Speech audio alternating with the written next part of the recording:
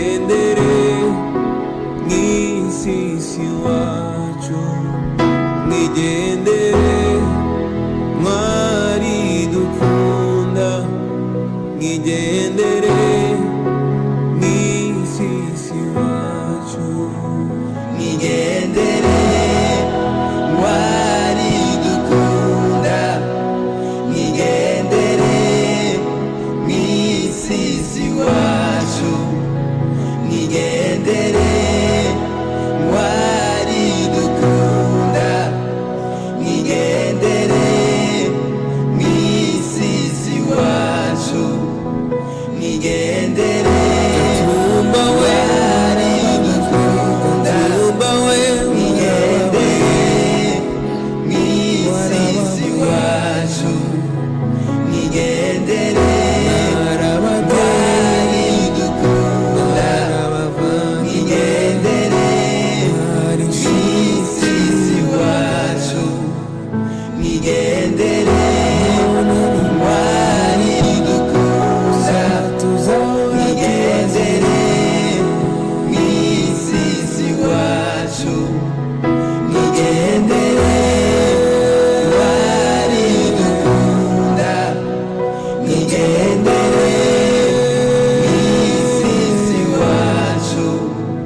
nigendere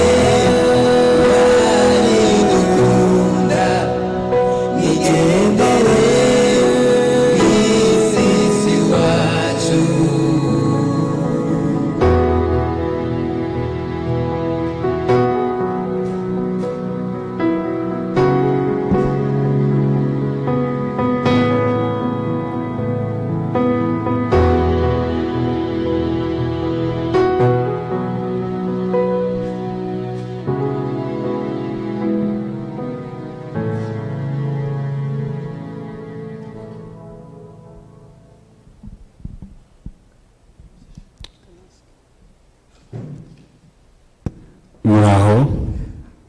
Greetings, Ubwoko bw'Abanyamulenge all nation of Abanyamulenge. ni ubwoko butoya cyane It's a small nation ugereranyije n'andi moko atuye muri Kongo. comparing to other tribes in Ubwoko Congo. bwatuye mu burasirazuba bwa Kongo, It's a tribe that lived in north of Congo, muri Sud Kivu. in South Kivu. Abanyamulenge mu bisanzwe In general, Abanyamulenge, batuye muri Kongo, bisanze muri Kongo cyo kimwe n'andi moko. they found themselves in Congo just like other tribes. Mu gihe imigabane yashizweho, When they divided the country, ntibagize uruhare rwo kuhaba, they were not there when they divided the country, ariko bagiye barangwa n'amateka y'ubwicanyi. but they have a history of killing, or they killed them. Barabica They killed them, kandi bakicwa urupfu rw'agashinyaguriro and they killed badly guhera kera kose. since long time Mu ago. mfu zimwe bagiye bapfa That the kind of death harimo that they faced gushinjwa, was killing by knives, harimo gutabwa mu mwobo babona, or to be thrown in the hole when they're harimo alive, gutwikwa bakoresheje amapine, or to get burnt with the tires, abadamu bafashwe ku nguvu, and the women get raped, abana barishwe. kids died. Ibyo byose babica kubera gusa uko baribo. They killed them just because of how they looked. Abandi bumva ko batagomba gutura mu gihugu cyabo. Or other, we just kill them just because they don't want them to live in that Ayo ni country. amateka yaranze ubwoko bwacu. That's the history that about Turaza Abanyamulenge. kubyumva ku burambuye. We were going to hear in details. Ari nayo mpamvu no munsi mubona duteranye. And that's why you see us today here. Nubwo bwicanyi bwagumye buranga ubwoko bw'Abanyamulenge. It's because of that killing that have happened in Muri Abanyamulenge. 2003 mu kwezi kwa gatandatu In 2003, habaye ibibazo muri Sud Kivu. there were a lot of problems in South Kivu. And because of that, they flee. Some used to live in Bukavu or in Uvira, and they flee to Burundi, and they were refugees with HCR in the camp. That was a transition camp. ariko kubera umugambi nanone wo kubarimbura no kubamara But because of the plan of killing them that didn't stop, abanzi bahora babashakisha uburyo bwo kubarimbura the same people that keep killing them, nyuma y'amezi abiri batuye mu Gatumba after 2 months them living in Gatumba, baraje ku minsi 13 mw'ijoro na saa 4 they came the 13th of August. z'ukuri impunzi zahunga zishaka amahoro.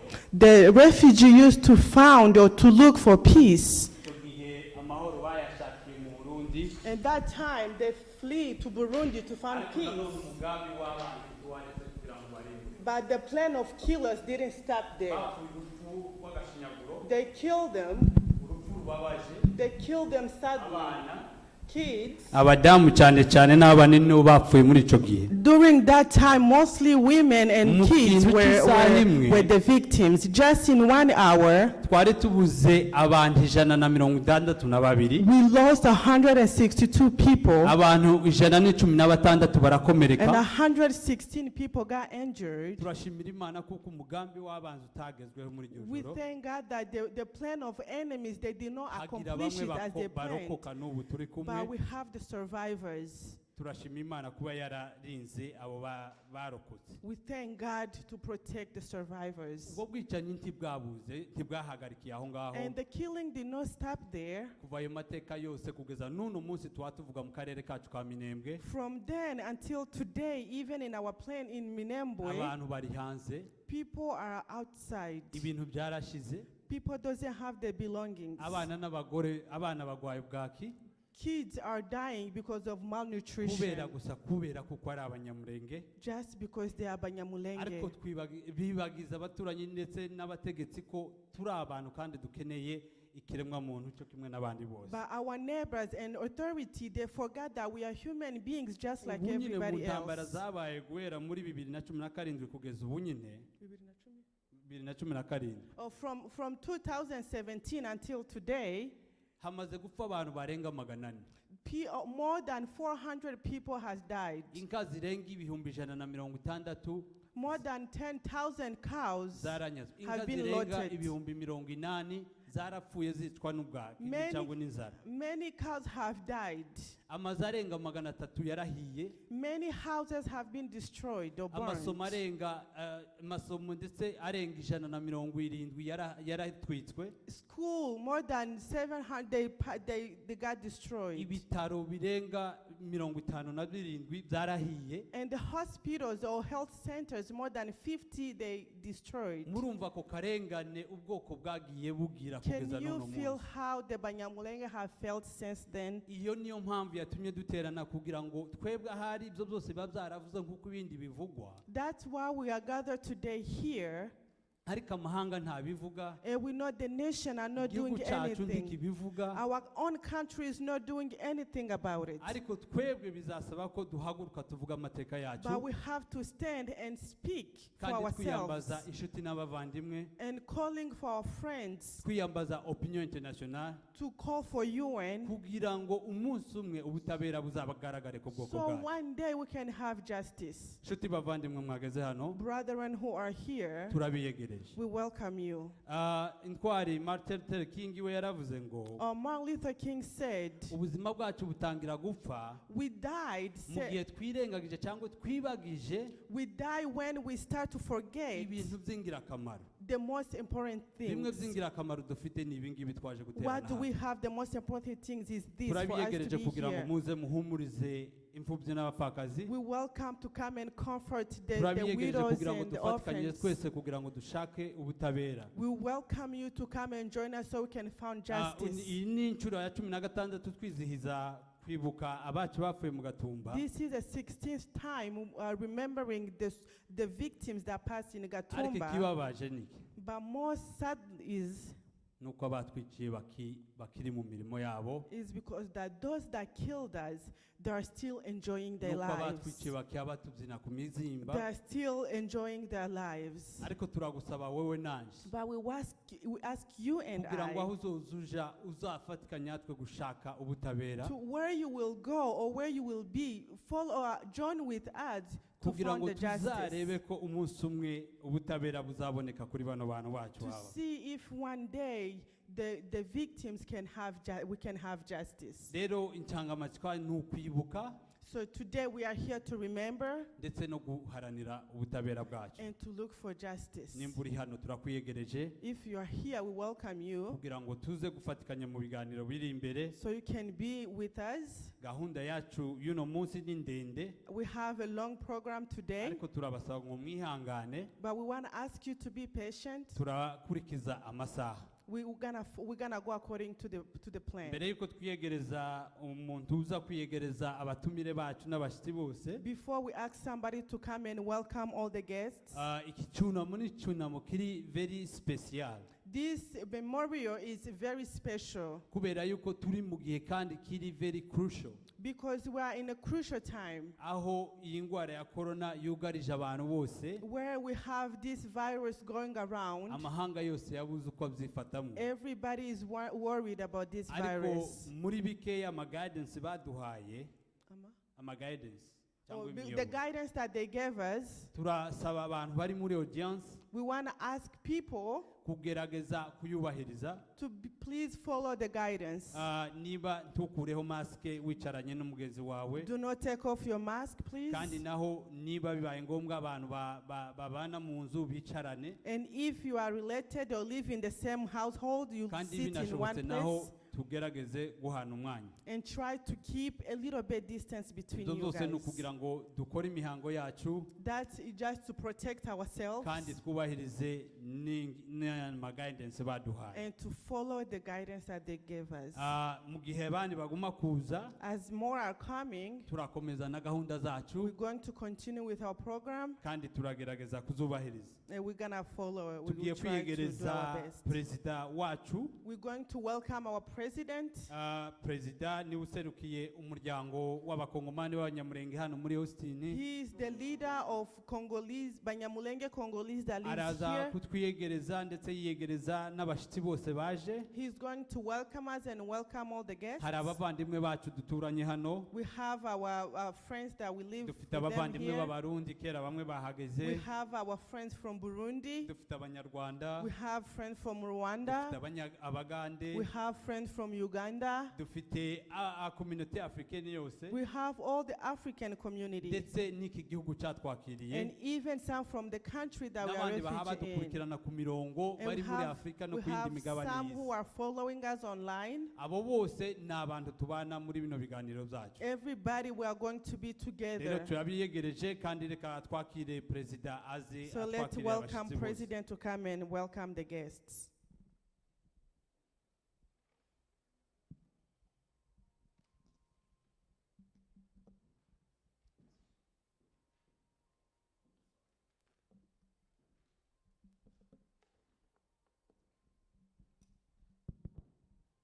Murakoze umuyobozi wa gahunda. Thank you, Richard,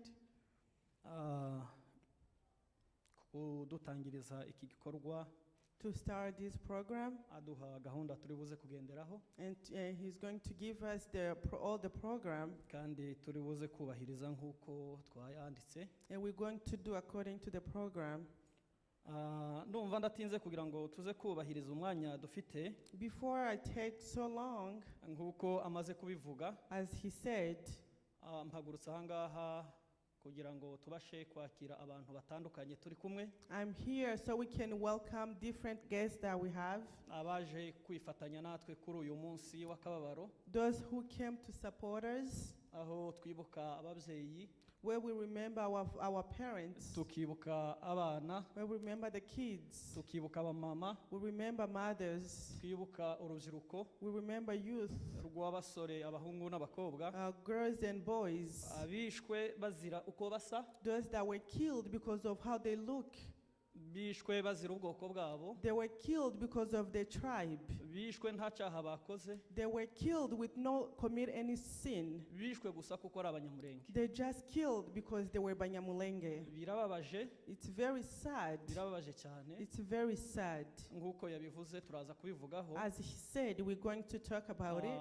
Reka twakire abo bantu baje kwifatanya natwe. Let's welcome the guests.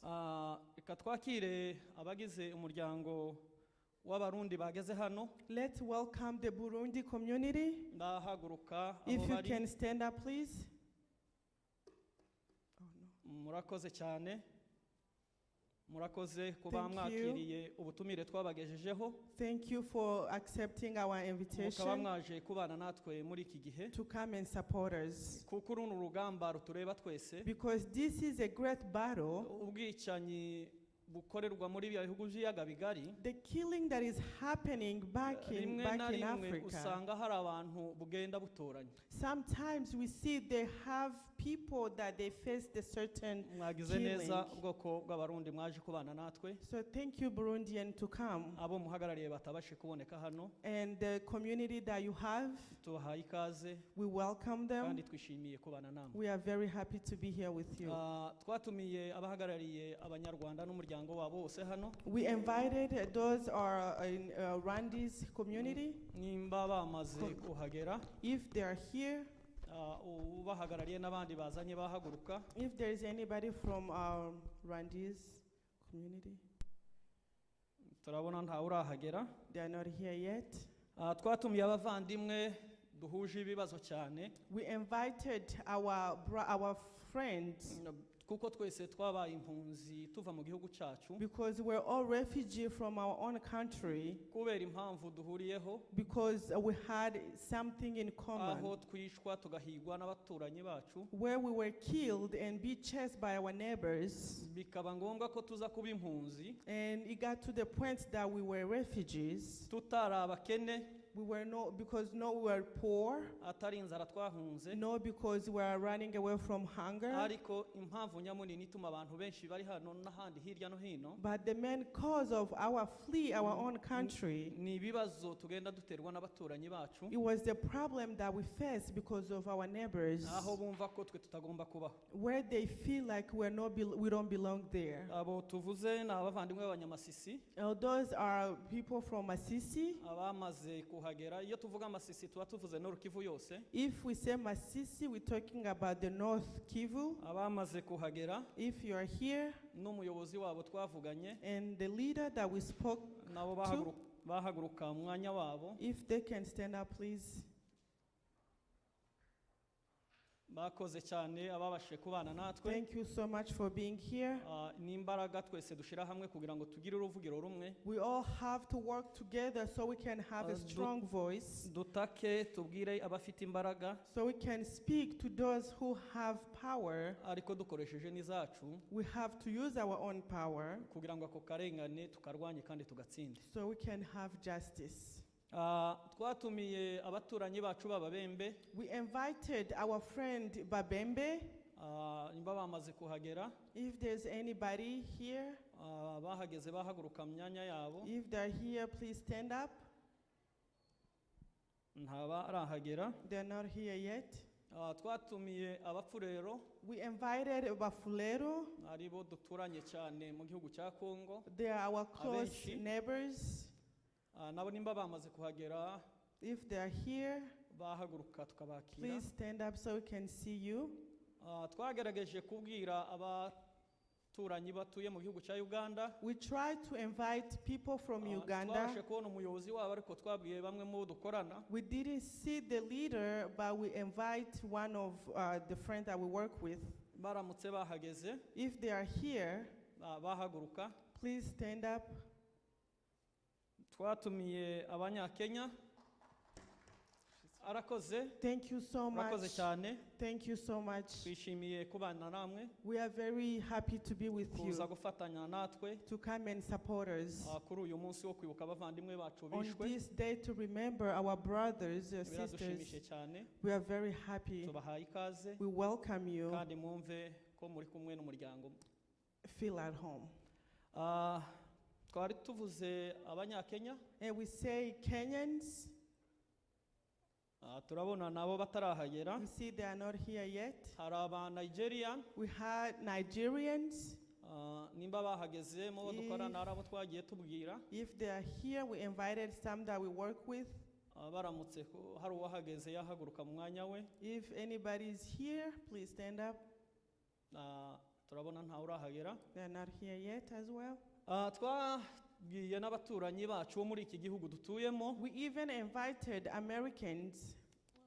Nk'uko umuyobozi wa gahunda yabivuze mbere, As the leader of the service said, abo twagiye dutumira bose batubwiraga ko byari byiza kubana natwe. most of the people that we invited, they said they were pleased to be with us Kubasobanurira ikibazo twagiye duhura nacyo n'impamvu because nyamunini we explained the problem and our reason to gather. itumye tuba hano uyu munsi, The reason of us to gather n'impamvu nyamunini ituma tuba muri iki gihugu. and the main reason for us to be in this country. Twabasobanurira ibibazo tugenda duhura nabyo mu bihugu byacu. We told them about the problem that we face in our country. Batubwira ko byari byiza kubana natwe, They said they will be more than happy to be with us. ariko kubera ikibazo cy'indwara abantu bamwe na bamwe batinye cyane kuko batashobora kuza ahantu hateraniye abantu benshi. But because of the virus that is going around, niyo mpamvu wenda nimuza kubona tutari kumwe nabo. if you don't see them, some people didn't want to take risk. Abenshi nicyo bagaragaje, Some they did not want to come because of the virus. ariko mu kubasobanurira ikibazo uko kimeze, But to tell them the problem that we have, batubwiye ko bari kumwe natwe they said that their supporters, nubwo tudashobora kubabona hano mu even cyicaro, if we cannot see them here, ariko bumva uburemere bw'ikibazo dufite but they really feel our burden kandi bifatanije natwe. and they are with us. Ndumva abashitsi twagerageje kubwira n'aba tubonye aha ngaha n'abandi batabashe kuboneka, And most of the guests that we invited are the list that I just mentioned. ariko abahageze But those who are here, turavuze ngo ikaze we say welcome mu mwanya murimo. in your honor. Twishimiye kubana namwe We are very happy to be with kandi you. n'icyubahiro kinini And it's a very honor ku muntu watanze umwanya we muri iki gihugu for you to sacrifice your time akaza kubana natwe and uyu to be munsi. with us today. Twatangiriye ku bashitsi, We started with the visitors or ariko guests, turakira n'imiryango yacu yose ituye hano, but we're going to welcome our family aho that dutuye lives mu bice here. bitandukanye bigize Austin. That we live in different side of Austin. Ubu turi mu mijyi itandukanye nubwo yose tuyita Austin. Even though we call all the small cities Austin, but we live in different cities. Abaje mwese buri muntu mu mwanya we Everybody, everyone that came, yumve ko kuba hano ari inshingano ze, feel that for you to be here, kandi it's very yumve ko important. kuba hano kwe gufite agaciro kanini. And feel that it's very important for you to be here. Duhaye ikaze kandi duha pole imiryango yacu. We're going to comfort our families. Turabizi ko turi kumwe n'ababyeyi bacu, We know that we are with our parents. turi kumwe n'abarumuna bacu n'abashiki bacu We are with our brothers and sisters babuze abavandimwe babo, that lost their loved one. ababuze ababyeyi babo, If you lost your parents, biciwe mu Gatumba for the parents that lost their lives in Gatumba mu mwaka wa 2004 in 2004, bazira kuba ari Abanyamulenge. because of how they look or who they are, Ubu abana babaye imfubyi, people become orphans, ababyeyi kids. babaye abapfakazi, Women become widows nta cyaha bakoze, without committing any sin. ariko mu izina ry'ubwoko bwacu bw'Abanyamulenge twe duteraniye aha, On behalf of all Banyamulenge, mu izina ry'umuryango w'amahoro duhagarariye, on behalf of Mahoro, ari ryo huriro duhuriramo twese Abanyamulenge bari muri that's iki our gihugu community, but all Banyamulenge that lives here, cy'Amerika, here in America. turavuze ngo pole, We say, please take courage. nta rindi jambo twokoresha, There's nothing else we can say. ariko imitima yacu irababaye, Our hearts are in pain. yarababaye, We were so sad. n'ubu iracyababaye We still in pain kubera akarengane dukorerwa, because of what happened tuzira gusa kuba ubwoko bw'Abanyamulenge. and just because of who we are. Dutanze ihumure We say take courage kuko hari ibyiringiro. because there is hope. Umunsi bari abantu batera umunsi batera hari mu The nkambi day of the war in Gatumba, ibo bari baje bafite umugambi wo kwica no kurangiza bari hariya, they came to kill and to destroy. ariko umugambi ntihari hariya honyine. But the plan was not just there. Nkuko tubizi abantu bari batuye Bukavu bari bahunze kandi harimo abishwe. As we know, there were people in Bukavu who fled. Abenshi mu bagwe hariya mu Gatumba bari batuye Uvira. And most of the people that died in Gatumba, they used to live in Uvira. Abo bose bazize gusa kuba bararemwe ari Abanyamulenge. All of them, they died because of Turavuze who ngo they are. duhumurike kuba hari abasigaye, So let's take courage kuba hariyo abarokotse, for our survivors. no kuba tugejeje uyu munsi turaha. And as we're still alive today, Kubaho kwacu hano ntabwo ari impanuka, for us to live here, it's not an accident. kuko inzira z'Imana ni nyinshi. Because God's way is, you can tell them. Ariko icyo twizera But only one thing that we believe nuko tuzaharanira kwibuka iteka ryose is we will keep fighting kugira ngo ubutabera buzagaragare. until we have justice. Abishwe bazira akarengane Those that died because of who they are, bazarenganurwe, so they can have justice. ababishe bashyirwe mu rubanza So the perpetrator can be condemned hakurikizwe amategeko, because of the law or according to the abafite law. icyo barenganije abandi Because they kill people, bahanwe. so they can be judged. Icyo nicyo twifuza That's what we want, kandi nicyo duharanira. and that's what we're fighting Nta nubwo for. tuzacika intege icyo gikorwa And we will kitaraba. never give up until we have justice. Bizatinda nk'uko bitinze, It may take long as it's taking so long even Ari- now, ariko hari umunsi, but there is a day. hari umunsi There is a day. Imana yaciye inzira mu miryango itandukanye, God that made a way, tukaba turi ku migabane itandukanye. and we are here in different parts. Tuzakomanga hashoboka, We will knock in each doors. tuzabwira abafite ijambo, We will tell those are in powers, amaherezo bazabyumva. and at the end they will understand us. Kwibuka kwacu Our remembrance, ntawe tubisaba, we don't ask anybody to remember. kubaho kwacu For us to live, ntawe tubisaba. we don't beg anybody for us to live. Kuba turi Abanyamulenge For us to be Banyamulenge, ni uburenganzira bwacu. it's our right. Gutura muri Kongo To live in Congo, ni uburenganzira bwacu. it's our right. Ntawe twigeze twandikira dusaba kugira ngo tube muri Kongo. We know we didn't write a letter to anybody to ask for us to live in Congo. Kongo yabaye Kongo tuyirimo. Congo became Congo where we were there. Bivuze ko So means ubwo burenganzira tugomba kubuharanira, we have that right and we have to fight for it. abakuru tukabuharanira, The elders can fight for it. cyane cyane urubyiruko dufite mukabisobanukirwa. Mostly young or youth, we have to fight for it. Hari igihe dushobora kwisanga muri iki gihugu Sometimes we find ourselves in this country, abantu bakibwira ko ari igihugu cyifuzwa na buri muntu wese kukibamo, and you know that this country, everybody wants to live in this country. ariko tukibagirwa ko dufite iwacu. But you tend to forget that you have your home. Ntibikabeho.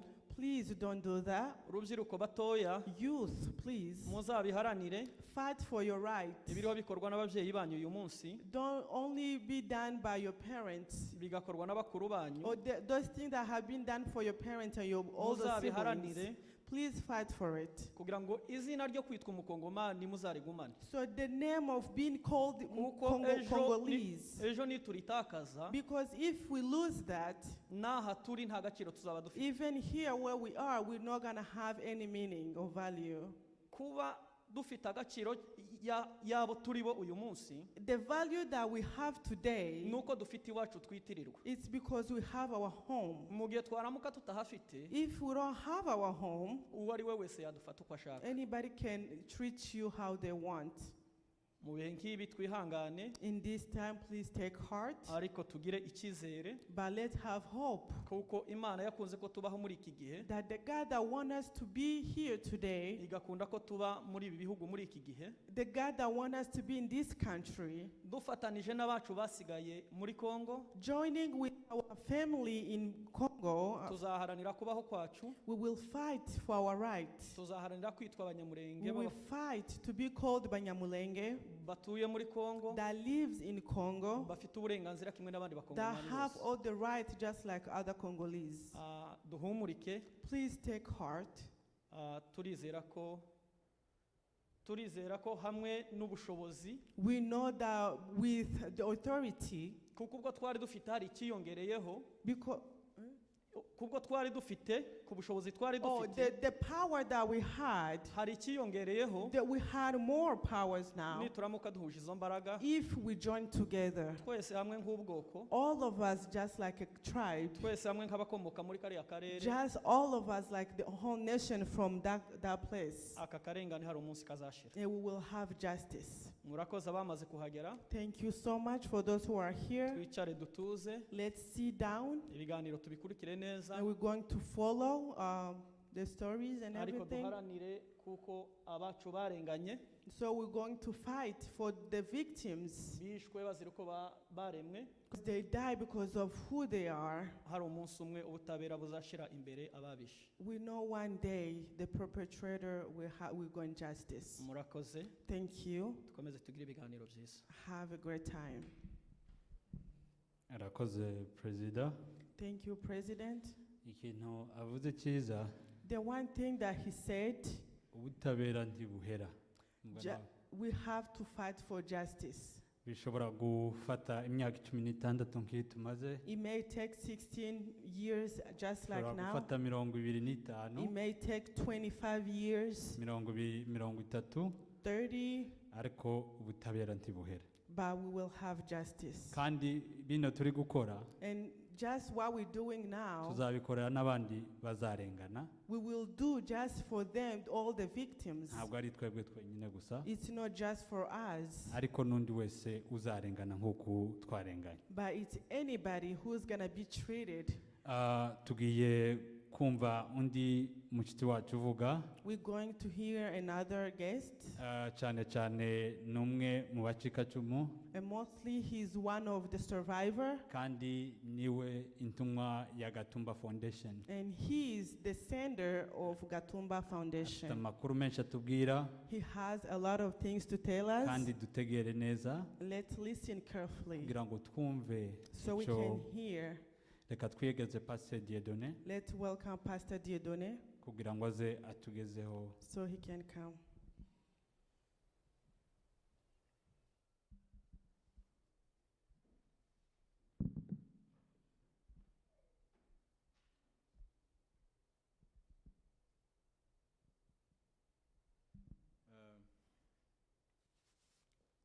Arakoze umuyobozi wacu.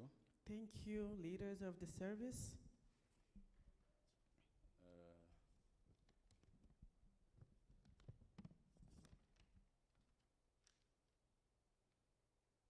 Uyu mwanya ntabwo woroshe, It's not easy, ariko turabishobora.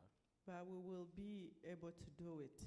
Barakoze amaze kuvuga perezida n'umuyobozi wacu. Thank you for those who just finished to speak, our president. Reka mbanze nshimire abashitse bose. Let me thank everybody who is here, everyone who is here, Abaje gufatanya natwe kuri uyu munsi. everyone who came to support us. Uyu munsi ntabwo tuzowureka. We will never stop gathering on this day. Tuzokomeza kuzageza buretse ubutabera. We will speak until we have justice. Kandi tuzoguma tubikore aho turi hose. We will do it no matter where we are. Mwe mwaje turabashimiye cyane. And who are here, we thank you. Aba bose amoko amaze kuvuga hari ababaye muri ibi bintu k'ibyacu. All the nations that they just spoke, they've lived in such time. Muzi byabaye mudende. You know what happened in Budende? Ibyagiye biba hirya no hino. You know what happened around the world? Mu Burundi byarabaye. In Burundi, it happened. Ariko uyu munsi two turavuga hejuru y'Abanyamulenge. But today we are speaking about Abanyamulenge. Kandi siko twibagiwe bari abandi. It's not that we forget the others, Ariko dutangaje uyu munsi ni inshuro 16 yo kwibuka Abanyamulenge bazize ubusa. but we are gathering here today on the 16th time of the Abanyamulenge that died in Gatumba. Je nari mpari uwo munsi. I was there that time, that night. Urupfu rubaho. People died. Abantu barafigiye cyose n'iminsi yose. People die everywhere, anywhere, anytime. Ariko ikintu kibabaje. But the most sad thing, no kwicwa uzira ubusa gusa, is to be killed for nothing. kwicwa ukusa, To be killed just because how you look. ukicwa n'undi muntu gusa ngo urasa gutya umeze utya uri naka. You just be killed. Somebody just kill you because of who you are. Abantu batagira umutima wo kubitekerezaho bagavuga ngo nibisanzwe, If you never think about that and just think as a normal thing, ufite ikibazo kinini cyane. I think you have a problem. Wazira impamvu runaka, Yes, you can be die because of something. wazira indwara, wazira kwiba, wazira ikindi. You can be killed because you steal, because you are sick.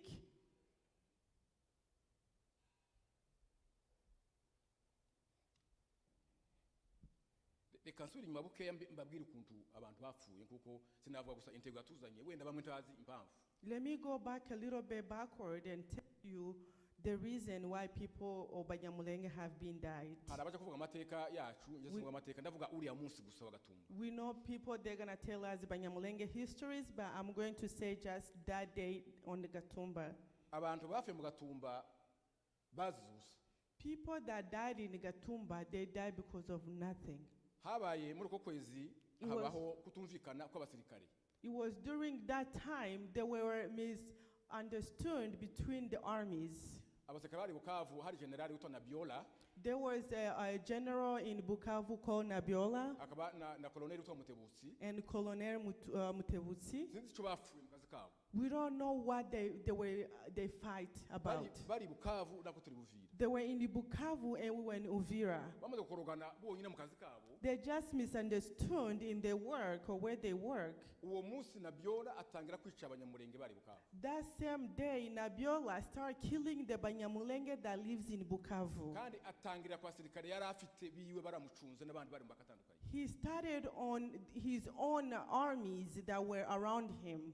Atuma abandi basirikare kuja gufata abanyeshuri mu bigo by'amashuri aho bari za kaminuza. He sent the soldiers in the universities to go and take and kill all the students, the Banyamulenge students. Batanga gutuma abasirikare ku ngo z'Abanyamulenge aho bari bazi hose uwo munsi gusa bakoroganye batanga kwica abantu. He even sent the soldiers in the Banyamulenge's family that same day that they misunderstood or they have conflict. Bazashika ku rugo rw'umuntu akamusohora, umusirikare kumwe n'undi musirikare akamusogota atazi impamvu ni. They will just go to the Banyamulenge families and knock on the door and they come out and they just kill you for no reason. Noneho abantu Bukavu barapfa cyane. Banyamulenge in Bukavu died. Tabasose uwo sose hanze akamutara mu buye gapfa. If you just go outside, they will stone you and you will die. Abantu barashwaragira Bukavu yose abamwe barashabuka baja hakurya ikameme. People went everywhere and some they crossed the border and were in Kamembe. Kuko amakuru yagiye vuba kandi harimo tukazigenda twe twari Buvira tumenya amakuru kuko abantu bashize bapfuye. Because the news can go so fast. We were in Uvira and we heard that people are dying in Bukavu. Nuko noneho natwe ahiwacu Buvira kera hatangiye kuba umwuka mubi cyane. And there in Uvira, there were people were starting being worried and scared. Abana bari ku mashuri ngo bataheti badutuse batubwiye ngo baratugana kibukavu. Kids who were in school, when they got home, they say, oh, they insult us, they've been calling us names. Abagore bari mu masoko bacuruza n'abandi iti noro bavuze ngo abantu baratwica umunsi turara. Women who were in the market with others, they came and said that they're going to kill us today. Haba umwuka mubi cyane mubi batangira kuzana umwuka wo kwica abantu. People got worried and they start talking about killing us. N'abacu abanyabukavu bari barangiye bari bashize abantu bari bapfuye bashize. In Bukavu, most of the Banyamulenge were already gone or done. Ubwo bwoba rero bwari bumaze kudutera kandi batangiye kutwereka ko tugiye gupfa. Because the fear that we had, because they were telling us that they're going to kill us. Batangiye kuvuga ngo nje ayibaza janizo ya naka nje nzajanizo ya naka nzajana naka bitora ibintu byose. And our neighbors, they start saying, I'm taking this family's house or this house. Tugira ubwoba abanyabuvira turahunga. And we fear and we flee. Nuko twahunze tubivuvira. That's how we flee from Uvira. Duhunga ariko duhunga nabi badukubita mu nzira batunyaga ibintu imodoka zari zabo bakababurusa abagabo bagakubitwa bimeze nabi cyane. We were running away from Uvira to Burundi, but people were being beaten and killing on our way going. Turagenda ngo dushe Gavimvira turashabuka kuri douane baratuka turashabuka. And we crossed the border. Kandi iyo douane yawe rero abasirikare benshi cyane. And the border had a lot of soldiers. turaja bukatubwira i Burundi We went to Burundi. utushike i Burundi dusanga HCR n'abasekare na leta y'u Burundi baturiza aho ngaho. And when we get to Burundi, we found the Burundi's armies and everybody were waiting for us. Nuko abadupangira ahitwa mu Gatumba iriya zina nyine mu Gatumba ni mu ndego ni ku mupaka wa Kongo. And they gave us a refuge in Gatumba. It's a little bit closer to Burundi border. Badupangira aho ngaho twari abantu benshi cyane. We were a lot of people there. Nuko tugeze aho ngaho asera tugati noneho mwebwe nti tubajana mu nkambi nta nkambi hari muraguma hanga kuko iyi kambi ibaye ka transit yo muzasubirayo. They say we're not going to take you to a camp. You're going to stay in this transition camp for a little bit long. Nuko turahabaye baraza baraduharura abantu bose bagira imibari batanga kuduha ibyo turarya.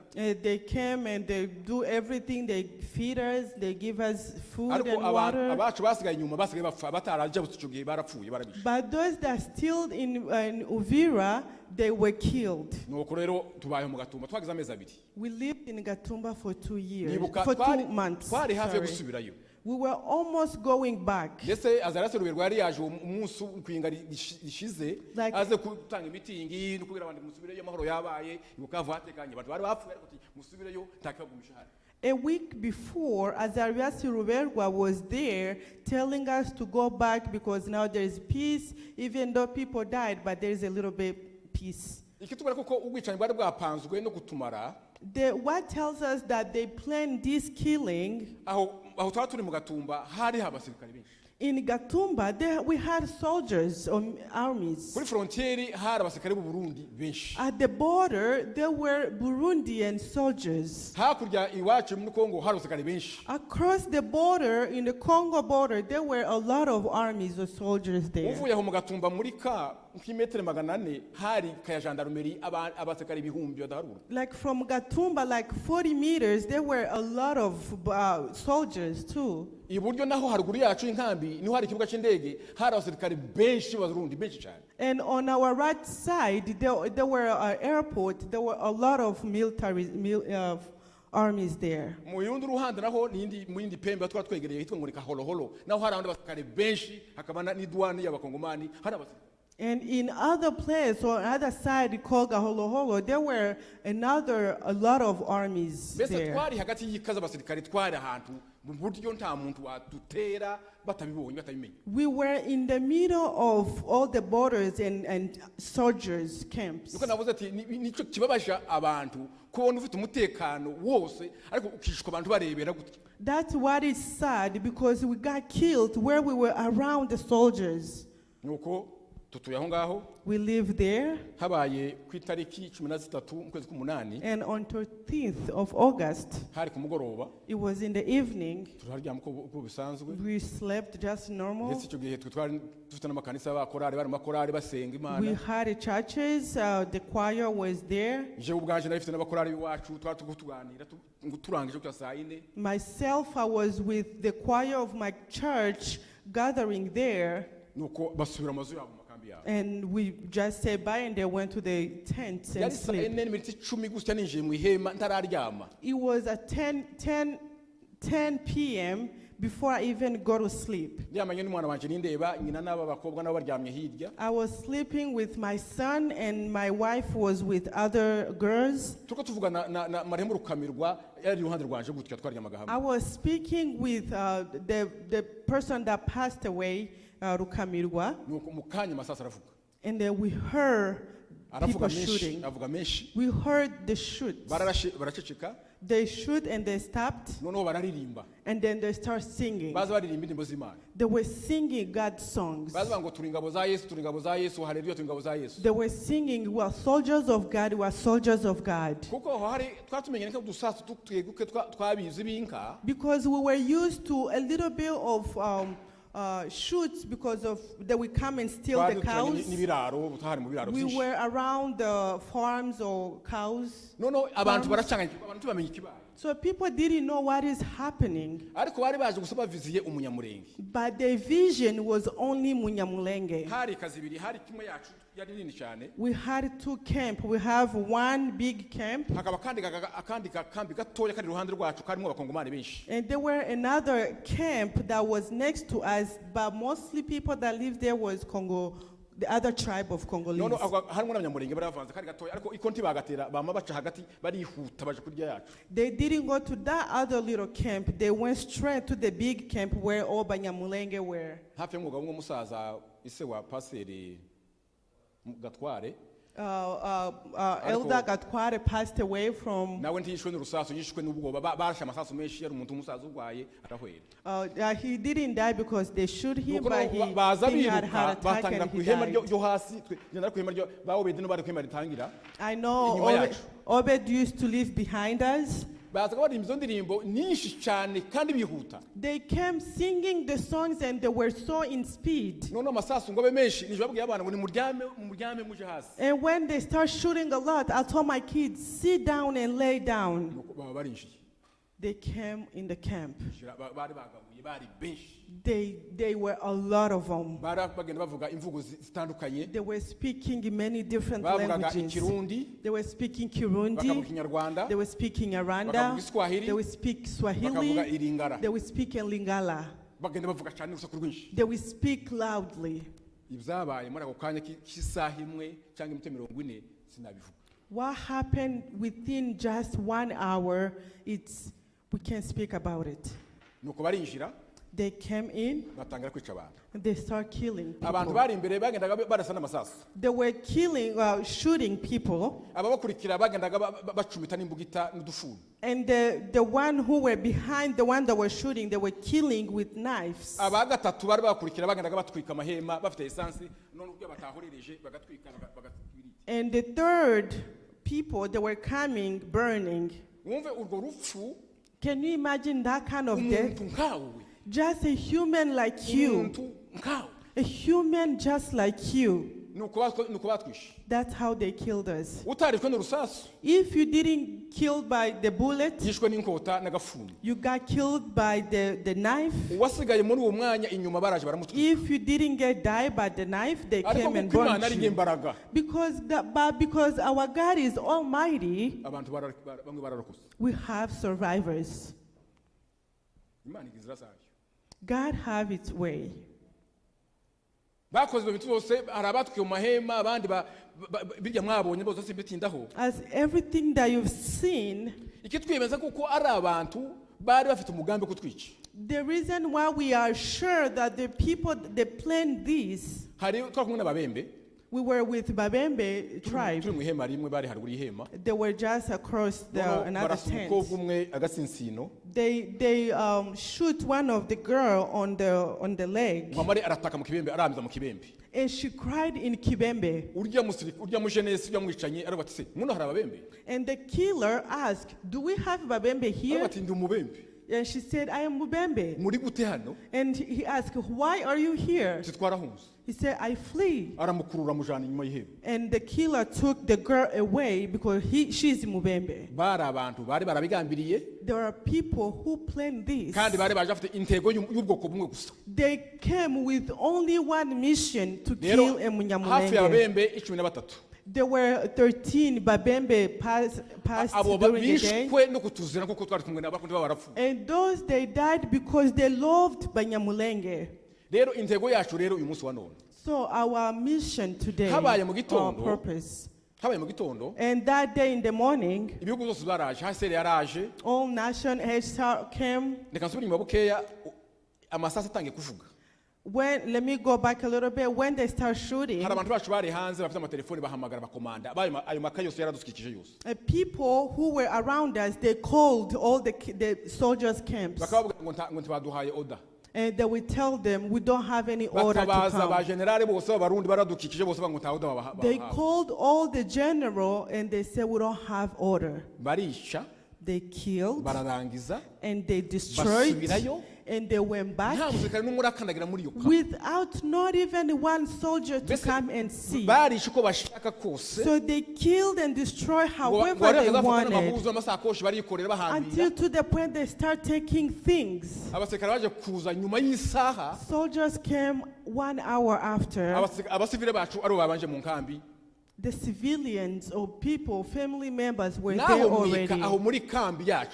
Even in our hari camp, gendarmerie ducunze turari ducunze we had arms over there. twamenye bahunze twamenye ko bari We didn't know how they ran away. none rero intego mu kurangiza kwanje So as I'm finishing, bavandimwe brethren, moko yacu our nation or turasaba tribes, kurenganurwa we ask for justice. ikiduturanje umunsi wa none The reason why we are ni here ukwibuka aka karengane is to remember the victims. kandi turenganurwe And we're asking for justice. ntituzoceceka We're not gonna get tired. ntituzoreka We're not gonna get stopped. bitinde bitebuke At the end, mu gitondo cy'uwo munsi that day, that morning, abantu bacibaza ibyabaye n'abatwishe when people were wondering who killed us, icyadutangaje n'igitangaje ubu nyine uyu munsi wa none what amazed us is hari abagabo babyivugiye bonyine n'ubu ngubu amawudiyo yabo arahari n'abo barahari baranywa there were men who spoke themselves and they said, they confessed it. uwitwa pasiteri habimana aravuga ati ngo ni twebwe twabishe A man called Pastor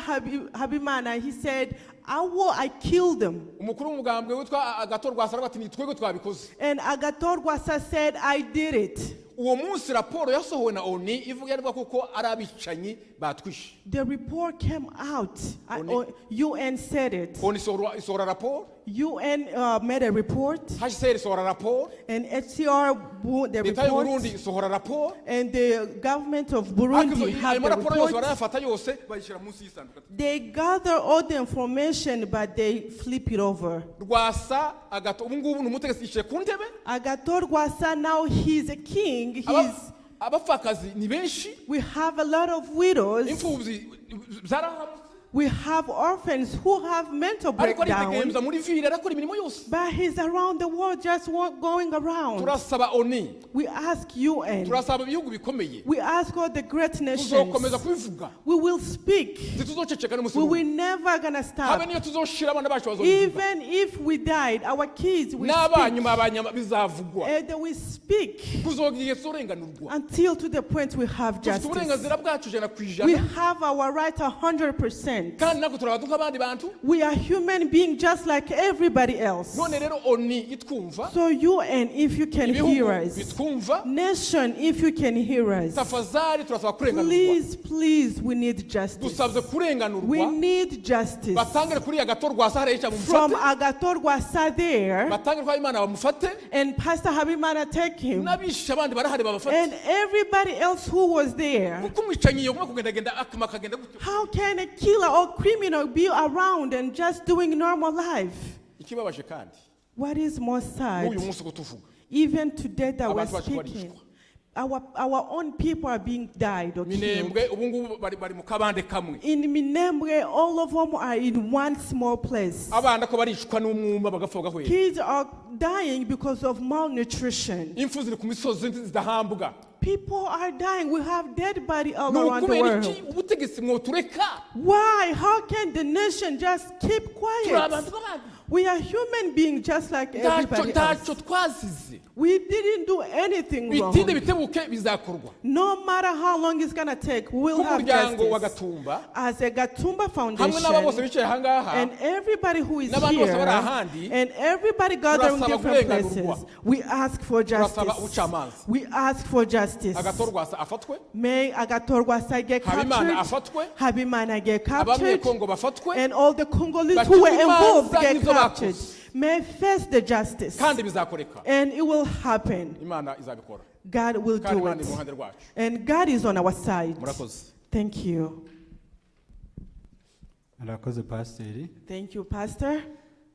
dukomeje kwihangana Please take heart. birageza aho habamo ama emosiyo Sometimes we get emotion, ariko muragenda mwihangana but please take heart. ni ukuri ubutabera buragoye To have justice is ariko very ubu hard. ntabwo tuba tubeginga We are not begging we anybody. are demanding Turi gusaba, we are demanding turi justice gutegeka. kubera yuko ugiye kubeginga Because if you keep begging, uba wigize subhuman uba wigize umuntu uciriritse cyane. ariko we demanding the justice Ariko turi gusaba kurenganurwa. ariko like buzaba It will happen. butinde buzaboneka No matter how long it's gonna take, we'll nubwo have bacu justice. bakiri mu gihugu bagitotejwe Even our own people are facing the same problem, ariko intwari nazo zirahari. but the warriors are Tugiye alive. kumva undi muvugizi wacu cyangwa se muduha ikiganiro We're going to hear another person. araza kutunyurira mu mateka ku burambuye, He is going to speak about the history, arafatikanya n'abandi babiteguranye. and he will do with, they have a group. Reka twiyegereze Martin Let's n'abo bafatikanyije welcome Martin with the group kugira ngo baze batugezeho amateka ku burambuye y'umunyamurenge, so he can come and tell us the history and current situation. kandi nuza kugira ibibazo aramubaza. And Murakoze. if you will have a question, feel free to ask him.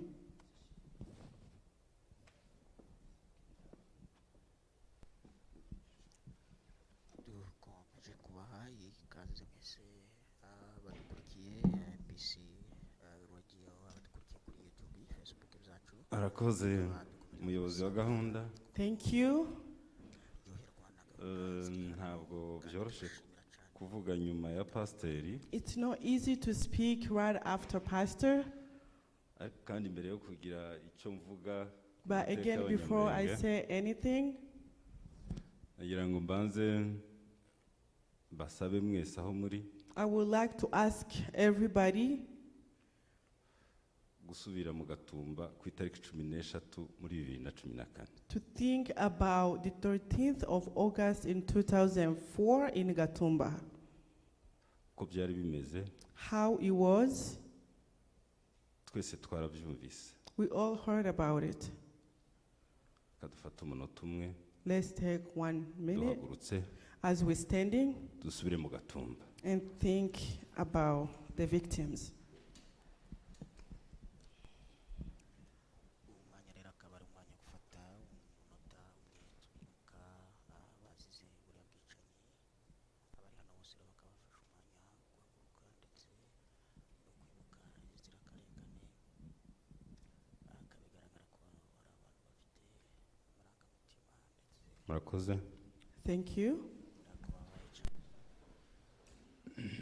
Bansabye ko tuvuga ku mateka y'Abanyamulenge They wanted me to speak about Abanyamulenge history ndetse n'ibibazo bafite kugeza ubu. and the current situation. Ntabwo ari sije yoroshe, It's not an easy subject, ariko iranoroshye. but it's kind of easy. Iroroshye kuko buri wese uri hano n'abandi batari hano murabizi. It's easy because we know why we are here.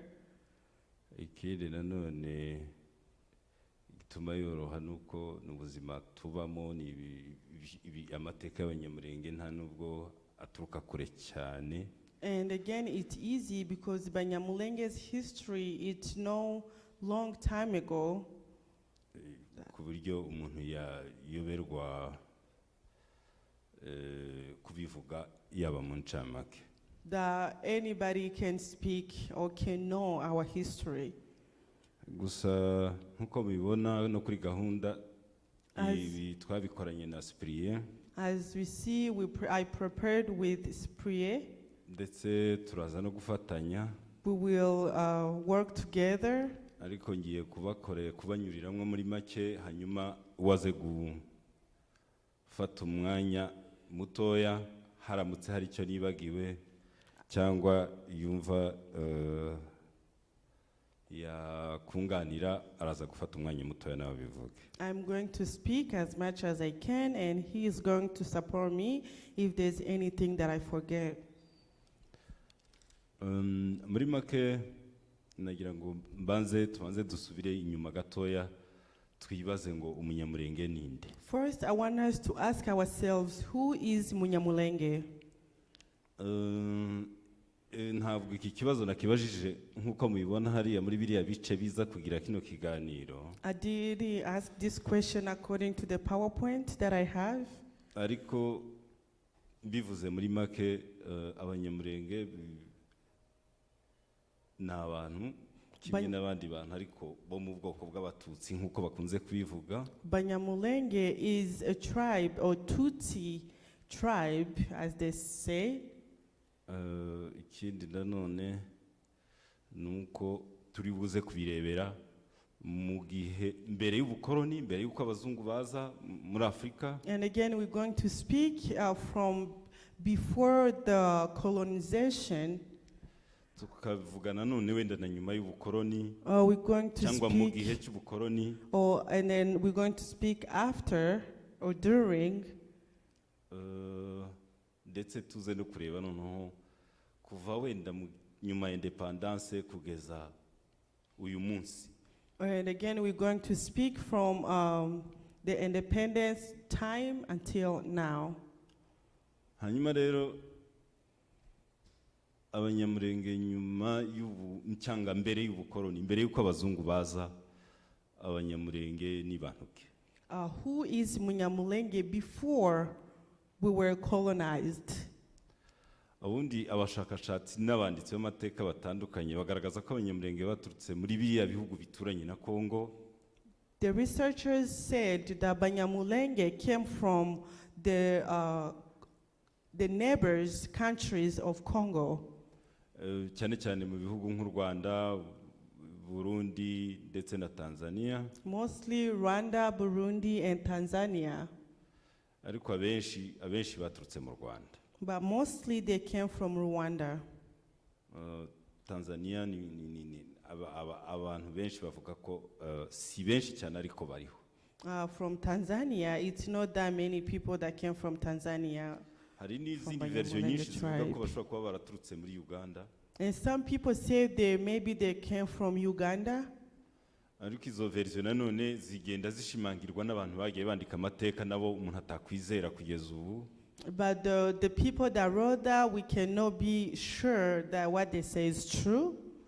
Ariko nanone amateka icyaberaho nuko ni byiza ko usoma cyangwa wumva abashakashatsi batandukanye hanyuma wowe ukihitiramo icyo ukuri. But you can search whatever you want and choose what you want to believe. Hanyuma rero ikindi kimwe n'abandi banyafrika bose ngira ngo murabizi kuko amateka yacu yari ihererekanya mvugo yari tradition orale. Oh, as you know, our history is just the oral tradition. Hanyuma rero abantu baje kwandika amateka, people write history and bakora say ku Banyamulenge ni nka umupadiri witwa Alexis Kagame. Just like the father called Alexis Kagame. Hari n'undi mu Faransa witwa Jean Pierre Chrétien nawe yabanditseho. And another French called Jean Pierre wrote about Banyamulenge. Dufite n'abandi Banyamulenge nabo banditse ku mateka yabo benshi cyane. And we have other Banyamulenge that wrote on our history, about our history. Uri ugiye muri University ya Lubumbashi hariho ibitabo byinshi byanditswe ku Banyamulenge byanditswe n'Abanyamulenge. If you look on University of Kinshasa, Lubumbashi, they wrote more about Banyamulenge.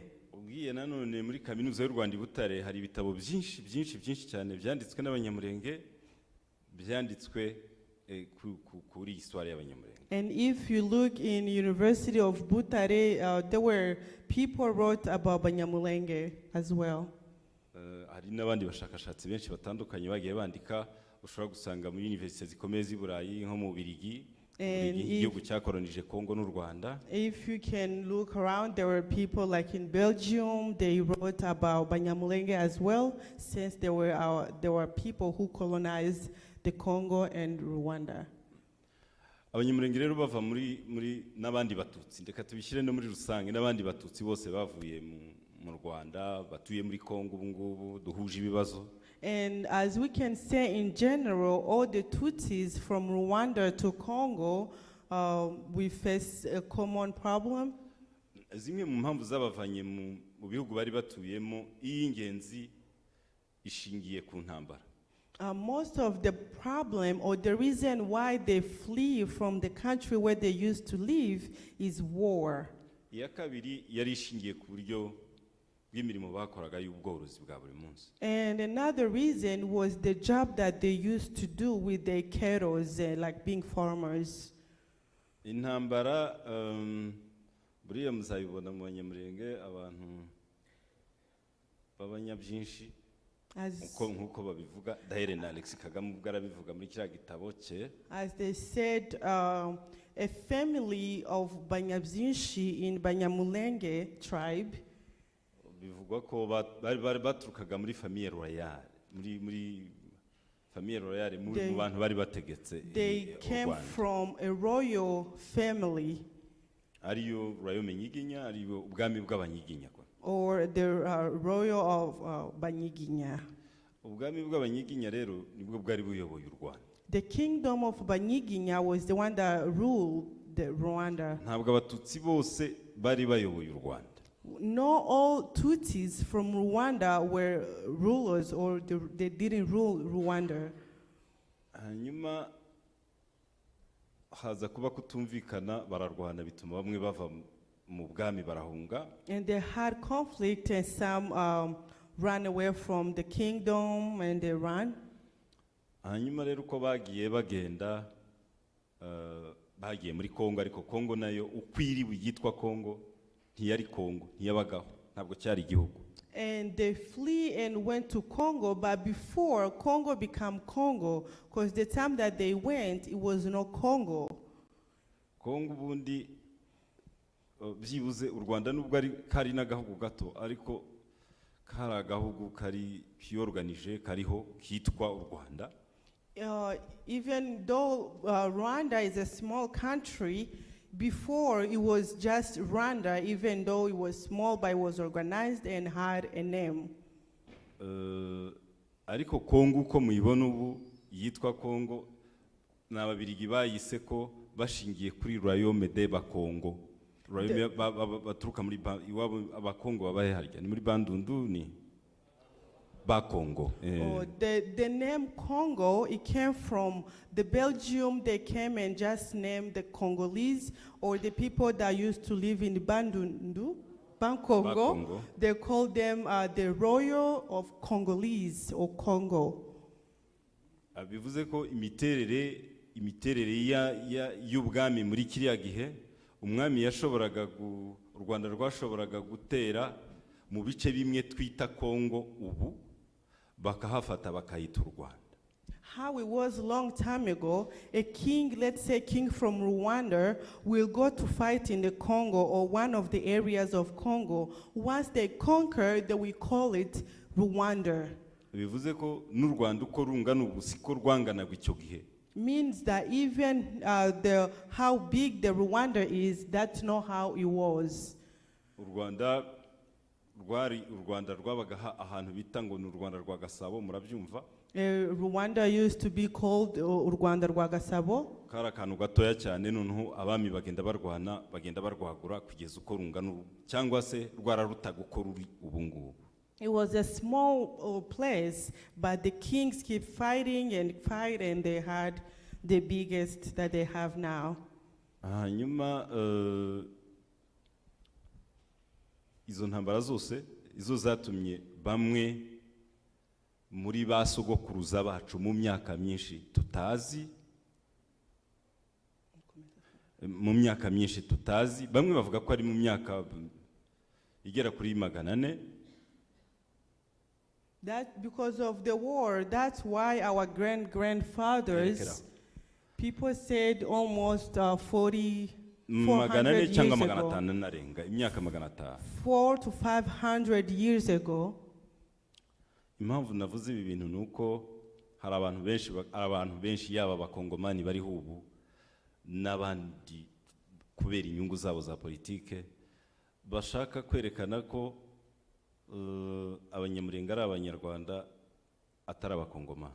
The reason why I say all this is because there is people that are from Congo. They try to confess the political that we are not Congolese, or Abanyamulenge are not Congolese.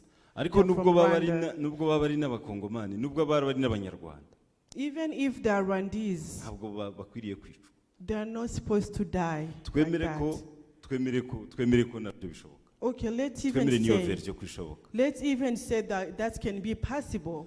yaba ari impamvu yo kutwica se Can that be a reason to kill us? ntabwo ari byo I don't think so. hanyuma rero imibereho y'abanyamurenge muri rusange yari ishingiye ku bworozi twihuse. As we said, Banyamulenge used to have cattle or farmers. imyimerere yabo bizeraga ryangombe ko ariyo mana yabo They used to have God, a God called aho n'imbere Ryangombe. y'abakoroni. That was a long time ago, before the colonization. gusa bari bifitiye umuco wabo wihariye kubera ku abo bari bahasanze birumvikana bari barategaga imitego kugira ngo babeho no guhiga inyamaswa. They used to go in the forest and kill animals, or they were just farmers. abo nabo bari baturanye The one that they used to live with. ariko bo birumvikana bari batunzwe n'inka zabo. The one that used to live with Banyamulenge used to be hunters, but the Banyamulenge used to have cattle and farmers. bya bindi nababwiraga ko Kongo imaze guhabwa ababirigi, ubundi Kongo yahawe ababirigi nyuma y'inama yabereye i Berlin muri iriya myaka ya za 840 ingahe, aho abazungu bari bagiye nako abanyaburayi bari bagiye kwigabanya Afrika no kwikoloniza. When the Congo given to Belgium, donc igihe abanyaburayi bari bagiye gukora gukoloniza Afrika, when the European want to go and colonize Africa, bigabanyije ibihugu byose bya Afrika, they divide in African countries among themselves, hanyuma bakorera iya mipaka tusigaye tubona ubu ngubu and they give the borders that we have now. ni vuba cyane ntabwo ari kera, It's murabibona. not a long time ago. Bivuze ko n'aba bandi bavuga ngo Uburundi ni Uburundi kubera ko abazungu ariko babivuze ngo ni Uburundi uyu munsi. They say, we as now we said Burundi is Burundi because the one that came, or the British came and said this is Burundi, and it became Burundi. Hanyuma dusubiye inyuma gatoya, abanyamurenge bakiza bageze bahitiye hariya muri Plaine de la Ruzizi, murahabona. When the Banyamulenge came in Congo, they were in Ruzizi. Hanyuma Rusizi muri Plaine de la Rusizi Plaine, bavuye muri Plaine bazamukaga noneho muri Haut Plateau. And then when they moved from Rusizi, they went on high mountains. Noneho rero abakoroni nabo nibwo baje baho basanga. And that's when the British came. The Belgian, The Belgium, okay. Icyo gihe abakoroni babirigi baje That's when the bahabasanga. Belgium came. Abanyamurenge bagize uruhare runini mukomeye mu kubaka igihugu mu gihe cy'ubukoroni. Banyamulenge play a big role to build the country. Muri bo hari abagiriye amahirwe ndetse bahabwa amami, ubwami, kingdom, bari kingdom sinzi umuntu yabyita. Some had opportunity to rule in the kingdom. Muri bo umuntu yavuga Kayira. I can mention Kaira. Hariho Muhire. There's Muhire. Komeza, next. Ari amazina n'abantu bose bagiye bagaragara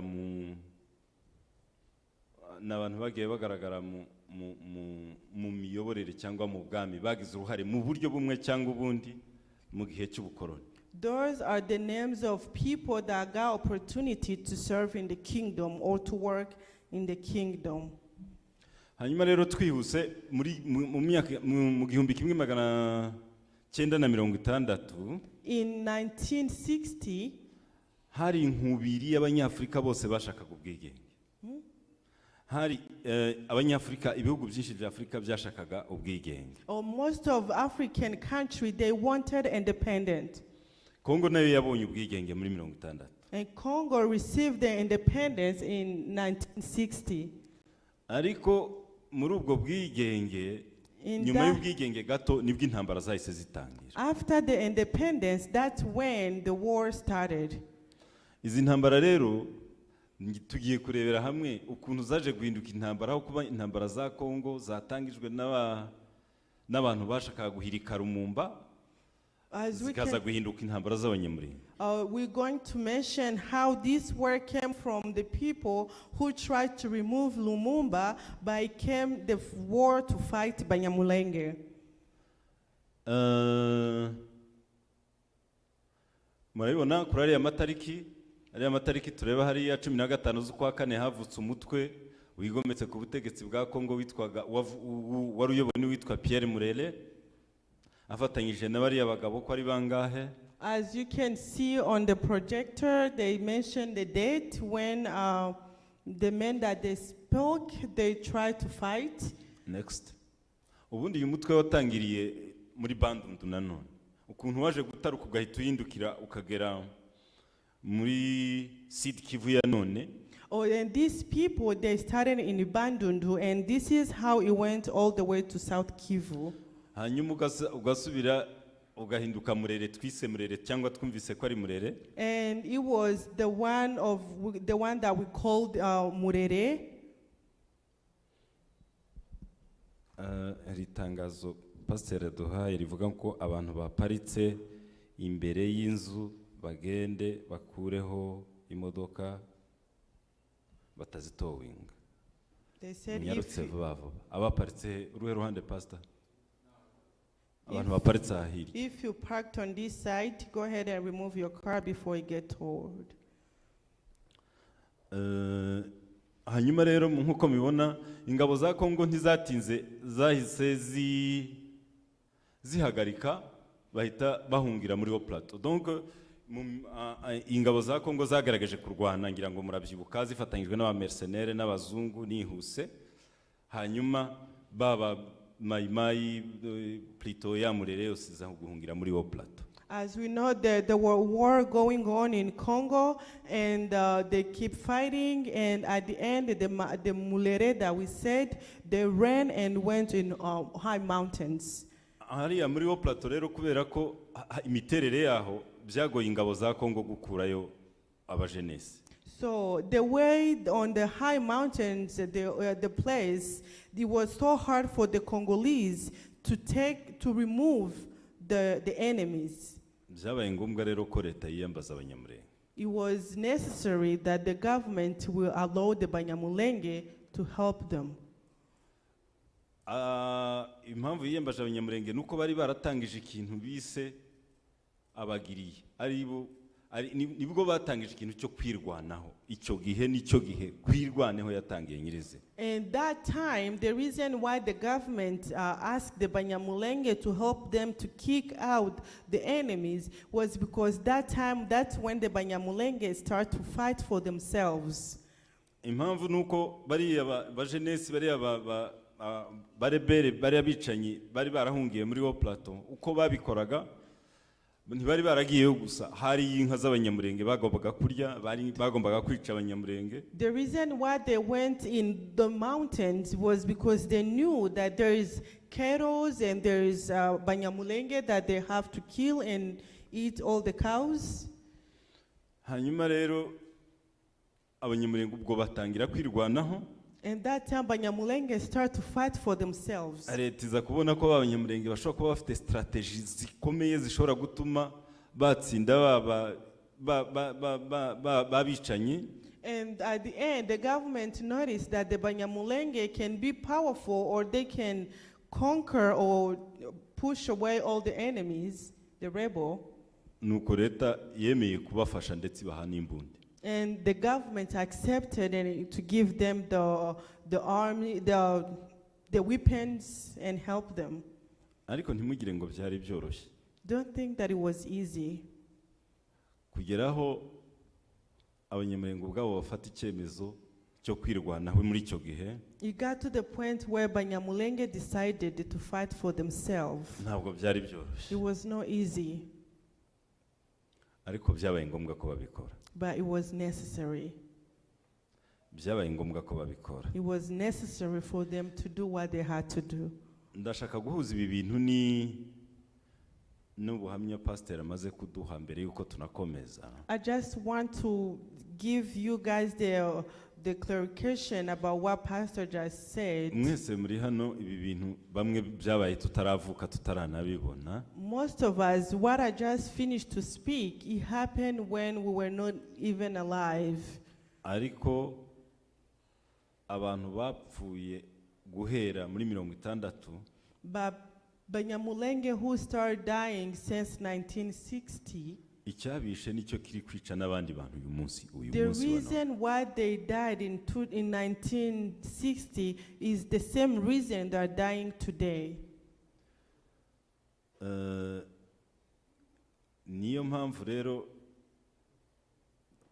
umuntu wese akwiriye gutekereza ngo That's why we all have to think, what can we do?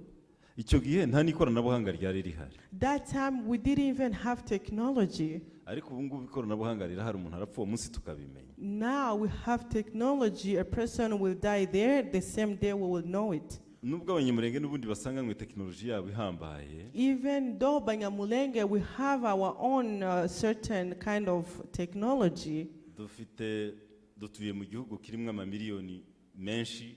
we are in the country that have millions. Na amamiliyoni rimwe na rimwe ni essentiellement ya Kongo bavuga ko iheruka kuba muri 80. They said that the census in the Congo it happened in 1980.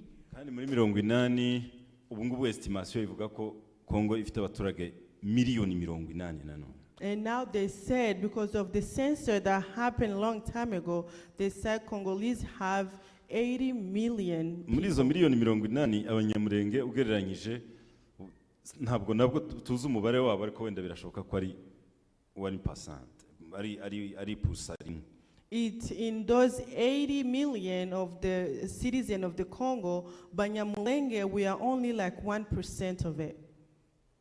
Ariko ugasanga Umunyamulenge aho ari baramuhiga ngo bamwice. But you will find all other percentage they are against that 1% Abanyamulenge. Tureke kuvuga ko ari bose, ariko mu by'ukuri urebye muri rusange, It may not be all of them, but in general, umuntu yakwibaza ngo niba atari bose, ese ubu leta yo ko ikishinzwe ari ukurengera abaturage. so if it's not all Congolese, who is against Abanyamulenge? What is the government doing? Kadukomeze. Let's keep going. Komeza.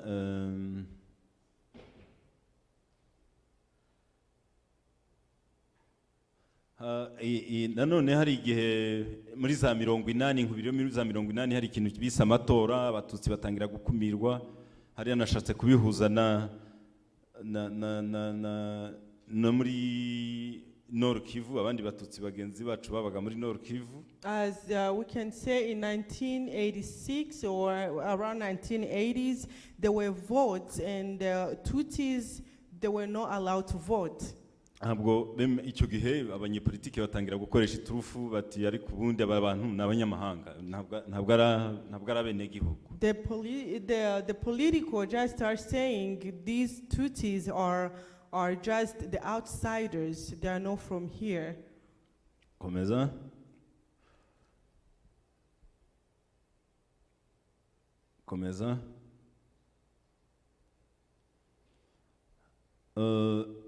Ahangaha nashatse kwerekana uruhare rwa leta, nashatse kwerekana leta nayo uburyo intege nke za leta. Here I want to say the weakness of our government. Hari itegeko bashizeho muri 81. There is a law that they passed in 1981. Bashakaga kwima abatutsi cyangwa abantu bose bafite inkomoko mu Rwanda ko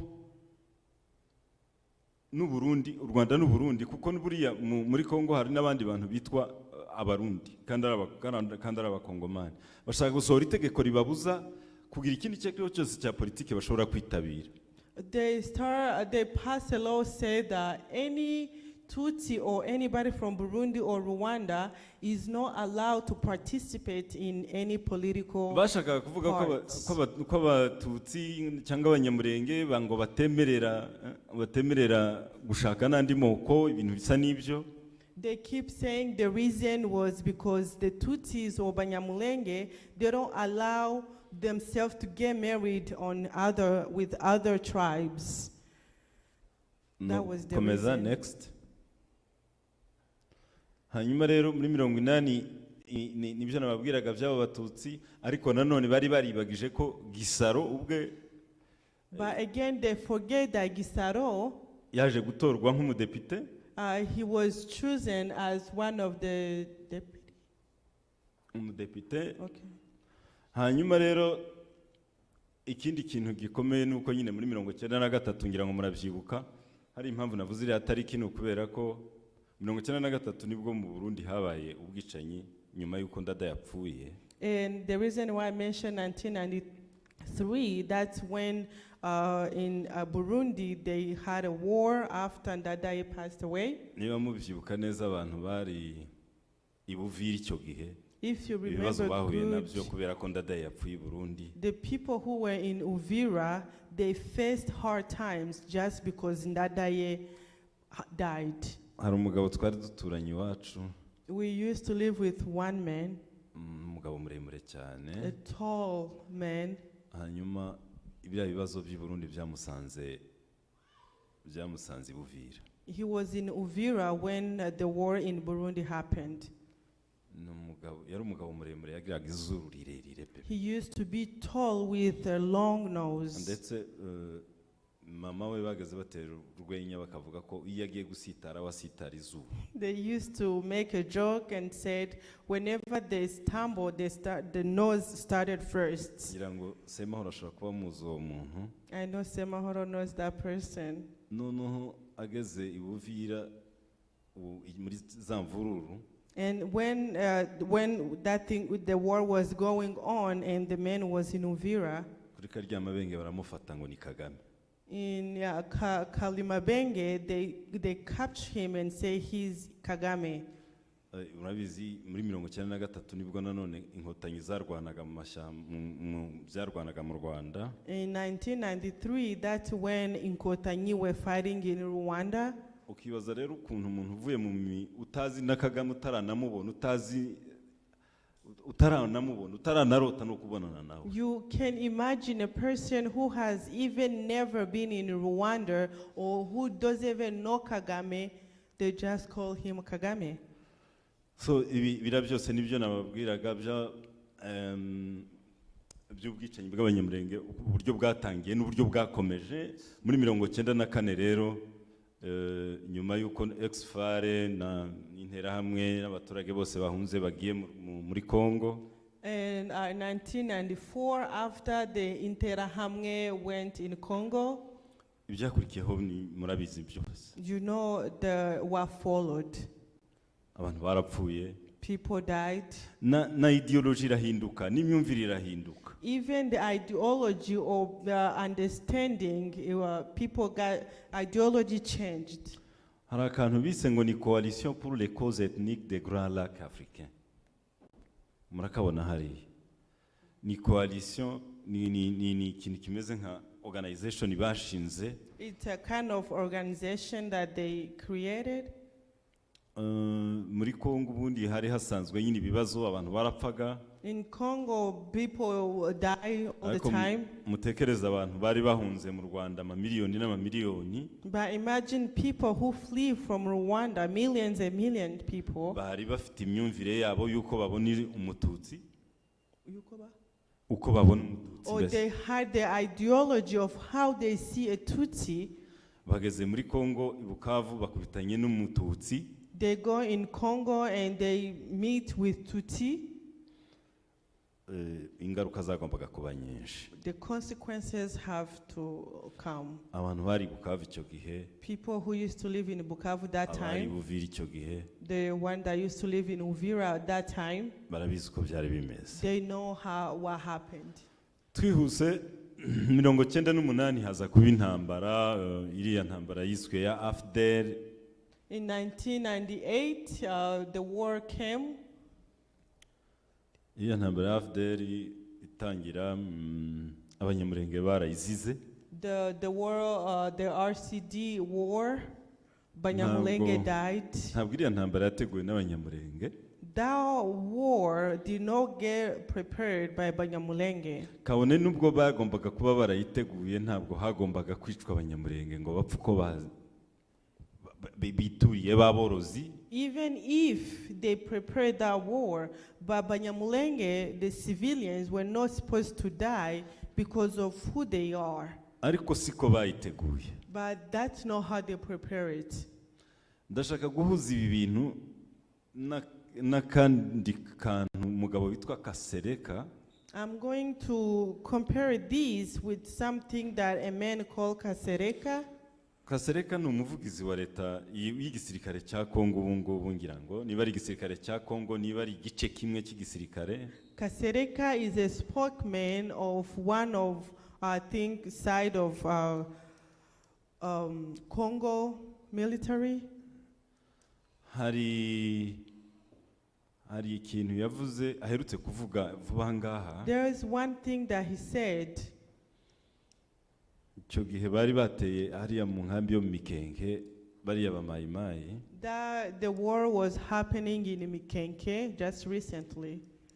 Aravuga ngo imitwe yitwaje intwaro abanyamurenge bashinga cyangwa n'abandi. And he said the armies or people from Abanyamulenge that they fight. Ngo irashira mu byago abavandimwe babo. It's causing problem to their relatives.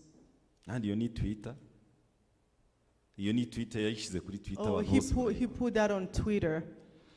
Kandi uwo muntu arakorana n'imiryango mpuzamahanga na UN. He works with UN and other part.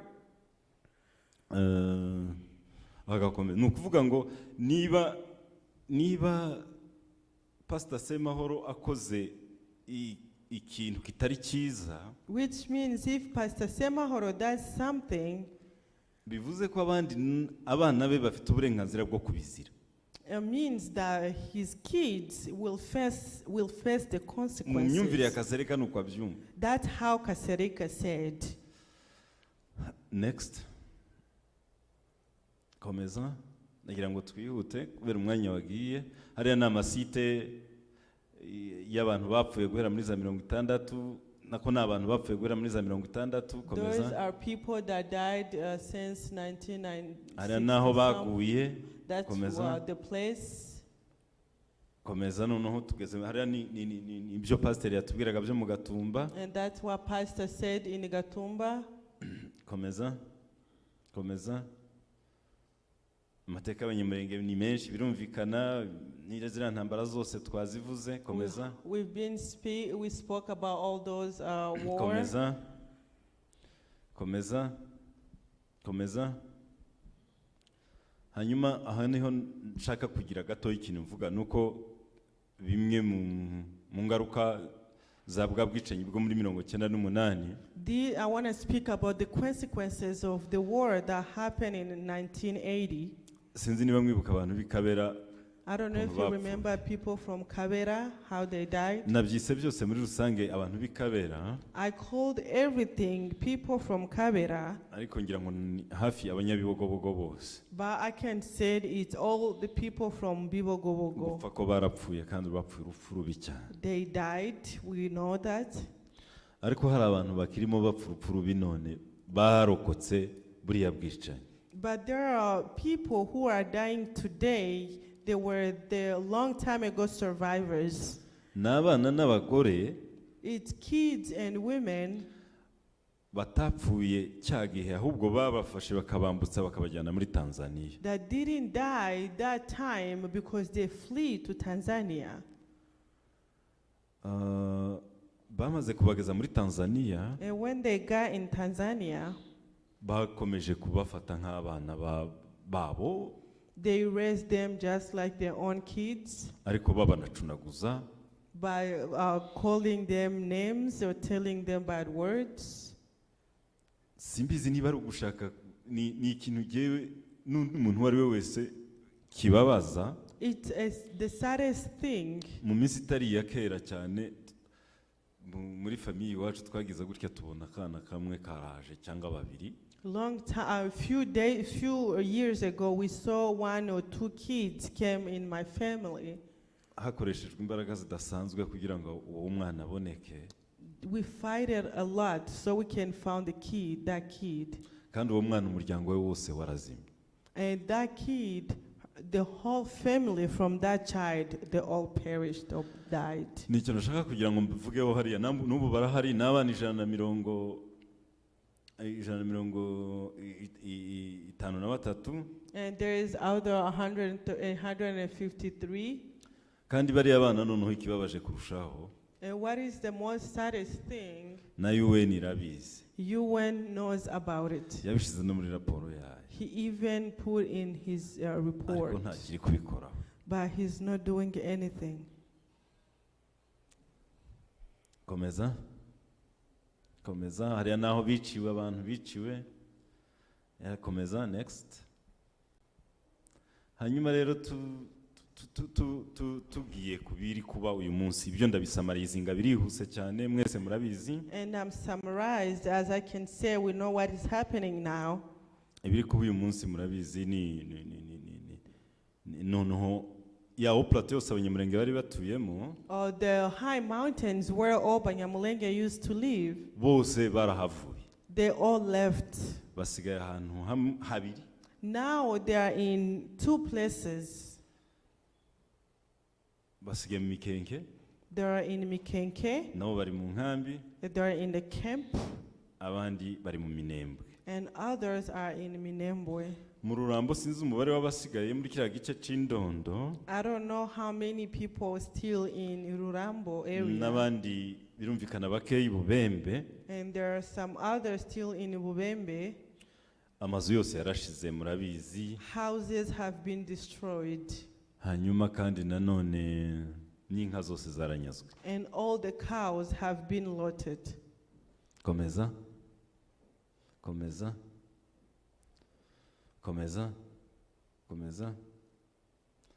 Hanyuma rero iriya foto mureba. The picture that you can see. Uriya ni umuvandimwe wacu. That's our brother. Ni Umunyamulenge. That's Umunyamulenge. Ibi byaraye bibaye. This happened just recently. Byabaye muri 60 na kangahe. The things that happened in 1960 some. Byabaye mu Gatumba. The things that happened in Gatumba. N'uyu munsi ko biraba. Even today it's happening. Ariko muri 60 na. But in 1960 some. Habonetse abagabo n'abasore bahaguruka bajya kurwanya abajenesi. There were men who stood up and go and fight the enemies. N'ubu nicyo tubasaba. And that's what we are asking. Niyo nkunga. That's the support that we want. Buhaguruka ngo tujye kurwanisha amasasu. We may not just stand and go and fight with the bullet. Nta nubwo yewe bishigikira nta nubwo mbikunda. May not be I don't even support that. Ariko buri wese naguruka rwanishe intwara ashoboye. But we can stand up and fight with any kind of weapon you can use. Hari intwaro bagenzi bacu bahisemo gukoresha bakoresha nyinshi zo kutwica birumvikana singiye kuzivuga zose. There are weapons that our neighbors used to kill us. Ariko muri izindi barimo gukoresha ubu ngubu ni izo gukangurira abagenzi babo baciye muri social media YouTube n'ahandi kutwica.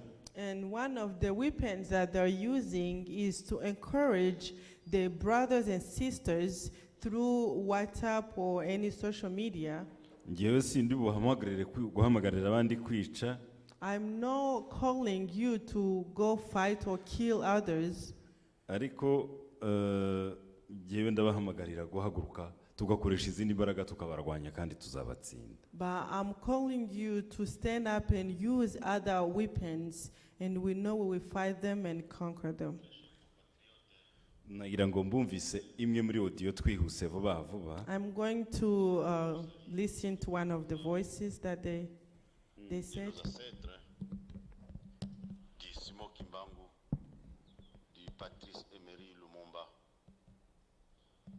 combat de Mwami Mukogabo Yari Simba Nyamugira. Mes frères, c'est votre compatriote Pierre Matate ici, Andé, It's in bazalaka na French. bande côté. Soki ozosalela ba intérêt na bango wana bokozala bandeko. Soki obosani, soki ozosalela bango lisusu te, batu wana de commune de Minembwe. C'est-à-dire, ils commencent à faire leur administration dans le pays. C'est un pays dans le pays. Ces communes-là, c'est un pays, un État dans l'État. Alors, ils sont wachoma tena mpaka mwisho. Unakumbuka siku wanafanya mkanchachi au mkakokoro au mkabajadinga au mkalemba au mkanseta, tutawachoma tena ile system, tutawakata vichwa, mtatemena vichwa nyeba Rwanda, tutabisia kumuti tena, mutafuata makanyika, mutamufuata makanyika, tutawachoma tena. bagiye bagaragaza akarengane abanyamurenge bakomeje guhura nako ndetse n'uburyo bakomeje hirya no hino. Ubwicanyi rero bwa Gatumba Kwibuka ku nshuro ya 16 bwagiye buhitana abantu bagera ku ijana na 66. Thank you. Kandi rero tukaza kuba dukomeza tubageza Umuhango. Murakoze cyane. Et puis il y a une chose qui s'est dit au Congo aujourd'hui, une petite correction s'il vous plaît, mais ne m'en voulez pas. Au Congo, il n'y a pas de tribu de Baswahili. Cette tribu n'existe pas. Jamais. C'est une langue qui se parle à l'est du Congo par différentes tribus. Tout comme il n'existe pas d'ethnie Banyamulenge à l'est du Congo. Ils sont Murakoze. Tuko kimwe nuko hatabaho ubwoko bw'Abanyamulenge. Just like there is no Banyamulenge tribe. Uyu umuntu wari mubivuga. Do you know this person who was speaking? Ni umugabo witwa Nyamuhombeza. It's a man called Nyamuhombeza. Nyamuhombeza ni umuntu uzi Abanyamulenge neza cyane. Nyamuhombeza is the guy that knows Banyamulenge very well. Avuga n'Ikinyamulenge. He even speaks Kinyamulenge. Akora na interview mu Kinyamulenge. He can even have interview in Kinyamulenge. Ariko urwango abanga. But the hatred that he has in him, akora ibishoboka byose. He will do anything. Igishoboka cyose. Anything possible. Ntashobora no kubikwereka. He may not even show it to you. Rimwe na rimwe hari n'Abanyamulenge b'inshuti ze baganira bahurira no mu kiganiro. And sometimes there is Banyamulenge members that they socialize with him. Ariko abantu bose bameze nk'aba. But everyone who is just like him, tugomba guhaguruka tukabarwanya. we have to stand up and fight them. Misuriya wafashe yarimo twibutsa ibyabaye mu Gatumba. As you heard, the one that was reminding us about the Gatumba, yarimo twibutsa ibyabaye Kankokoro. he was reminding us what happened in Kangogoro. Ngira ngo ni ibintu bibabaje. It's a sad thing. Ngira ngo natwereke indi foto murabibonana, natwereke n'indi, ngira ngo byishimo natinze. Mundebere uburyo batwicira abagore. That's how they kill our women or ladies. Hari foto nyinshi ntaberetse, hari zo mfite hano. There is a lot of pictures that I can't show you. Mu byukuri kuva nari mfite bagenzi banjye baransabye kuzavugaho muri make. When they asked me to speak a little bit about our history, nagerageje gushaka amakuru. I tried to gather some information. Ndabizi ko namwe muba ku mbuga zisanzwe murabizibona mubona ibintu bitandukanye. I know you are on different groups and you know and you see what happened. Ariko nashatse amakuru. But I gathered some information. Nashatse amakuru ku ashoboka ku muntu wese uyafite. I got information, or I ask anybody who can have any kind of information. Ari bidukorerwa byose kuri tere navuganye n'abantu bari ahantu hose I tried to speak with everybody around the world. ari bariya twirwaneho rimwe na rimwe batabara bakageraho bimaze kubera ako kanya. Twirwaneho, I spoke with them bampa amakuru. and they gave me some information. Hari amafoto amwe ndashobora gushira hariya. I have some pictures that I can't even put in aya there. gusa nayo nashoboye kubereka. Those are just few pictures that I want to show you. Nashoboye no kubona nanone n'izi audio nyinshi cyane z'abantu I even have some. bari gukora nyine ibi bintu byo kuturwanya I cyangwa even- batwanga. I even have some records that have been done by our enemies. Nyamuhombeza nawe ndamufite ndazifite nyinshi ze nta mwanya uhari. I have a lot from Nyamhombeza. Ariko reka tusoze mu by'ukuri tubasaba ikintu kimwe gikomeye. But let me get to the end, and I'm asking you one thing. Ntabwo basogokuru na basogokuruza bigeze bahindukira inyuma ngo berekereyo imbere y'abajenesi bagiye kubica. Our elders or our ancestors, they did not give up on our enemies. Muzumva abantu benshi batangiye kubigira nk'ibisanzwe. Many people will just take it as usual. Sinarangiza ntavuze ku nkuru y'umuntu witwa Mukwege. I may not stop before I speak about Dr. Mukwege. Sinarangiza ntanavuze nanone ku bandi bantu nabo biha kuba nk'abagasereka. Sinzi reka mbivuge gutya. I may not stop without mentioning the people just like Gasereka. Hari abantu bavuga ngo nimureke ibi abantu banyu ntibari bwicwe. Nimureke ibi abantu banyu ntibari bwicwe. There are people who said, if you stop this, your people will not be killed. Subira inyuma gatoya. Go back a little bit. Murabona uriya mubyeyi yari afite ahuriye na politike. Do you see that woman? Is there anything related to political? Ese buriya iyo bavuga ngo ni ukubera ko mwavuye i Rwanda cyangwa ni ukubera ko mufite Martin Gito uriya mudamu hari ahuriye na politike. If they can say that it's because you are from Rwanda or you have this in political, is there anything related to political about that picture? Mureke duhaguruke twamagane abantu bari bo bose bazaturwanya. Let's stand up and fight anybody who is against us. Ibyo bizashimisha bariya bacu twasize baguye mu Gatumba. That will make happy our survivors from Gatumba. Nibyo bizashimisha bariya abantu baguye Kinshasa bajugunywe mu ruzi. And that will make happy the victims in Kinshasa. Nibwo bizashimisha bariya abantu bacu bose baguye muri Tanganyika na Rusizi. And that will make happy our victims that are in Tanganyika or in Rusizi. Ntabwo bazashimishwa no kubona turi gushwanya kuzana kuri za audio. They will not pleased when they see us fighting on records. Bazashimishwa nuko bazatubona twese dusenyera umugozi umwe. They will be pleased by seeing us working together. Nkuko uyu munsi twaje. Because like now we came. Twaje kubaha icyubahiro no kubibuka. Murakoze cyane. We came to give them honor and remembering them. Thank you. Martin arakoze. Thank you, Martin.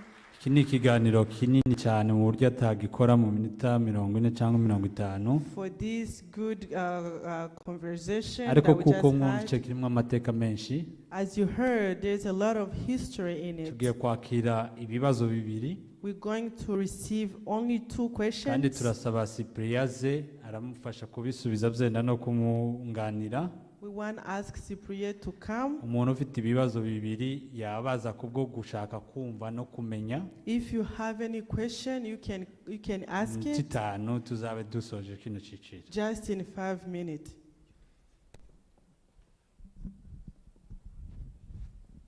Arakoze. Thank you. Ntabwo Ndibusubire mu mateka umuvandimwe Martin yavuze. I'm not going back through the history as Mate Kandi said. biragaragara ko yacukumbuye. It seems like he went deeply in the study. N'abana bacu bato batayazi abandi bakuru twese turahanga turabizi basabiriya document kugira ngo izabafashe kumenya uko twabayeho muri iriya myaka yose. For those who may not know our history for young people, they can go ask for documents so they can go through. Nkuko umuyobozi wa gahunda yaravuze ngira ngo ahubwo abandi bantu bose muri sala hangaha nabo bashobora gutanga ibitekerezo no kumwunganira kuri iki kiganiro. If there's anybody that may support the idea or ask questions in audience, they can do that. Ariko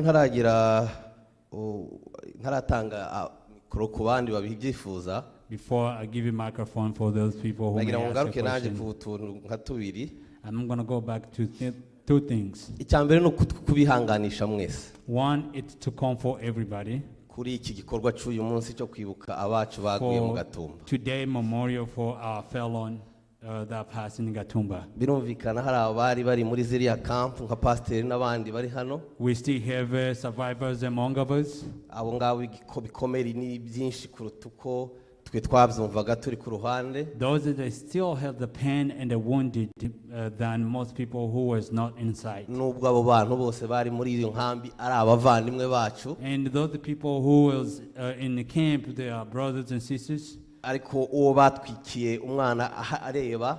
The one that burned the kids on his eye.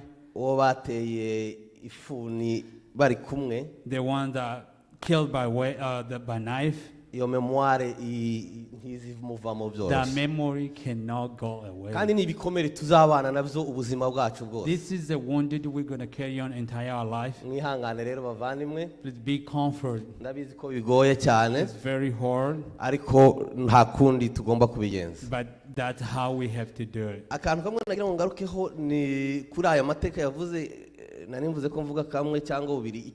Kamwe nuko turi abakongomani tudafite aho twavuye. Icyo kintu muza mugikosora. One, we are the Congolese with abandi sinzi ko babyumvise. Abakongomani bandi bari duturanye abapfurero abanyina ababembe abenshi baje badusanga tuhaba. Our neighbors, like other tribes, like Bafulero, Bembe, they came, they meet us, they found us in the Congo. Ntabwo twavuye mu Rwanda ngo tuze muri Congo. We didn't come from Rwanda and came in the Congo. Congo yabayeho yitwa Congo tuba muri Congo. Congo has become who is Congo. We were the Congolese. Mbere yaho habagaho izo bitaga marwa yome n'amasheferi. Before then there used to be kingdoms. Abapfurero bakagira ubwami bwabo. The Furiro chiefs, they have their own. Abanyamulenge bakagira ubwami bwabo. And then Abanyamulenge, they have their own. Abanyintu bakagira ubwami bwabo. Although they have their kings. Nyuma haza kubaho igihugu cyitwa Congo. Then they later on it become the Congo. Kutwica nta mpamvu yo ko twavuye ahandi. Twese twari aho ngaho. Muri wa mwaka yavuze w'igihumbi kimwe 1885. Killing us and nothing to do with Congo become Congo. Congo bayirema. As they created Congo. Nagira ngo iyo pretext abantu bazayikuraho. I want to clarify that context. Natwe twenyine tuza tuyikuramo kuko ntabwo twavuye mu Rwanda ngo tuze muri Congo. Congo yaje dusanga tuba muri Congo. So we did not flee from Rwanda. The Congo has become Congo. As we were living in the Congo. Nje nabaye no mu Rwanda ubu twe kujya mu Rwanda. Right now has gone back to Rwanda. Kugira ngo twemerwe kuba abanyarwanda nuko tubisabira nationality nguko tubisaba hano muri America. For us to get a citizenship from Rwanda, we have to apply for naturalizations as we do here in the United States. So you cannot go back and feel like you are in Rwanda. Kandi ni kwitegeko niko bigomba kumera. It is true that they are right in the policy. Turi abakongomani autochtone. We are the native Congolese. That's one I want to clarify. Batwica ko bashaka kuturangiza ariko ntago batwica kuko dufite ahantu twavuye. The perpetrator, they kill us just by one, they wipe our ancestors in us. Reka simbuka kongere ku kandi nako yavuze byose yari yabivuze. I won't jump on to all the stuff he mentioned. Ni ikibazo cy'abagiriye cyo kuri Murere. Urupfu rwo mu Gatumba ntirwatangiye ejo bundi. This killing that happened in Gatumba did not start in Gatumba. Niyo mpamvu ngenza njya mpaka n'abantu nkababwira ngo abacika cumu ntabwo ari bari muri Gatumba. The survivors are not the only one who lived in Gatumba. Iyo umucika cumu ni Umunyamulenge. The survivor is Umunyamulenge. Uwo wese bari kubona bari kumwica. Because whoever they could catch ari mu Gatumba ari Buvira ari Bukavu pastor yabivuze Bukavu barabishe. Whether is in Uvira Bukavu barabishe. They killed in Uvira. Ababahunze bakagira ngo bagiye mu buhungiro babasangayo barabica. All that went into refuge. Umucika cumu nukiriho. The survivor are those who still alive. We all are survivors. Icyo nari mvuze muri 1964 kuri Murere abamwe muri abo basaza bari bahari. In 1960s back in the local defense. Nubundi habayeho ibikorwa nk'ibi ngibi biri kudukorerwa ubu ngubu byo kutwica no kutwaka ibintu byacu. The same systematically killing it was happening back ruguri wacu mu misozi. Back in the mountain. Batunyaga ibintu byose. They took all our belongings. Bica abantu. They killed people. Batwika imihana nka kuriya. They burned all the villages. Abantu barahunga. People they flew. Abantu bamaze guhunga. After people they flew. Abantu b'icyo gihe baricara baravuga ngo twicare baduteme dushire. The elders they sit down and they ask, are we going to wait until they come kill us? Batwangaze tugende tuje mu bihugu dute igihugu cyacu. So we can go and become refugees all over and leave our country. Icyo nshaka kwibutsa nuko batari bafite ubushobozi dufite ubu ngubu. One, they didn't have the means that we have right now. Icyakabiri ntibanganaga nkuko tungana ubu ngubu. Also there was very few number than we have today. Icyagatatu nta mashuri bari barize nkayo twize muri iki gihe. They were uneducated as we are educated right nowadays. Ariko baravuga ngo ntabwo dushobora gupfa nk'ibimonyo. But they decided to defend themselves. Ntabwo turi butega amajosi ngo bakomeze bayateme. We are not going to give our necks so they can slaughter us. Barahaguruka bagenda barwanira igihugu cyabo. They stood and they fight for their right and fight for their country. Icyo cyatumye twe tuvuka tubaho. That's why we still alive until today. Kubera abo bagabo n'abo bagore bagize ubwo butwari. It's because the leadership of our ancestry. Yigeze kubivuga bari bayobowe n'umusaza witwa Muhindanyi. There was a leading by a leader called Muhindanyi. Undi mugabo witwa abacungutsi n'abanyuma ababagiriye ni gakingiye nada gakingiye. Abo nibo numvise mu mateka nibo bantu bagiye imbere y'ingabo.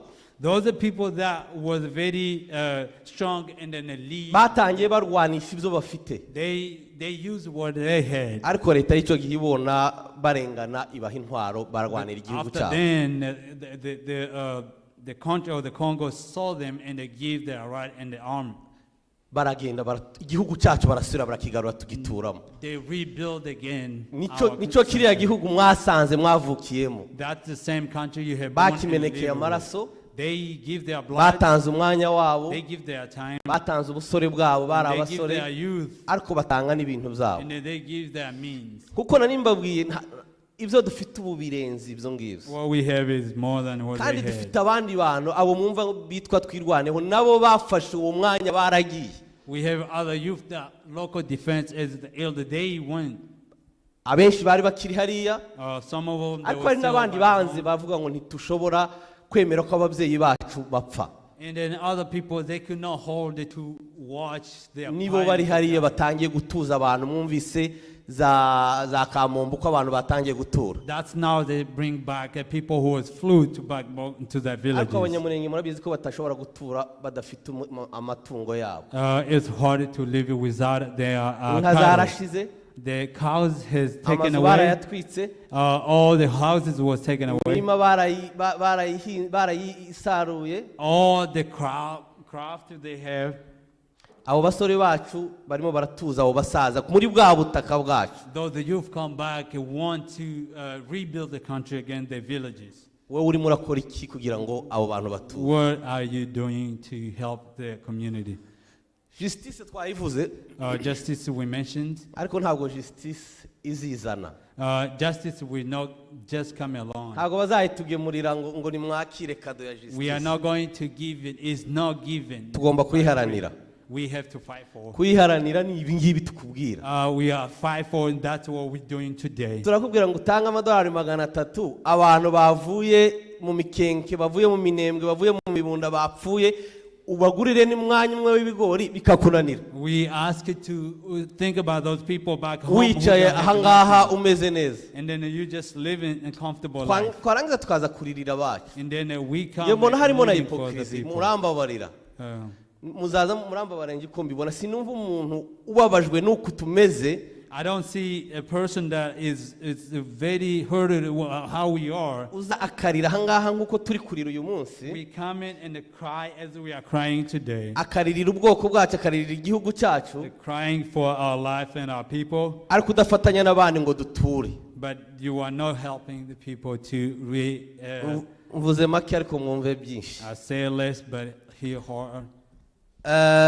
nkaba ngira ngo ndekere aho ngaho. I'm closing now. nkangurira abantu kugira ngo twese duhaguruke. I want to awaken everybody. abanyamategeko baraje batubwire, abanyamategeko bari gukora uko bashoboye. Those the lawyer team are doing due diligence bari kuja mu nkiko izo arizo zose. to go try to prosecute the perpetrators. bajanye ibirego irahe. They went to Rahe. bajanye ibirego i Burundi. They went to Burundi. bajanye ibirego muri Kongo, barabivuga cyane. They put all the cases around. kuko nibyo bashoboye barabyize. That's where they can. They're capable of the law. wowe icyo ushoboye uri kugikora. Are you doing what you can? mureke twisubireho. Let's twisubireho. Let's do our. twisubireho. biteye n'isoni. It's shameful. biteye n'isoni ya liste ndeba hariya nzanyireba nkumva isoni. Shameful. reka abandi bantu barimo hano bafite ikindi bakunganira, dusigaranye iminota 5. I think umuntu umwe cyangwa babiri waba afite ikindi gitekerezo nawe yatanga, twamuha ijambo hanyuma tugasoza kino bakajya ku bindi biganiro. Murakoze cyane. Thank you very much. kandi no gukomeza kwihanganisha abantu bose. And they continue to comfort everybody. ari abari za Gatumba, ari abari n'ahandi. Even those who is in camp in Gatumba or somewhere else. kandi ngira ngo mbabwire ko gusakuza ari kwiza. And I said to make noise is good. mu bibogobogo umunsi umwe hapfuye abantu 300. In the Bibogobogo, one day has been killed 300 people. bari abana banditswe n'umubare muto cyane. Those names who's written is very, very few. ariko kuko abantu batabonetse ngo basakuze. But because people that didn't make a noise, hari mu bibazo bikomeye. it was so difficult. tibaza bavugwa cyane nk'abantu bo mu Gatumba. There are no mentions as Gatumba's massacres. umugisha twagize mu Gatumba habaye ahantu hagendwa abantu barabona. The chance we have, it was accessible places and people they can go visit the site. n'abasigaye tubona uburyo dusakuza. And then as the remaining survivors, they can be able to cry and make noise. ariko ntituruhe dusakuze n'uko arakomeza gupfa tuba tubivuga buri munsi. But let's continue to make noise and then ask justice, even though people. kunganira ni kingiki. One thing I want to support is this. ni kuri aya mateka mwene data yavuze. It's some of this history, brother, to share with us. iriya ntambara ya Murere. The war, Mulele's war. kuko yayitubwiye ntabwo yaje ari yacu. As he said, did not come for us. yaje irwanya leta ya Kongo. He was coming to fight against the government. leta irasa icyama cya Pierre Murere kiraza kigera muri Kivu. The government fight the party Mulelist that came to South Kivu. bageze hari ibuvira. When they came in Uvira, abafurero baracitabira. the neighbors of Fredo, they welcome it. ababembe baracitabira. Babembe, they welcome it. ubwo batangira kuza bazamuka kuja kurya inka tukirira urukundo. And then they go up to the mountain to steal the cows. no bukeye Murere imaze kubarusha imbaraga batangira kuzamuka. After then, Mulelist, it was very powerful. They start pushing up to the mountain. icyo gihe abagabo b'Abanyamulenge b'abagabo bose bakuru baricaye. Then the elders, on the community elders, they stood down. I was young, but I saw it. People from different places in High Mountain, they came in Kajoka. They came up with borneros. They learned how to do it. That's when the king or the chief Mushishi has died. He took them. He said, if you go back, we're gonna kill you. They're going to face all those enemies. They went with borneros. When they get in a mountain, that's where they kill him. So when the chief was died, the rest went back, retreat. That's when the enemies went up to the mountain. So after they went to the mountain, that's where they took all the belongings. So all Minembwes come all the way down to Rurambo. So we all go to the plain. When we went to a valley,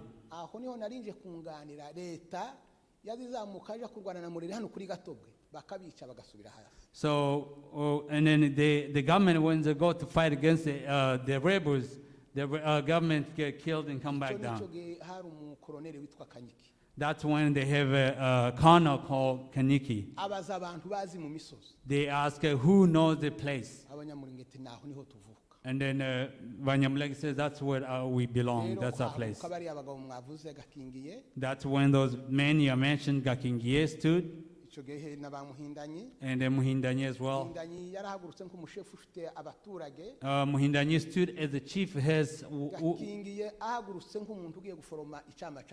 Gakingie stood as try to find those defend team. They went as the guiders.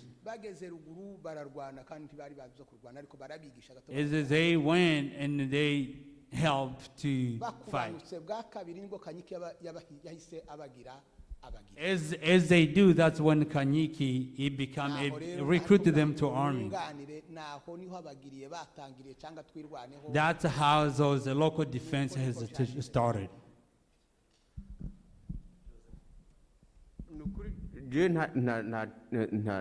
Iby'amateka ndiko ndiga ntabyo narinzi mwakoze cyane mbwo Martin yabuze akanya yagomba urumva nakunda gusoma ibintu byinshi kuri Kongo ndakeneye kumenya ibintu bya Dr. Mukwege n'ivyo akora n'ivyo adakora. The question from Joseph, he asked, he's learning the history about Congo, but he always read the history about Congo, but he wants to ask the question about Dr. Mukwege, what he do, what he can, what he does. Joseph ngira icyo ni baraza gusubiza Martin ariko reka nk'umusaza hanyuma turaba turangije Martin asubize ikibazo cya Joseph, then duhe umuyobozi wa gahunda akomeza. Murakoze cyane. Thank you very much. Kubera kino kibazo hari ibintu abantu bari kwibuka rero ugasanga natwe bamwe abantu bavuga ngo ryabari wariraye ariko no kubanza nisegura kuri mwebwe cyane cyane nk'Abanyamulenge. I want to ask his excusing. I'm excusing. Kwitwa Abanyamulenge nuko mwaturutse muri kare gace ariko ibindi bibazo byose turabisangiye. To be called Abanyamulenge just because he has born in the place, but there is a problem with sharing. Iyo muvuga ibintu by'Gatumba ntimuvuga iby'Imudende. That's why I say the problem of Gatumba's problem and the Mudende's problem. Sinzi niba batarabahaye amakuru y'Imudende cyangwa baha amateka y'Imudende. I don't know if you know the history about Mudende. Iyo mudutumiye nk'uko nguko rero nuko bamwe harimo bene wanyu dusangiye umubiri cyangwa se dusangiye n'igihugu. When we gather like this, because there's brothers that we share our body in the country. Ariko twebwe iyo turi mu makambi y'iwacu cyangwa kwibuka twibagirwa Abanyamulenge. So when we are remembering our fallen, we are not forgetting also, we are remembering also Abanyamulenge. hari nk'amavideo dufite menshi cyane cyangwa se ama-audio menshi cyane avuga y'Gatumba, We have a lot of videos and then audios that talks about Gatumba, Mudende, Gashusha, Mudende and Gashusha, n'izitwa za monasteri, another place called Romaster. ndetse tukazafasha na za Kinshasa na za Gatanga na Lubumbashi, Even we go Kinshasa, Katanga, and then ku bana b'Abanyamulenge baguyeyo n'abaguye Kinshasa bene wacu b'Abanyamasisi. we have people from North Kivu and then South Kivu that were killed. Ndetse niyo ntambara muvuga ya Murere, Even the war we talked about Mulalis, bamaze gutsindwa nko mu 1964, after they fell in 1964, barambutse baza muri Nord Kivu. they flew to go back to North Kivu. Ko mu kwezi kwa munane ku mvura y'inka niho bageze muri Masisi. It was when rain season, that's why they arrived in Masisi. Bafata Abatutsi bo muri Masisi, And they took all the Tutsis in Masisi Tutsi, bafata agace ka Warikare, and Walikale, bafata Rubero, ndetse bafata n'iyitwa Bwito, and then Gwik. ariho mwumva bita mu Ijomba. That's what they call Jomba. Barabafata, They took them, bacisha ahantu hitwa muri Kabasha muri Parike Nationale Rwindi. they took in the National Park in Gwimbi. Mbese inkwakozi za mbere baziha intare n'ingwe, inyamaswa z'inkazi. Inyamaswa nk'ingwe n'intare babashyira mu That's ngombe one the animal like a lion and then giraffe. Abadashoboye rero nk'abasaza babanyuza za Goma, babajyana Sake, Kiroshe, The elders, they passed through Goma and then they took in Kiroshe. babaroha muri Gihira, abandi babaroha muri Kivu. They dump into Lake Kivu and then forest. Abarokotse rero harokotse abana, abadamu n'abana batari b'abasore b'abahungu, abari bo barokoka. The survival was the young boys and girls and women. Ubwo rero no kuvuga ngo igihe cyari cyo cyose habaga nk'iminsi mikuru itandukanye, Noheli na Bunane, bateguraga imipanga yo kudutema. Every time we have celebrating these Christmases and other events, they always prepare with Urumva knives. icyo batuzizaga rero si ukorora inka, ahubwo batuzizaga ubwoko. The only purpose to do that is not just a car, but only killing people. Bakavuga nk'abagwakabuba n'ababisengimana bakagenda bafata, ariko dupangirwa imipanga buri gihe. They always plan to kill other people. No kuvuga rero noneho icyo nashaka kubabwira, ahubwo muzegere nk'abantu baturutse mu gace ka Nord Kivu nko mu burasirazuba bwa Congo.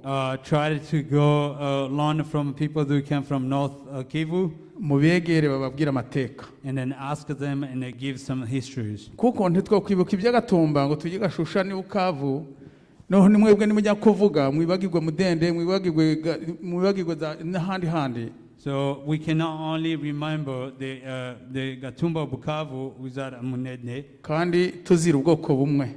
We share the same Icyo problem. kintu wenda nk'abasipiriye cyangwa n'abandi bandi bashoboye muzegera abantu baturuka muri Nord Kivu bababwira amateka, nyabuneka mwe kujya mutandukana, kuko byaba bibabaje cyane, kuko no kuvuga ngo icyo gihe wagomba kuza kumbwa ati muze tuye kureba twibuke Gatumba.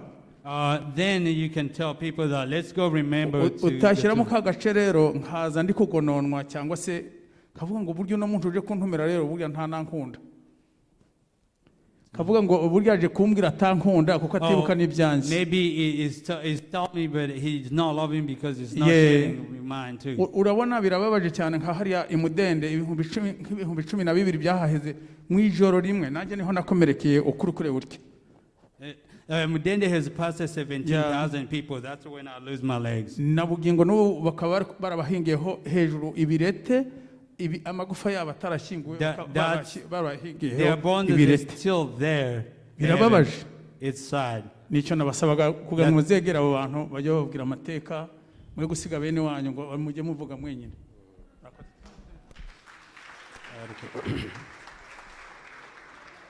Arakoze cyane muzehe. Thank you very much, our elder. No kudukebura. This is a kind of an advisor, kandi ni igitekerezo cyiza and it's a really good idea. ntabwo rwose twakwibagirwa ndetse pasiteri yabivuzeho We remember everybody. in nuko the gusa pastor kuri uyu munsi ariho tariki abacu bo mu Gatumba batwikiwe. said. That's why this specific date, that's when our Gatumba's massacre has niyo happened. mpamvu utumvise dutinda no ku bamaze gupfa mu minembwe bamaze kurenga 300 kuva intambara yaba. That's why we didn't stay too much to what happened tutatinze in kuri Minembwe. abo bantu bapfuye za Gatongo za he Abanyamulenge bagiye bapfa icyo gihe. We didn't spend too much time to other nuko people. uyu munsi ari wo munsi abantu bapfuye. That's what caused the people was niyo killed mpamvu today. nukuri nta kindi. That's why. naho ubundi turazirikana bene wacu wo muri Nord dusangiye amateka We yose. always share the same problem with icyo the people tuzira not nicyo people. bazira. The same issue that we are ndetse prescribed for. no mu buyobozi bigeze kuvuga gisaro mu bantu bagerageje kurwanira ayo moko yacu yombi yabo muri Nord n'abo muri Side.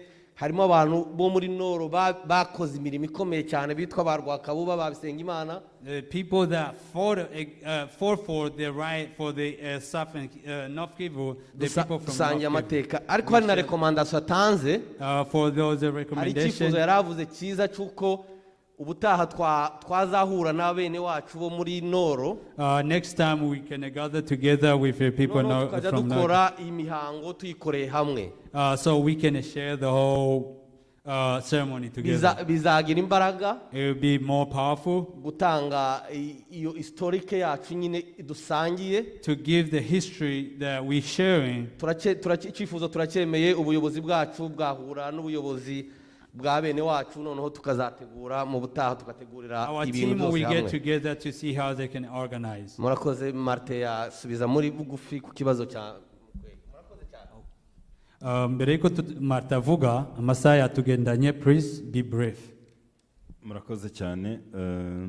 Ndagerageza kuba brief ariko birumvikana ibiganiro ikintu ku amateka ni ikintu kiri complex kandi yacu. It's very understandable because the history is very broad and then has a lot for our history. Kandi nshimira abantu bose batanze ibitekerezo ku cyangwa ibibazo ku bantu ku kiganiro tumaze gutanga. Thank you very much for the people who give some inputs for the conversations we had. Kandi mfite icyizere ko ibyo navuze tugiye kubishyira mu bikorwa. I have hope that what we shared we are going to practice. Hanyuma rero hari umuvandimwe wambajije ngo se kubera iki mukwege arimaze iminsi avugwa muri ibi bintu mukwege bundi azamate. A brother asked like who Mukwege, what he does, they ask the question Mukwege. Ubundi muri kara karere k'iwacu k'ibiyaga bigari. In our places in Great Lakes. Hariho abantu b'intagondwa banga abatutsi urunuka. They very radical people that don't love Tutsis. Ibyo ndabivuga gutyo ntabwo ari bose ntabwo arabo twita abantu bose. Not everybody but ariko barahari. But they exist. Kandi Mukwege barimo. But Mukwege is there. Kandi ntabwo mumenye kubera Twitter aherutse kuvuga cyangwa nubwo abantu mwabonye mu minsi ishize abavuga rikijana cyangwa opinion leaders b'Abanyamulenge babivugaho. I'm not talking about him just because he's Twitter, but there are other leaders has talking about him. Nakurikirana ibikorwa bya Mukwege. I know him, I follow his work. Nakurikirana inyandiko ze, publication, discours. I always read his writings and then his speeches. No kugeza abonye Prix Nobel ngira ngo icyo wari ukizi. Even after he has his Nobel Prize. Ubundi mushi ukomoka ahantu biti Panzi. He's Mushi from Panzi. Afiteho hôpital akaba yarasanzwe afite na spécialité n'umugynécologue. He has his hospitals there. Yagiye afasha abagore bahuye n'ibibazo. He helped the people who has been in a violence. Bafashwe ku ngufu na ziriya ntambara zose. He helped all the women that has facing the crime in South Kivu. Nyuma yagiye abigiramo uruhare mu kubafasha mu buryo bumwe cyangwa ubundi. He helped those women in one way or another. N'umuntu rero Abanyamulenge bo bakunda cyane ariko bamwe ntibazi ko people they love him, but some of the people they don't know that he exists. kampanye ye rero yabaye mbi cyane His campaign was very hurtful mu kurwanya abatutsi muri rusange, to fight against Tutsi in general. ariko noneho yishize ku karubanda ejo bundi kuri message yatanze Last time he exposed himself some message he kugira tweets. ngo guhera mu 2017 Start 2017. 90% by'ubuzima bw'abanyamurenge batuye muri Kongo bwarashize. 90% of the life of Abanyamulenge has gone away. Hanyuma sinzi akainsida kabaye ahantu bita mu Gipupu. I don't know, there was a war in Gipupu. Hanyuma iyo ntambara nayo yabaye n'abanyamurenge bari bagiye kwigarurira bimwe mu byo abamayimayi batwaye. The war happened when he was going to, the Abanyamulenge was going to get back what they have taken. Bari singiye kubavugira sindiyo ariko I'm not there, I'm not talking about that's how what happened. Hanyuma rero muri iyo mirwano abanyamurenge bashoboye kugarura izo nka zabo zari zanyazwe n'ababembe. There was a local defense was able to rescue all the cow that was taken by Babembe. Bamaze kuzigarura birumvikana hari abantu bapfuye.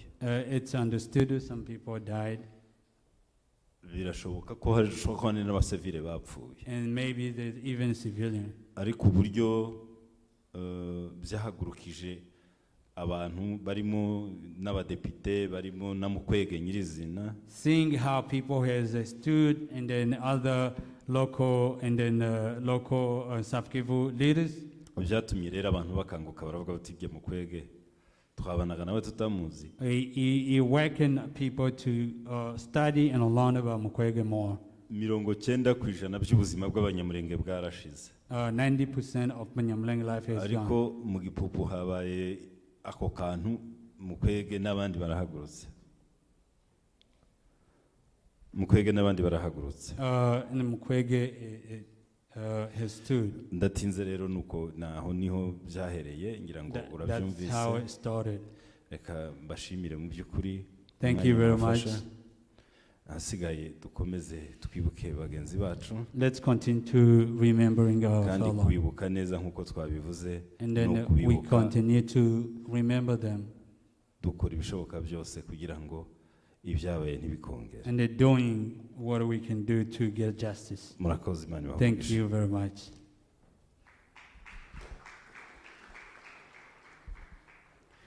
Murakoze cyane Martin.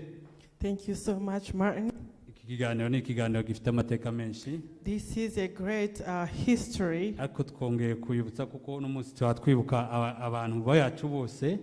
That I want to remind you that today we're remembering everybody. Duharanira n'uburenga dusaba justice ku bantu baguye mu Gatumba. And we are asking justice for the victims in Ndetse no Gatumba. kugaragaza akarengane k'abanyamurenge muri rusange. And showing how Abanyamulenge have been treated. Kuri ubwo muri hangana cyane kuri aya mateka maremare. So please bear with us for these long histories. Tugiye kureba mamwe mu mavideo y'ibintu byaciye hariya mu Gatumba n'abandi bantu bashobora kuba barabivuzeho. We are going to watch some videos of what happened in Gatumba. Kugira ngo tukomeze kubereka ishusho y'ibyabaye. So we can keep showing you the image of what happened. Kindi dusaba umuntu wese uza kuvuga. And again, I'm going to ask whoever's going to come agerageze and gushira mu speak. gaciro ku mwanya dufite. Please try to manage your time. Kandi agire judgment yiwe kugira ngo twese dusangire neza. And have your own judgment so we can all enjoy it. Turabashimiye. Thank you. Reka dukurikire. Let's follow it.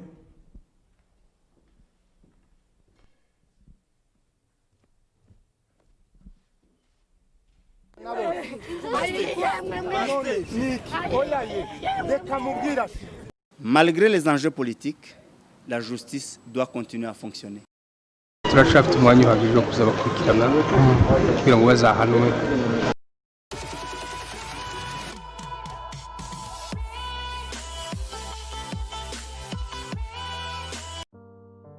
tariki 13 z'ukwezi k'umunani 2004, tariki 13 z'ukwezi k'umunani 2020. Imyaka 16 irashize inkambi yo mu Gatumba iri muri komine ya Mutimbuzi muri Repubulika y'u Burundi itewe ikicirwamo abanyamulenge 152 n'ababembe 12.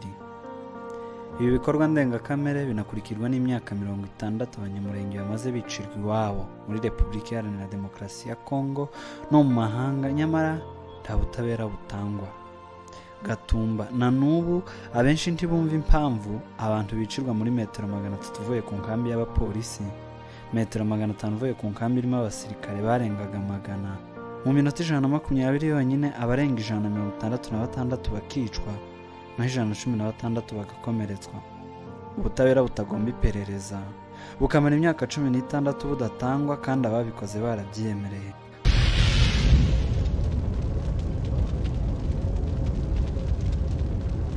Ubwigenge bwahawe Repubulika Iharanira Demokarasi ya Kongo bwasanze abanyamulenge iwabo muri Kongo. Ibi ariko ntaco bivuze mu maso y'abahora babatoteza, babica, babakura mu byabo, babanyaga n'ibindi bikorwa by'iyicarubozo bibangamira uburenganzira bwa kiremwa muntu. Iyo babikora bitwaza iki? Richard Wilson ni umwanditsi w'igitabo Titanic Express Searching for My Sister's Killer. Asanga ubwicanyi bw'abanyamulenge bwarahereye kera bigahinzira n'abakomeje kubatoteza uno munsi. Part of the problem is that the history of the Abanyamulenge has been contested in a very political way. So during the latter part of the 20th century, there was a lot of propaganda suggesting that the Abanyamulenge weren't really Congolese because they were a small minority within Congo, because they spoke a language that was different from other groups in Congo, even though in Congo there were many different languages. So what we've seen is, as is the case in many other situations around the world, where people are labelled as foreign, different, not really loyal to the country that they're living in. When these labels have been put onto the group by, again, very much often political actors, it opens the door for demonization, it opens the door for people being treated as some kind of threat, some kind of alien group, and then you get into the language of genocide. And that's really the context in which we need to understand the Gatumba attack of August 2004. Naho mu bushakashatsi bwakozwe na Maître Bukuru Ntwari, umuyobozi mukuru wa Action pour la paix, la justice et le travail, asanga urwitwazo rw'abakora ibi runafite imizi mu myaka mike yishize. Icyambere bavuga ko abanyamulenge badasa n'abandi. Ikindi bavuga ko abanyamulenge bagira gasuzuguro. Ngo bagira gasuzuguro kenshi tibabaha abakobwa babo. Kandi abakobwa ntibaza bahinduranwa no gukundwa, ahubwo abakobwa n'umuhungu barumvikana bakubaka. Impamvu yindi bavuga ko ni impamvu yuko abanyamulenge bo biganje muri ho plateau. Kuva muri 64 ababembe n'abapfurero batangije intambara ngo yo kubohoza za Kongo, hanyuma igahindukira ikaza kurwanya abanyamulenge. Abanyamulenge rero bafatikanyije na ANC na leta ya President Kasavubu na Lieutenant General Mobutu Sese Seko Joseph Désiré kurwanya iyo rebellion. Aho havutse urwango rukomeye. Muri iyi myaka ya vuba haje izindi impamvu nka zitatu.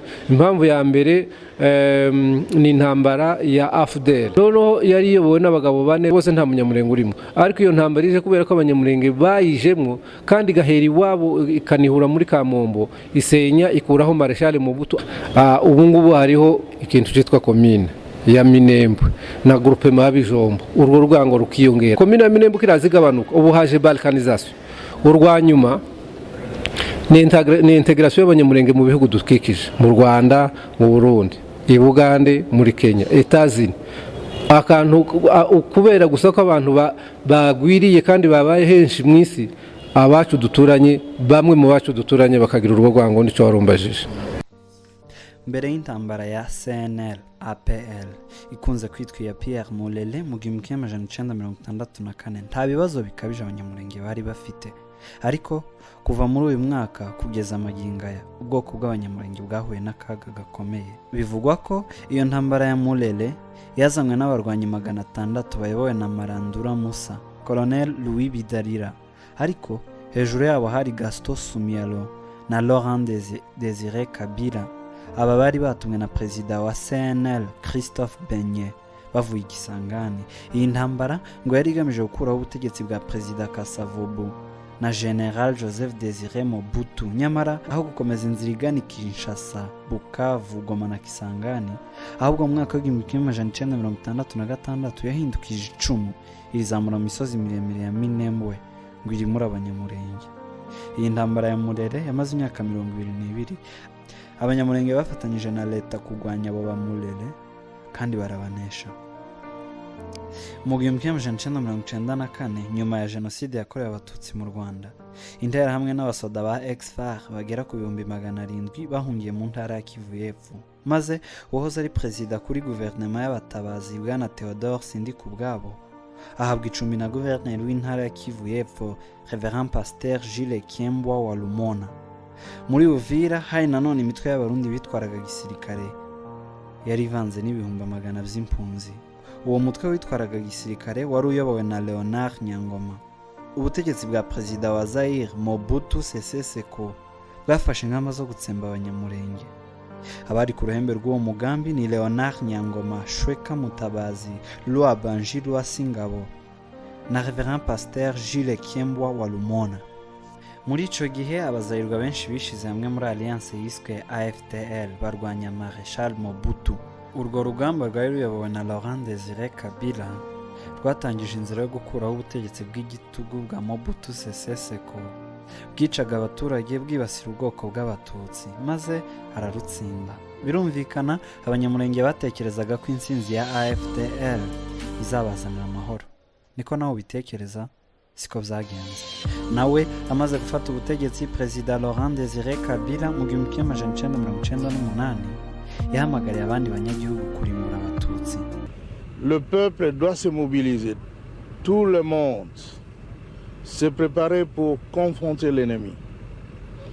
Dans chaque village, les gens doivent prendre les armes, même les armes traditionnelles, les flèches, les lances et autres choses. L'essentiel est d'écraser l'ennemi, parce que sinon on va devenir l'esclave de ce petit messier de Hutu, de Tutsi plutôt.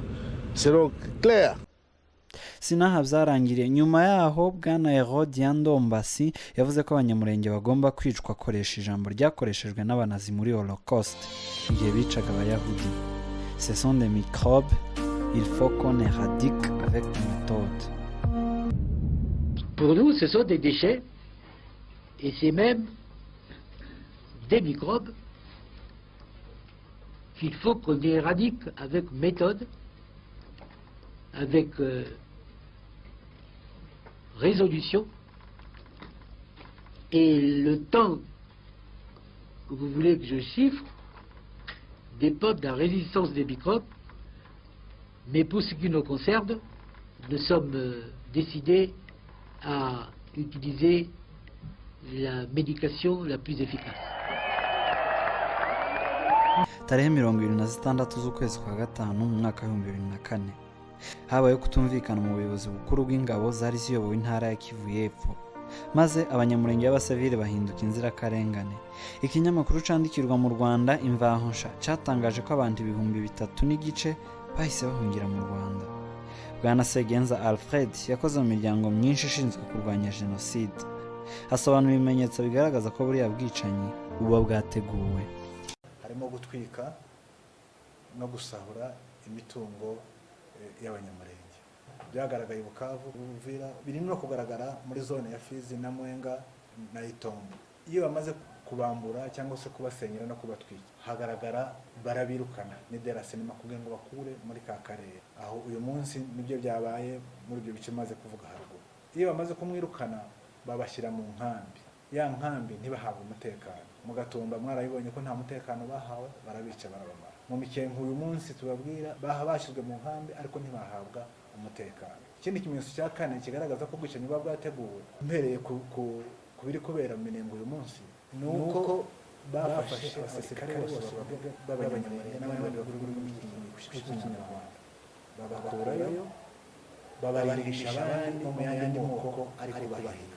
ikindi kimenyetso nacyo kigaragaza ko ubwicanyi bwateguwe ni ikimenyetso cy'uko nta radiyo n'imwe yaba iradiyo mpuzamahanga cyangwa iradiyo y'igihugu bishobora kuvuga ubwicanyi. Niyo bavuze ubwo bwicanyi ko hari igitero cyabaye uyu munsi Minembwe, umuvugizi w'ingabo ahita ahindura akavuga ngo ni balle perdue, ngo ni isasu ngo ryagendaga ngo rigwa ku muntu. Ikindi kigaragaza ubwicanyi nanone ni ikibazo cy'uko imiryango mpuzamahanga yacecetse. Nk'ubu hariho MONUSCO, ariko ntushobora kumva n'umunsi n'umwe ivuge cyangwa itangaze ko hariho ubwicanyi buri gukorerwa Abanyamulenge. Kubera ko intambara yasatiraga umujyi wa Uvira, Abanyamulenge baho bahungiye Burundi bacumbikirwa mu nkambi y'impunzi ya Gatumba muri komine ya Mutimbuzi kuva ku minsi 9 y'ukwezi kwa gatandatu 2004. Abanyamulenge barishwaga buri munsi batotezwa, bafatirwa mu modokari baja plene, baja baraka, bazamuka, ntambazara nishi nuko turahunga. Ariko hari umugambi wo kutumara kumara uko Abanyamulenge ico gihe. Turagenda tukize ahantu yitwa ngo ni Kavimvira, niho twatangiye kubona ko ibintu ari bibi cyane. Tuhasanga abasirikare ba leta benshi baduteze bitwa ngo arinze umupaka, ariko nitwe bari barinze. Imana irakinga turahatambuka, ariko tuhatambuka batunyaza ibintu byose, baducuza amahuzu kuko hari imodoka zabo twarihaga kandi baturishaga amafaranga menshi. Kuva kuri Murongwe na Kavimvira twataga amafaranga menshi cyane kuko batwaraga batadukunze batanabikunze, n'abandi bagendaga ku matkinga bakabica abandi mu moto. Ariko nje nageze bahati bifata imodoka turi benshi cyane. Rero twe ku mupaka baratutoteza, batwaka ibintu, tugira Imana turatambuka tugera mu Gatumba hakurya i Burundi. Inkambi ya Gatumba uwayiganaga yagendaga ibirometero 3.4 uvuye ku mupaka w'igihugu izi impunzi zari ziherereyemo. Ingingo ishimangira icatumye abicanyi bakora aya mahano mu gihe gito kandi bitabagoye. Igitangaza cyabaye tibadukura ku mupaka, twari duhunza abanzi baturekera ku mupaka. Ibyo twatwaga kuko nanone hari ubwicanyi bwategujwe kuzatwica. Nuko baducumbikira aho ku mupaka wa Gatumba, hariho umupaka wa Kongo n'u Burundi. Izi impunzi zari ziherereye kuri metero 300 uvuye kuri gendarmerie y'Abarundi yari iyobowe na Major Nkurunziza, zikaba kuri metero 500 uvuye ku nkambi y'abasoda b'Abarundi. Umuyobozi wabo Colonel Budigoma yabwiye Human Rights Watch ko muri iryo joro hari abasoda 100 barayaho. Iyi nkambi yari irimo amahema 18 y'icatsi kibisi yari icumbikiye Abanyamulenge. Imbere y'amahema y'icatsi kibisi hari andi mahema 28 y'umweru yari acumbikiye impunzi z'abandi bakongomani n'Abarundi bari bavuye muri Tanzania. Abaharakokeye bavuga yuko kubatandukanya byari umugambi wo kubavangura ngo kubica ntibizabagore. Ikintu cyadutangaje cyane mbere yuko badutera nuko twari tuba mu nkambi turi amoko menshi, hari abakongomani n'Abanyamulenge, ariko inkambi zacu mbese amashitingi y'Abanyamulenge yari yubakishijwe ibara ryayo n'amashitingi y'abakongomani akayandikishijwe ibara ryayo. Mbese twaje kubitahura ari uko ibintu bimaze kuba. Bageze ku ijoro ryo ku minsi 13 z'ukwezi kwa munani, bahamaze amezi 2 gusa, nibwo bakorewe ubugome bwahindutse umusaraba wikorewe n'amateka yabo kugeza n'uyu munsi. Akaga bahuye nako wokamenya wumvise inzira y'umusaraba baciyemo. Mu buhamya mugiye kumva muraza kumva mu bwa mama Nanyurira Zirayi. Muri iryo joro warashwe mu nda, inda yari ikuriwe kuko yari atwite uruhinja rw'amezi 7 n'igice, ndetse zanamuteye kubyara imburagihe kuko yahise abyara muri ico gitondo. Muraza kumva kandi Noella Gasosi, umumama w'umwana umwe utuye muri Washington Sierra. Ico gihe nawe yari umukobwa muto.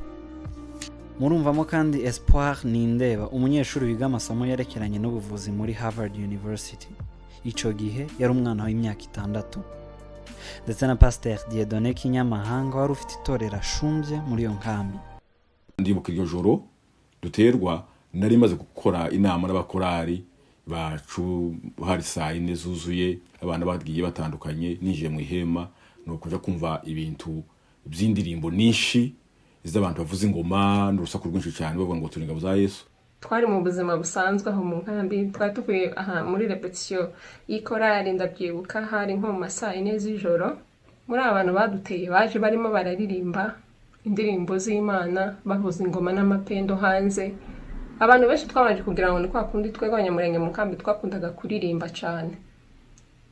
twagize ngo wenda ni kwa kundi baza basenga mu gicuku.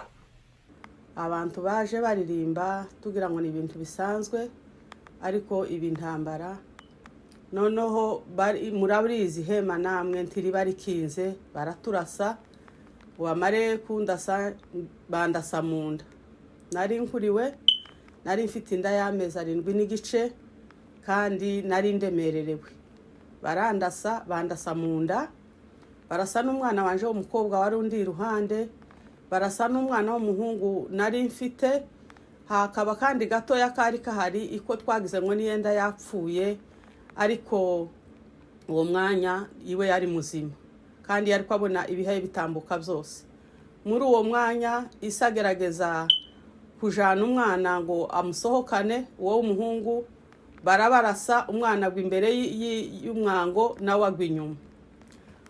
Ahasigaye turava cyane, nari ndemererewe, umwana adahaye abasha, ntawe n'umwe mpaye mbasha kwegura, ari nje bandashe, umwana bamurashe, kandi mutekereza umubyeyi ukuriwe ninda ukwibingana kandi bayirashemo. Ikintu cankanguye yari amasasu. Ukuri nta muntu waza mu bicuge, nari njyamana na barumuna banje n'abandi bana, nta muntu wumvaga umundi mwegeranye kuco yo kugira ngo cyumve, kubera amasasu menshi yari yabaye. Nuko ico gihe naramije ndavuga nti papa ni ibiki byabaye. Papa arambwira mwana wanje ngo ntagire ikintu na kimwe uvuga, kuko natwe hano ntabwo tumeze neza, gusa ukomeze urebe murumuna wawe. Muri uwo mwanya bahise barasa murumuna wanje mu mutwe, yaramfashe, bahise bamurasa mu mutwe. Ico gihe yatangira kuva cyane ndamiza cyane, nuzura amaraso umubiri wose. Icyo gihe aba nta muntu waza wumva ubundi, barakuboroga gusa. Mu bwacu twari ko dutegereza gusa kuko ari umwanya wo kurangiza, niwe twari dutegerereje aho ngaho. Mu bitekerezo twari tuzi ko twapfuye rwarangiye. Nta muntu wasubiye kandi kuvuga. Icyo gihe twese turajyamo turirega, twatubana n'umupasiteri aratubwira ngo buri muntu wese niyirege, umuntu wese nta uri bukirire hano kuko twatewe kandi nta yindi nzira. Ntambarira batunanirwa kwiyegura, bararasa, amasasa arabashirana, batangira kugenda batwika amazu. Bageze ku nzu twari turimo batwika ihema ubwa mbere, ihema rirapfuba, barasaba barongera bararitwika, ihema rirapfuba, ariko muri kwa kurutwika bamenya kuko harimo inkomeri nyinshi.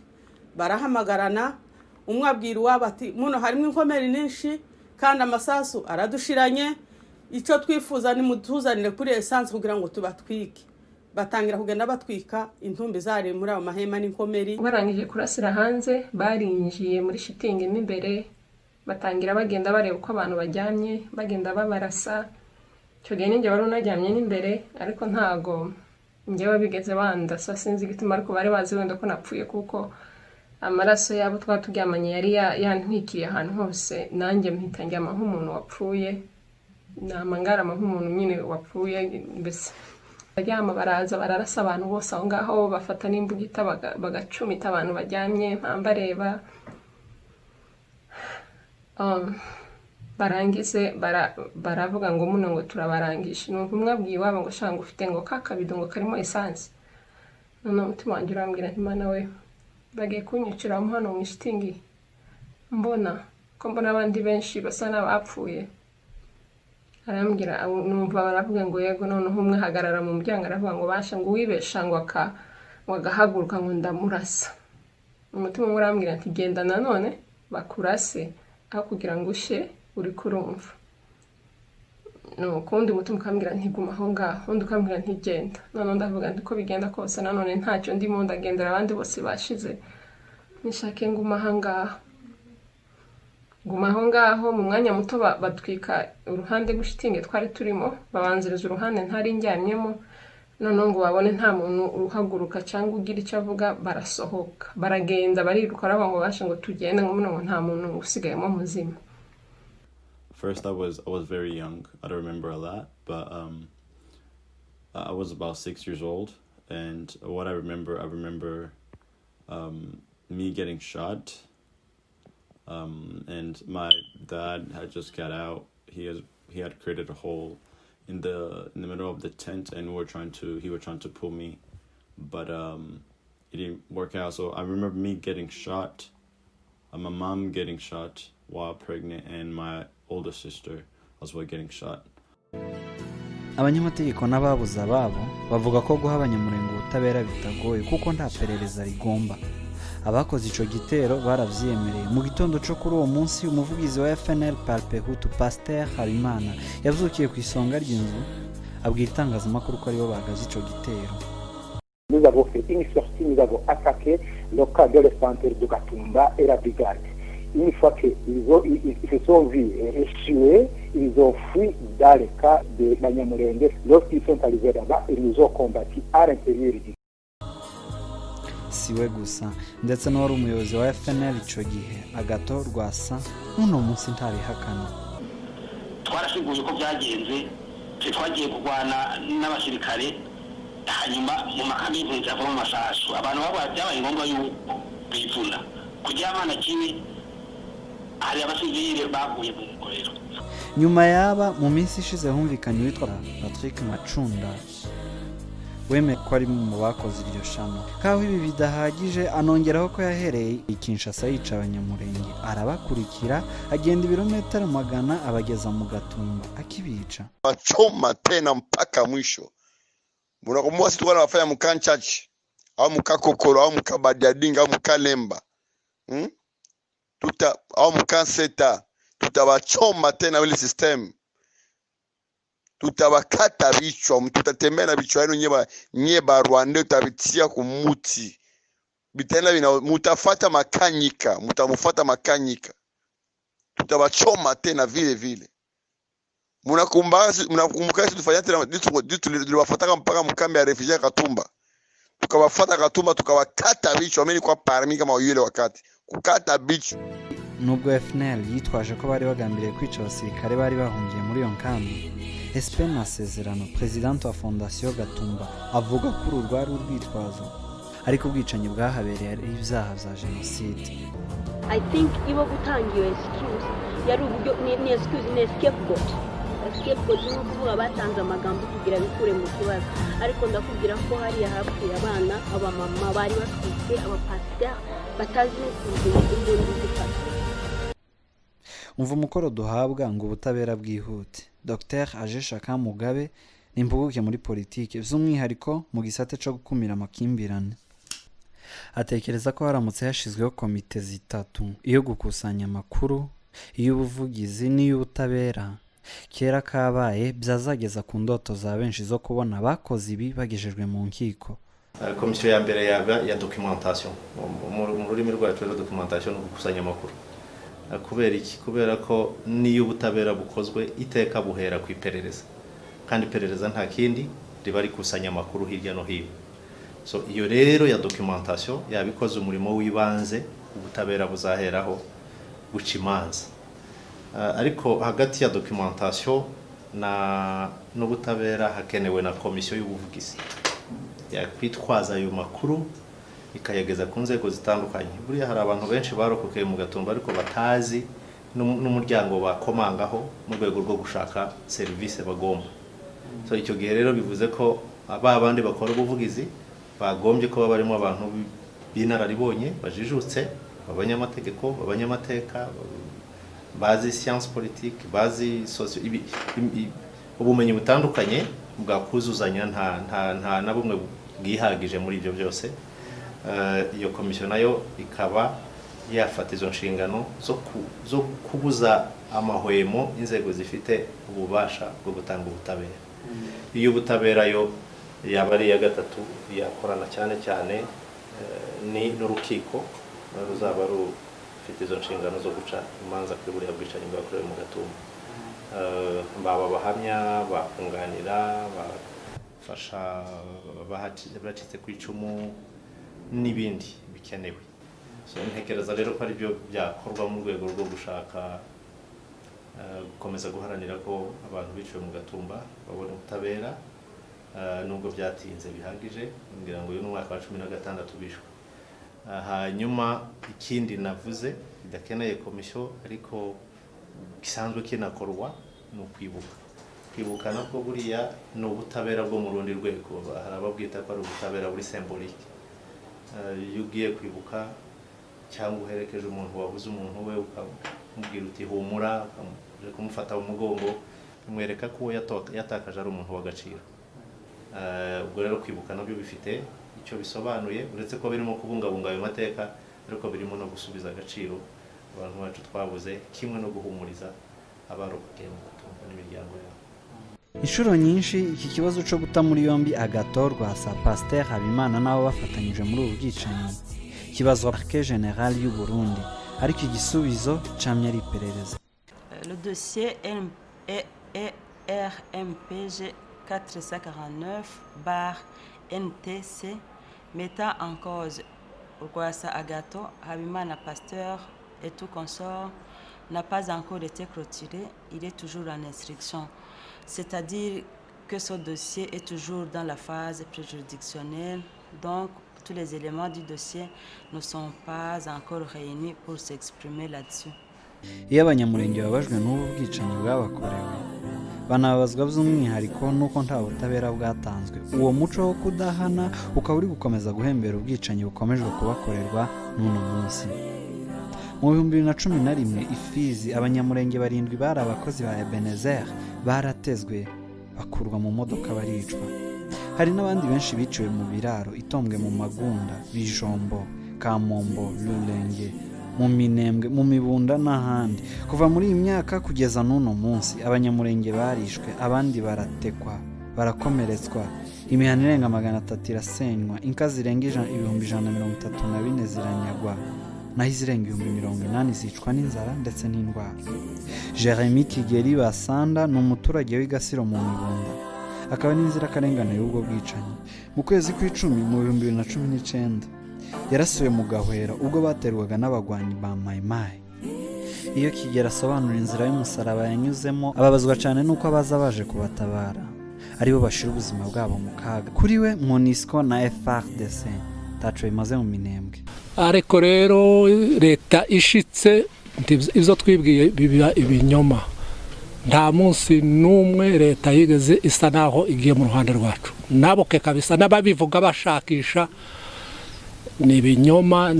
Nari impari ndanakuze mfite imyaka 60, nta n'impamvu yo kubeshya ngo mbeshera abantu ivyo batakoze. Icyo gihe nari mu Mibunda, tubona abasirikare baraza bahitiye mu Minembwe, bahita bafata abasirikare benshi, sinzi umubare wari bari benshi, baza mu Mibunda badusanga, turavuga ngo turakize. Ni nacyo gihe Mibunda yasambutse cyane.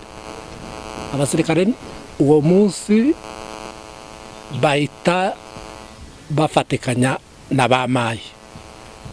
Impamvu yatumye bafatikanya na bamayi mbivugaho, hariyo abantu bari bafite ibintu by'ibyuma bibarekotinga amajwi y'abantu twari kumwe. Bazanye n'ingabo. Oya, izo ngabo zari ukwazo, zari no mu ikayazo. Uwo munsi nicyo gihe Mibunda yasambutse ku murambi wa Mibunda, n'ahandi mwumva ngo ni mwibakura. Abari baba motarinze ku Byombo, hari ingabo za FARDC zo mu bwoko bw'Ababembe. Ubwo turi mu kwa 10. Ubwo turi mu kwa 10 nibyo mvuga ko leta yashise ifatikanya n'amayo. Tuvuga ngo ingabo zaje turatabawe turakize. Ariko intambara ngize kuza, hari umubembe wavugaga mpahagaze w'umusirikare. Baramurekotinga yari kinyuma imbere yanje boke, hari hafi nika abwira mayi yari kuza yavaga imaringi isatira umuhana wo ku murambi wa Mibunda. Arabwira ngo muze duhure muumure ni jewe umubembe mu Bondo. Muri make avuga ngo ndi FARDC ndakora muri leta, ariko kandi ndi umubembe mu Bondo. Mu Bondo birasobanura ngo ni umubembe nyirizina, umukongomani w'izuru ricitse. Uko niko bisobanuye. Abivuga duhari, sinari nje nyine, kandi izo mvuga ndi imbere y'Imana niko byagenze. Muzamuke turi abasirikari, nao abo mwibesha ngo nibargumino twabimiriye ntaho baduca. uko niko byagenze. Murambi wa Mibunda harashya, Mwibakura harashya, hari n'abandi basore bari bashoboye iby'intambara bagerageje kuza kwimira. Abasirikare bakabwira ngo nimusubire inyuma, twebwe twenyine turamenye ko tugira, ariko bibi by'ubusa imihamishya aribo bahaye bakubitirira, aribo bahaye bimirira. Abari inyuma y'izi ntambara ni imitwe yitwaje intwaro ariyo Maimai, Red Tabara, Forebu na FNL. Abandi bagiye uruhare muri ibi bikorwa ni abanyapolitike, kumwe mu bahoze ari ministre muri guverinoma ya Congo, Justin Bitakwira. Pierre Matate Rugazura we aheruka kumvikana mu itangazamakuru avuga ko igikwiye ari uko abanyamurenge bose bafatwa bakajugunywa mu butayu bwa Kalahari. Bwana achana na Munyarwanda. Huyo Munyarwanda yuko siku zake ziko kidogo mwa dunia. Achana naye, mwachana na Abanyarwanda hao. Kuna tafuta maneno. Ils sont en perte de vitesse. Il faut laisser ces Rwandais. Ils vont se perdre dans le désert de Kalahari. Bientôt. Hakazamo zimwe mu ngabo za leta zidakora ico zatumwe. Abo bose n'abandi tutavuze nibo basangiye umugambi wo kudukora hitsembatsemba. Ariko Imana y'iwacu irahari, imigambi yabo izatsinda. Gusa nubwo ibizabaye kwiyubaka niyo mahitamo dusigaranye. Kuri Dr Age si byiza kuba bamwe barishwe, nyamara n'abasigaye bakaba bishwe n'ubukene cyangwa inzara. Asobanura ko urugamba rwo gushaka ubutabera rukwiye gukomeza, kandi ni byiza cyane. Ariko ikibazo kiza kuba iyo ababushaka baheranywe n'agahinda bikabuza kwiyubaka mu buzima bwabo bwa minsi yose. Asaba ko abanyamurenge ku isi hose bo kwiha intego zihambaye kandi bakazigeraho. Nindeba Espoir nubwo yaciye muri iyo nzira y'umubabaro, uno munsi n'umunyeshuri mu ishuri ry'ubuvuzi rya Harvard University. Abaza umuryango w'abanyamurenge, intero ihora ari Save Banyamulenge. Zizashira komera.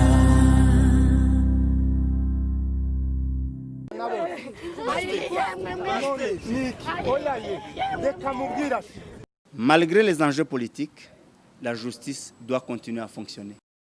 turashaka umwanya uhagije wo kuzaba kurikirana kugira ngo bazahanwe.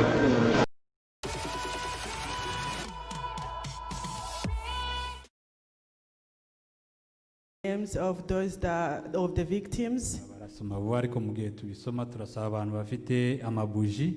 As we're reading them, we want to ask those who have the candles. If we can all stand up and light our candles. Hari abantu bazana ibibiriti barabafasha kubyatsa. There's some people who's going to help you to light the candles. Muri ico gihe twese turahaguruka mu gihe baba basoma amalist. And as they're doing, we're going to stand up as they're reading the names. Murakoze. Thank you.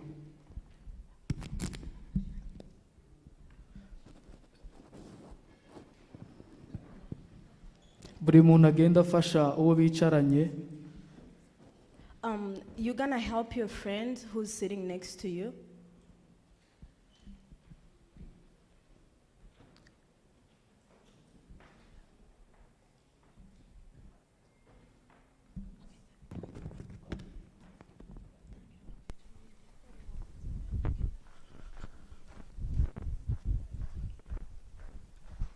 Aya mazina tugiye gusoma ni ay'abacu bishwe mu Gatumba ku itariki 13 z'ukwa munani muri 2004.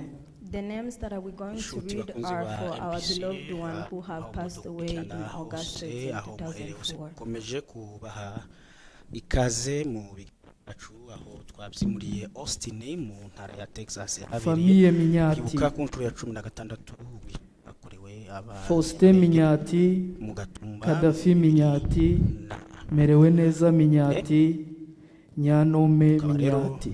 Tukomeza kwihanganisha biriya. Famille Rutekereza. Nyuma y'ubuhamya bwinshi. Jacques Rutekereza, Mushambaro Rutekereza, Igira neza Rutekereza, Nyamasoso Rutekereza, haribazwa rero icyaha Databaye Rutekereza, ndetse nyazahabu rutekereza mu bundi buryo ndetse nyamuryango rutekereza n'ababuriye ababo famiye gasosi rero hakaba hacanywe Eraste gasosi Perusi gasosi Nyahumure gasosi Bahoza gasosi Debora gasosi famiye Nyamusore Nyamusore Karaha Debora Nyamusore Nandatwa Nyamusore Kayonga Nyamusore Gezayo Nyamusore Bebe Nyamusore famiye Rukamirwa hakaba hakenewe impuguke nyinshi cyane Oze Rukamirwa bacitse ku icumu Warisiyana Rukamirwa Bisetsa Rukamirwa famiye Hayizuru Fiye Hayizuru Felix Hayizuru famiye Gatoni Mugotwa Gatoni Nyabyiza Gatoni Debora Gatoni Deme Gatoni famiye Muhimuzi alias Muhimuzi Munomi Muhimuzi merewe neza akaba bagiye kubera icorezo ca covid famiye Shemu Marisiana Shemu Esperance Shemu Jeremy Shemu famiye Shoni Masigabona Shoni Nyakiza Shoni Musa Shoni Amani Shoni famiye Kasa igaragaza kwibuka Nyahoza Kasa Ziraje Kasa Jeannette Kasa Yvonne Kasa Bebe Kasa famiye Bitati Thomas Bitati Eric Bitati Dudu Bitati famiye Zaroti Nyahoza Zaroti Bebe Zaroti kwihanganisha cyane abantu famiye Kanyabitabo Odia Kanyabitabo Neza Kanyabitabo hari kuri site memorial famiye Musafiri Hoga Chantal Musafiri Hoga Nyamugisha Hoga Patience Musafiri ariko kandi hatekerezwa famiye Gapingi Nyabihogo Gapingi Claude Gapingi Giselle twaganira n'abanyamategeko batandukanye bakaba baragiye batwereka ko famiye Musafiri ubutabera iri hafi Lidi Musafiri birimo gukorwa bigaragara ko famiye Mandevu Lea Mandevu bazirikana umuhango buri mwaka hariho ikintu kigenda ciyongera tukaba tunagaragaza ko nanone kuri wavuga ko hari ikintu cahindutse cyane kuri muri uyu mwaka by'umwihariko umwaka wahuranye n'ikibazo cya covid abantu batabasha kuvuga neza ko ibihugu bimwe na bimwe mu Rwanda bikaba bitarabashije kwitabira no gukora imihango yo kwibuka ku nshuro 16 dango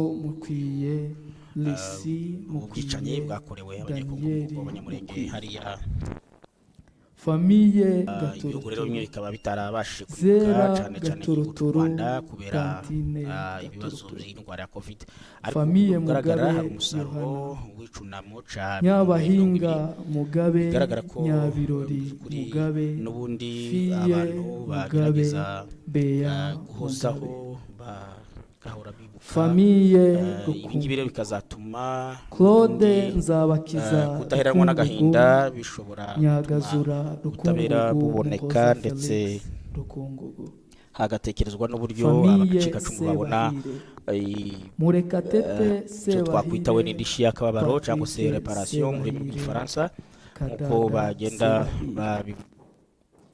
famiye ari ubutabera ndetse icyo bategereje cyane kandi ariho indishyi y'akababaro izaba ituruka icyiza rero ko bigaragara ko abacikacumu bahariya bakomeje Bukuru Maniragaba kwiyubaka Ndayisenga Maniragaba abana batoya abari mu nda uko warabi abakecuru bigaragara ko bagiye baraswa bafite bakuriwe ariko famiye bakaba ari abantu b'abagabo ndetse n'inkumi bigaragara rero ko bishoboke rwose ko hari icyizere ndetse hari experience bano bacika cumu bagatuma bagiye bagira bigaragara ko hariho effort zakozwe biyubaka rero biraza guhurirana n'ubutabera bakenera ntibaheranwe n'agahinda nk'uko Dr. Shaka Mugabe muri video twagiye dukurikira hano bikaba bigaragara mu by'ukuri ko bagerageje kwiyubaka ubona abasore b'ingimbi barakoze ari impinja ariko ubu ngubu bakaba bagaragaza imikurire biyubaka batera imbere ikintu cyiza rero gishimishije muri Umuhango kandi tukaba bigaragara ko bakomeye mu by'ukuri gutegura icyunamo mu gihe cy'icyorezo cya COVID-19 nabyo bisa n'ibyagoranye ariko bigaragara ko hari imbaraga zashyizweho ndetse na Gatumba Foundation umuryango w'abacikacumu nyine barakokeye hariya bigaragara ko hari effort wakoze cyane kugira ngo iyi gahunda ibashe gukorwa tubibutse ko twebwe turi live hano hano mu mujyi wa Austin aho turiye studio zacu nyine tubagezaho uyu muhango amajambo rero yagiye avugwa n'abantu benshi batandukanye hirya no hino biragaragara ko mu by'ukuri harimo washirwamo imbaraga nyinshi cyane mu buryo bwo gushaka ubutabera ndetse no kuba hagaragara ko abantu barenganurwa ikindi kandi cyagiye kigaragara nuko hariya mu aho Abanyamulenge bakomoka muri Kivu y'amajepfo cyangwa se burasirazuba bwa Kongo mu misozi ya ho plateau cyangwa se imisozi miremire ya Mwenga, Fizi na Uvira bigaragara ko bakomeza kwicwa bakaba rero basaba ko kuri leta ya Kongo yagira ikikora ku buryo abantu batakomeza kwicwa impfu za hato na hato ndetse no kunyagwa ibyabo bigaragara ko mu by'ukuri basa n'abarujwe n'intambara ziri kuba aho benshi mu Banyamulenge bahamya ko leta ya Kongo hari aho idakora akazi kayo haba ingabo haba n'abanyapolitike bahembera amacakubiri bahembera inzangano mu baturage bigaragara ko rero mu by'ukuri hariho intege nke za leta ya Kongo mu kubasha gukemura ikibazo amakominote menshi afite muri ho plateau turaza rero gukomeza tugenda tubagezaho bimwe na bimwe mu byagiye bivugwa n'abantu batandukanye amajambo yagiye avugwa n'abanyapolitike cyane cyane abakomoka hariya muri Kivu majepfo ndetse na bose aho bagiye bavuga ko ubutabera bugomba kuboneka ariko kandi uburyo buboneka nuko hagomba kugaragazwa ibimenyetso nkuko bamwe mu banyamategeko bafite dosiye ya Gatumba nka Bernard Mengen mu Bubiligi usanzwe yarafashije igihugu cy'u Rwanda cyane mu gihe cyari gisohotse mu bibazo bya genocide akaba yaravuye rushemuka hariho ikintu kizaba cyakozwe cyane ku bijyanye na dosiye ya Gatumba aho bazaba bakora kuri ino dosiye nyine hamwe n'abandi banyamategeko bakomoka muri kariya gace bafatikanyije kurebera hamwe iby'iyi dosiye dukomeze rero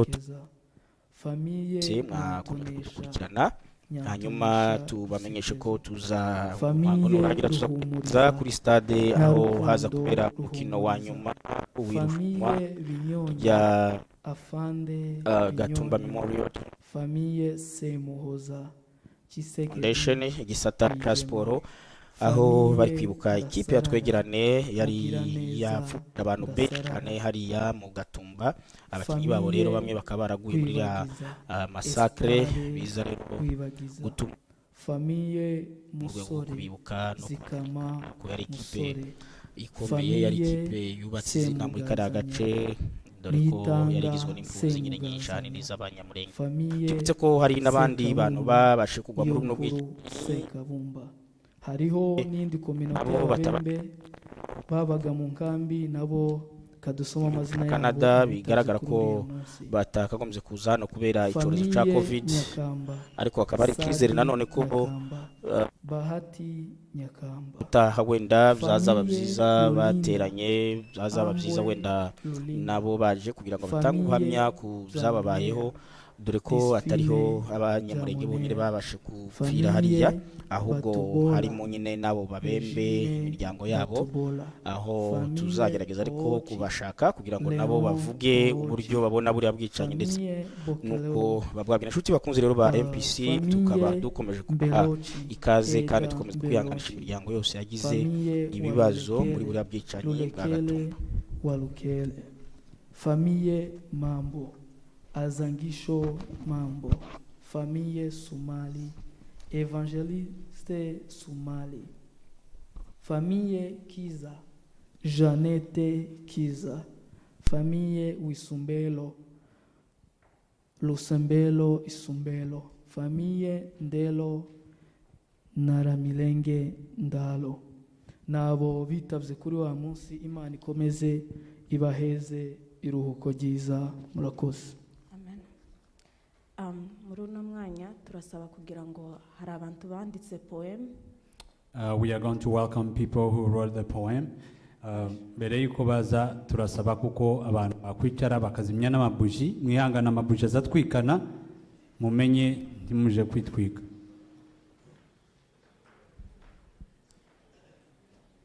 Protocol iraza itore amabuji ku ruhande.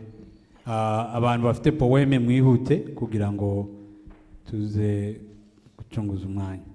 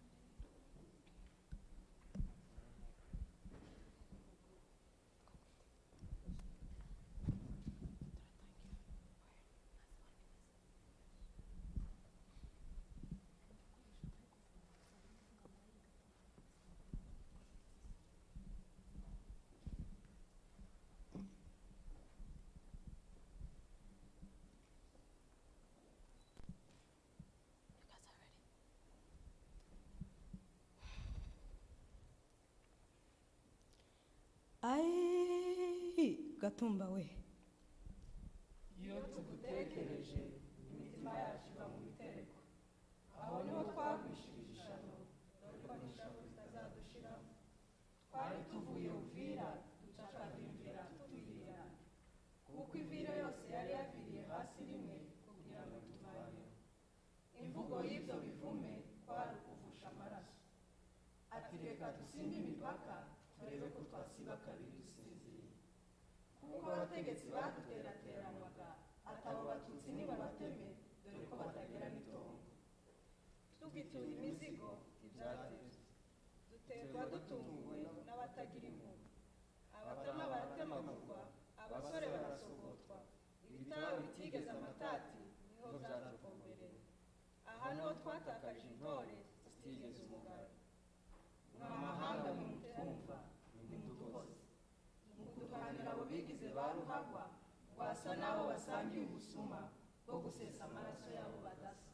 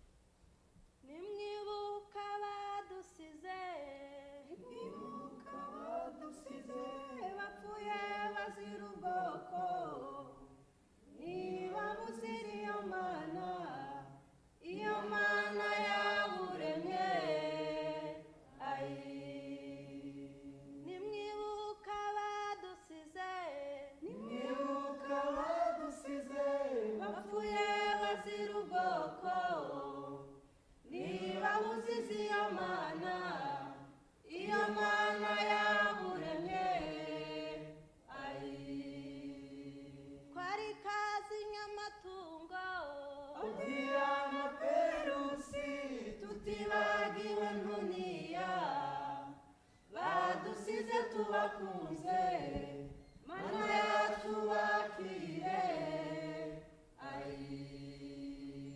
hari kazi nyamatungo otiyamaperusi tutibagiwe ndoniya badusize tubakunze mana yacu bakire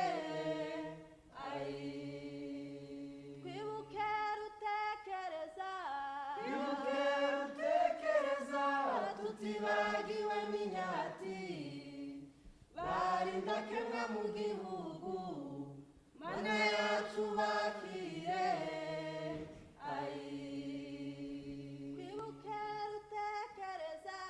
twibuke rutekereza tutibagiwe minyati barinda kemwa mu gihugu mana yacu bakire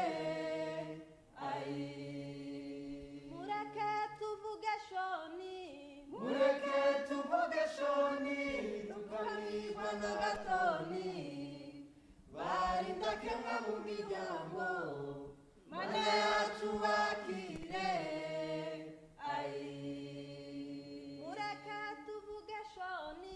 mureke tuvuge shoni tukamigwa n'agatoni barinda kemwa mu miryango mana yacu bakire ababyeyi badusize basibye imfubyi ku cahi nimudufashe kuzirera mu guhana babikoze ababyeyi badusize basize imfubyi ku cahi nimudufashe kuzirera mu guhana babikoze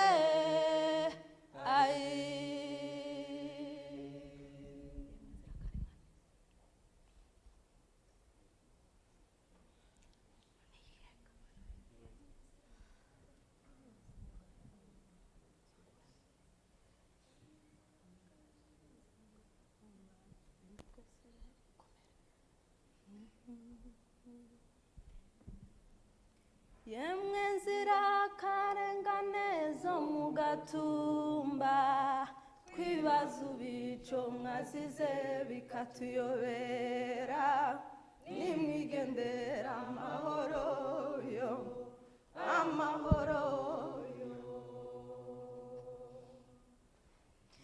twari twanze ko tubana karamata FNL mayimayi ntibabikunze nimwigendera amahoro yo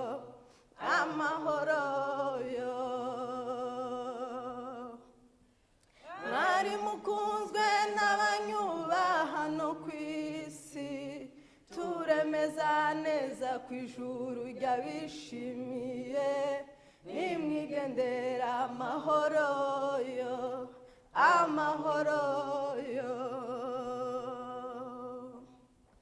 nubwo ababishe bidegenza hano ku isi tuzi neza kwimaniza abahani baduhora nimwigendera amahoro yo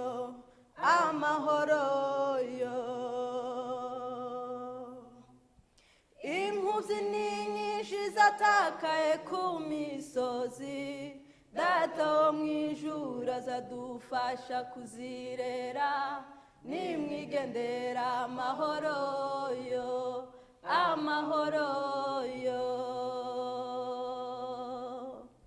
mw'amahanga yose none mwabona ayo mahano dusabira gato gwasa kujanira he nimwigendera amahoro yo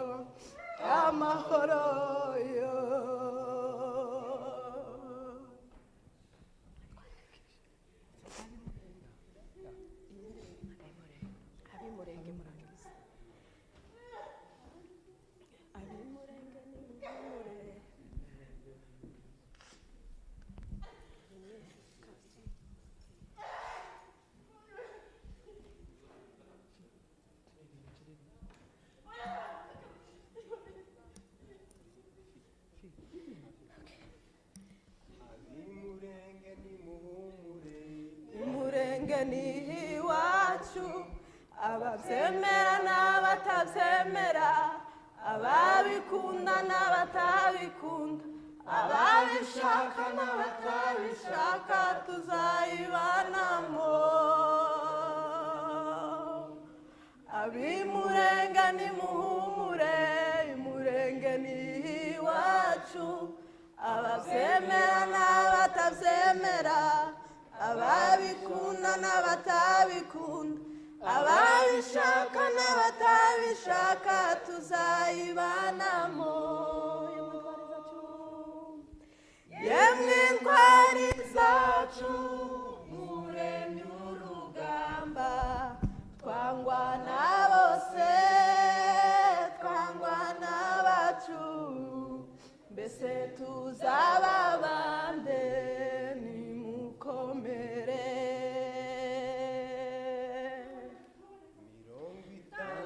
64 mureri tangira kudutsemba Kirunga Gatonga n'Inganji ndetse na Bibogobogo n'ahandi henshi imigambi yabo kwari ukutumaraho yemwe ntwari zacu muremye urugamba twangwa na bose twangwa n'abacu ndetse tuzaba bande nimukomere imigambi yabo bose kwari ugutsemba ubwoko bwacu Baherodi yabagerageje amahanga bireba n'abandi benshi imigambi yabo kwari ukutumaraho yemwe ntwari zacu muremye urugamba twangwa na bose twangwa n'abacu mbese tuzaba bande nimukomere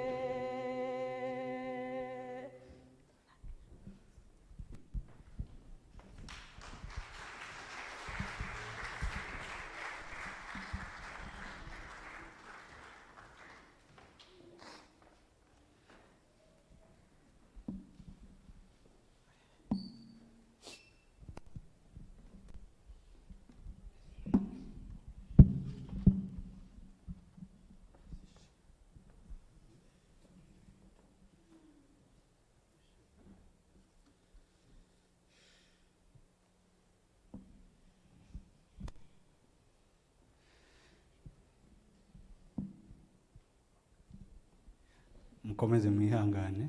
Please take heart. Muno mwanya tugiye kumva ubuhamya. Now we're going to hear testimonies. Nubwo bigoye, even though it's hard, tugomba kubicamwo. We have to go through it. Ariko nanone tugikomeje kwibuka intego. And again, remember the purpose. No gushira abacu mu gaciro. And to honor our beloved ones. Ugiye kuduha ubuhamya n'umwana yari muto icyo gihe. The one that is going to give us testimony, she was young. Ariko nanone kuko mubibona ni ibintu bitazadushiramwo. But as you can tell, it's something that it's not gonna just go away. Reka twiyegereze Nyabatoni Destiny. Let's welcome Nyabatoni Destiny. Kugira aze aduheze ubuhamya. To come and give her testimony.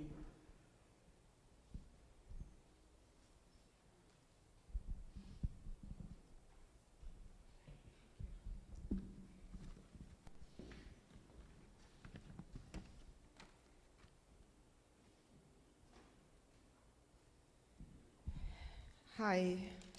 Nyiriwe. Kumazina nitwa Nyabatoni Bukuru. My name is Nyabatoni Bukuru. Kabandi umwe mu bacikacumu b'ubwicanyi bwakorewe Abanyamulenge mu Gatumba. I am one of the survivors in Gatumba.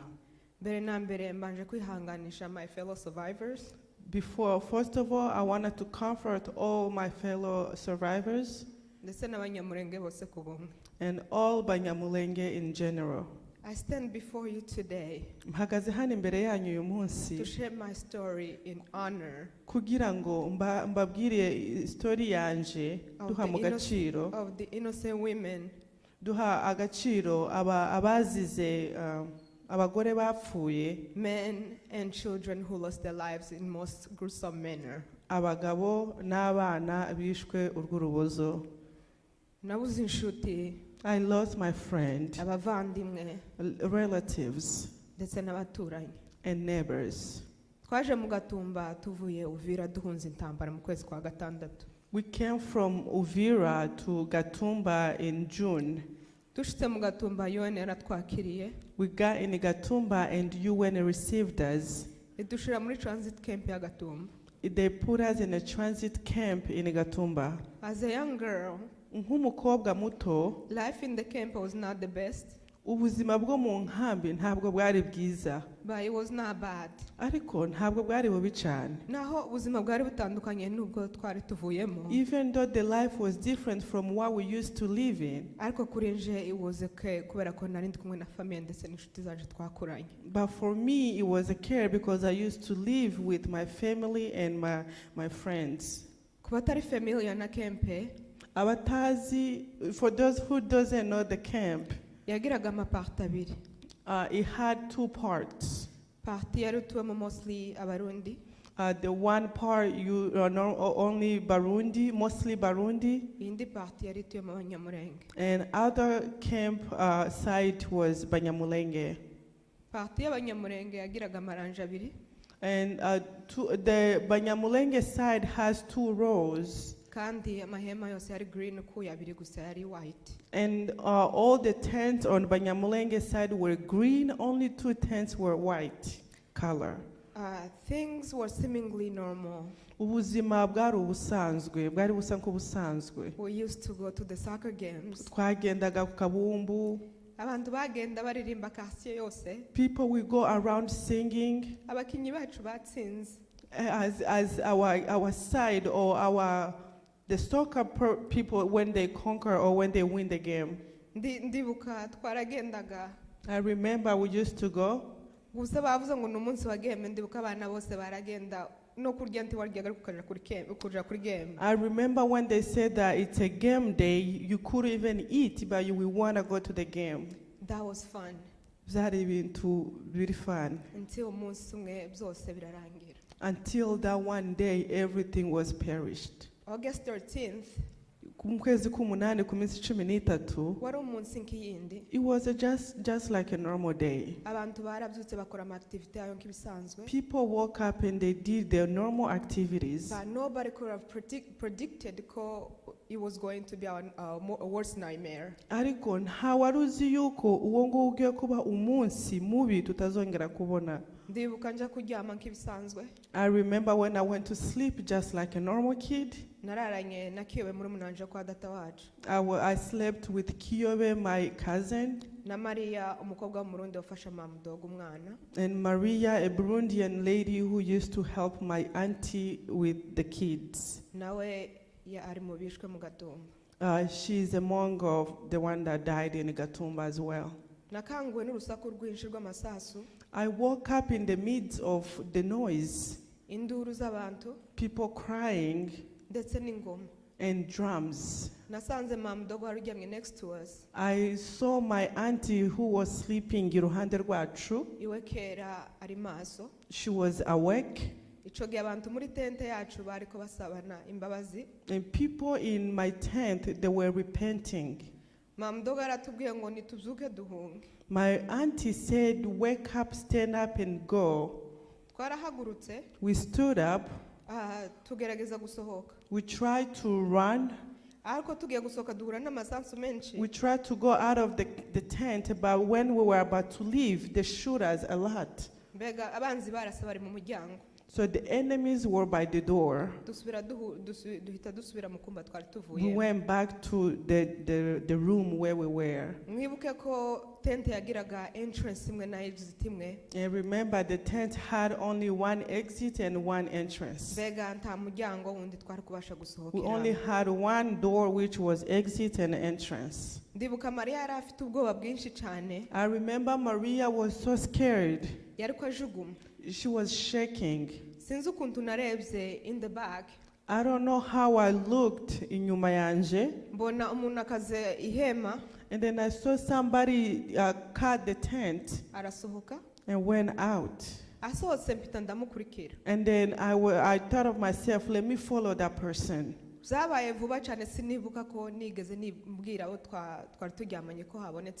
It happened so quickly. I don't even remember if I told the one that I was sleeping with that there is another exit that we can go through. I went out running.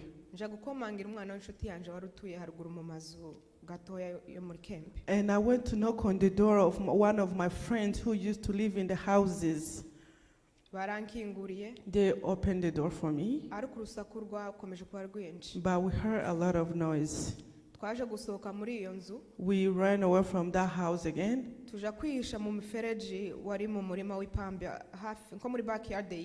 We went to hide like on the backyard of that house. I don't remember exactly how long we spent in that area, but I felt like we spent a lot of hours in that hall. But after that we left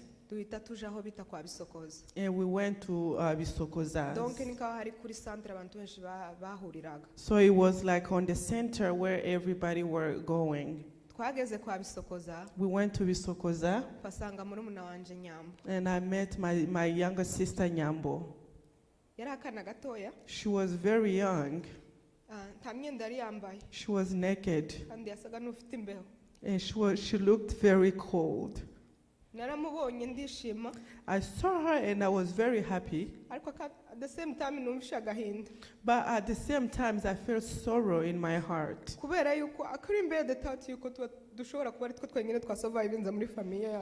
Kuko sinatekerezaga how we can be the only survivors in my family.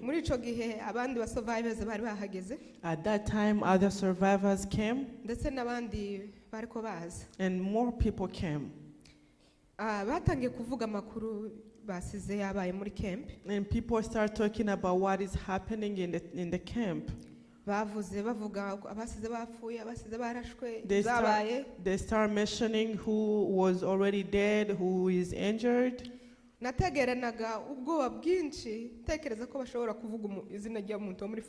was listening so carefully with a lot of fears in my heart, thinking that they're going to mention one of my family members. A few time passed by and then I saw my brother Richard and my dad. I was very excited. My dad saw me and he asked me, "Where is your auntie?" I told him that I left them in the tent. And then in the morning, more survivors came. And some other people came from Bujumbura and different places came. And the time came and my auntie was there as well. She had in her back a little baby that she had,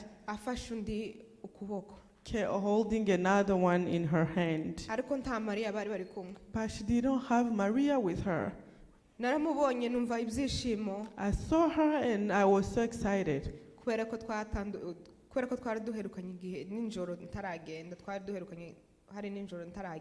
Because the last time I saw her was in the tent. At this point,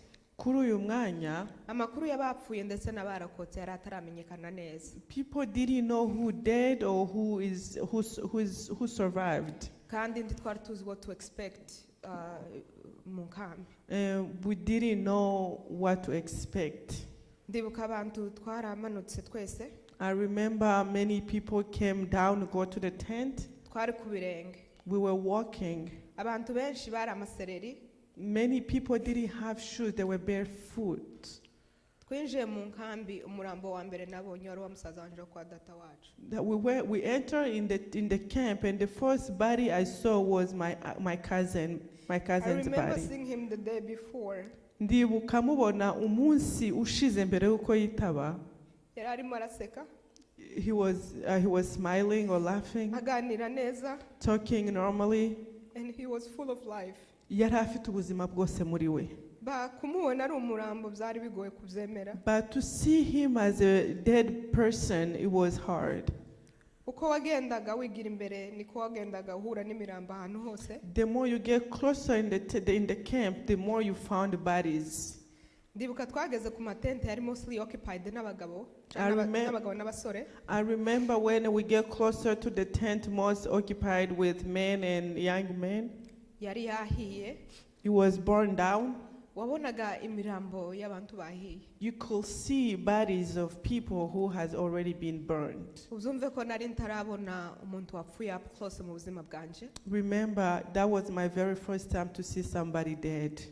Kandi kubona imirambo ingana gutya n'ukuntu abantu bari bapfuye urupfu rubi kandi ari n'abantu bacu. And for me to see all those bodies for the people that I know was unbearable to watch. Ntabwo byari byoroshye kureba. Sinabona uburyo navuga ukuntu ibintu byari bimeze. I can't explain how things were. Wari umunsi w'agahinda kadasanzwe. It was a great sorrow day. Abamama, mothers, abagabo, men, abana, kids, barimo bararira bimwe bibi. They were crying so hard. Umwotsi wari ukirimo uva mu bintu byahiye.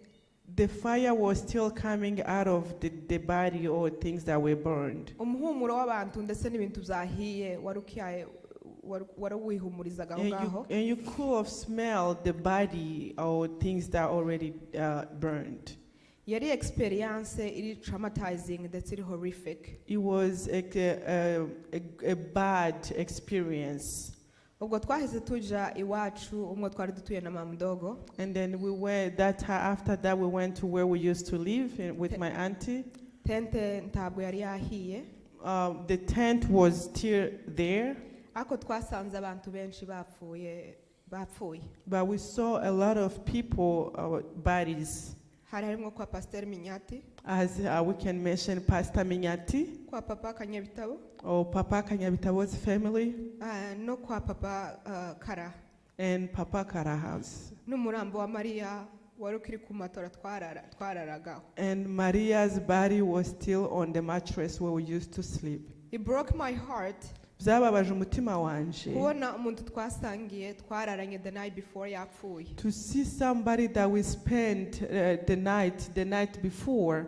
Naravuze ngo uyu nguyu shobora yari kuba njewe. I saw her and I said this could have been me. Ubwo twahise tugenda muri tent aho ba papa bari batuye. And then we went to the tent where my parents used to live. Iho hari hepfo haheka. It was the last tent in the camp. Nahasanze mama. I found my mom there. Chantal. Mado. Kera bari bahageze. They were there, they were alive. Mbega nibwo bwa mbere twari tubonanye kuva byabaye. That was our first time to meet after what happened. I was relieved to see them. Naranumvishe nduhutse mbabonye. And learn ko abantu biwacu bose barakotse. And learn.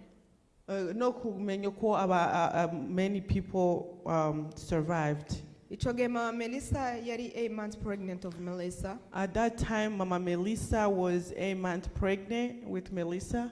Kandi yari physically weak. And she was very weak physically. Kumva ko ya survivinze byari miracle.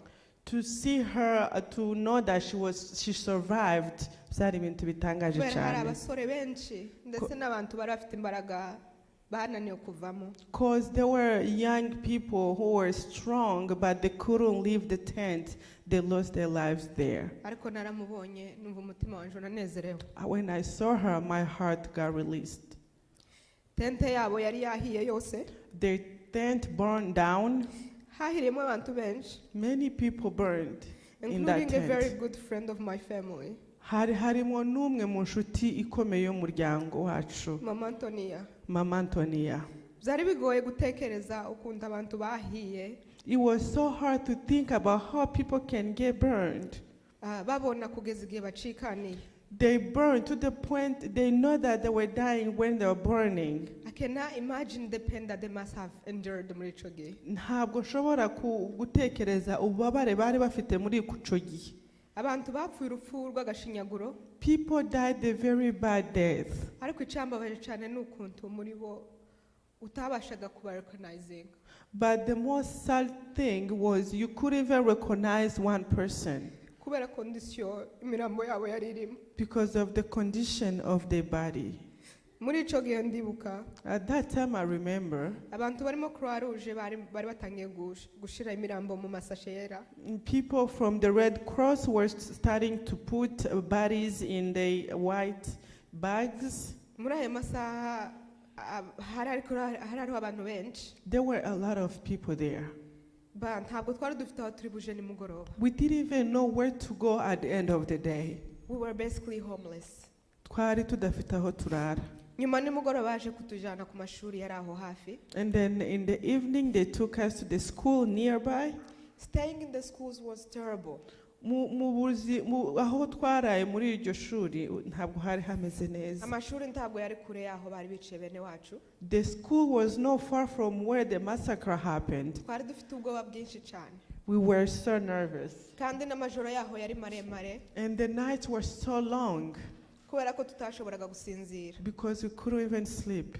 Ninjoro haracecekaga. It was so quiet during the night. Kuburyo nuko guceceka kwaduteraga ubwoba. To the point we got nervous why it's so quiet. Nagize umugisha ukomeye cyane. I was so blessed. Familia yanje ya bugufi yose yararokotse. All my close relatives they survived. Kandi gitangaje. And most amazing thing. Nta numwe wakomeretse. Not even one person got injured. I always think about that and I ask why as God. For us to give us this kind of opportunity. The kids on my age, they died. It's not any other tricks that we use for us to survive. Physically stronger than them. And we were no strong enough more than them. Or smarter than them.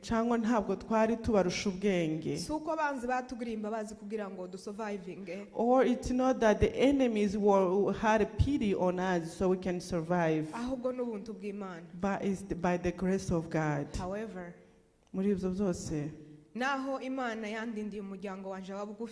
even though God protected my close family,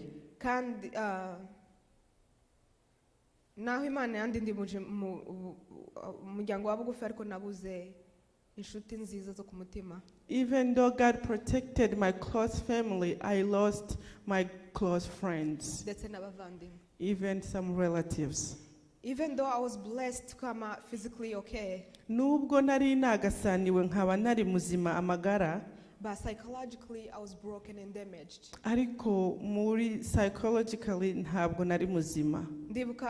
a few days, I remember I was sent to my dad's relative in Rwanda.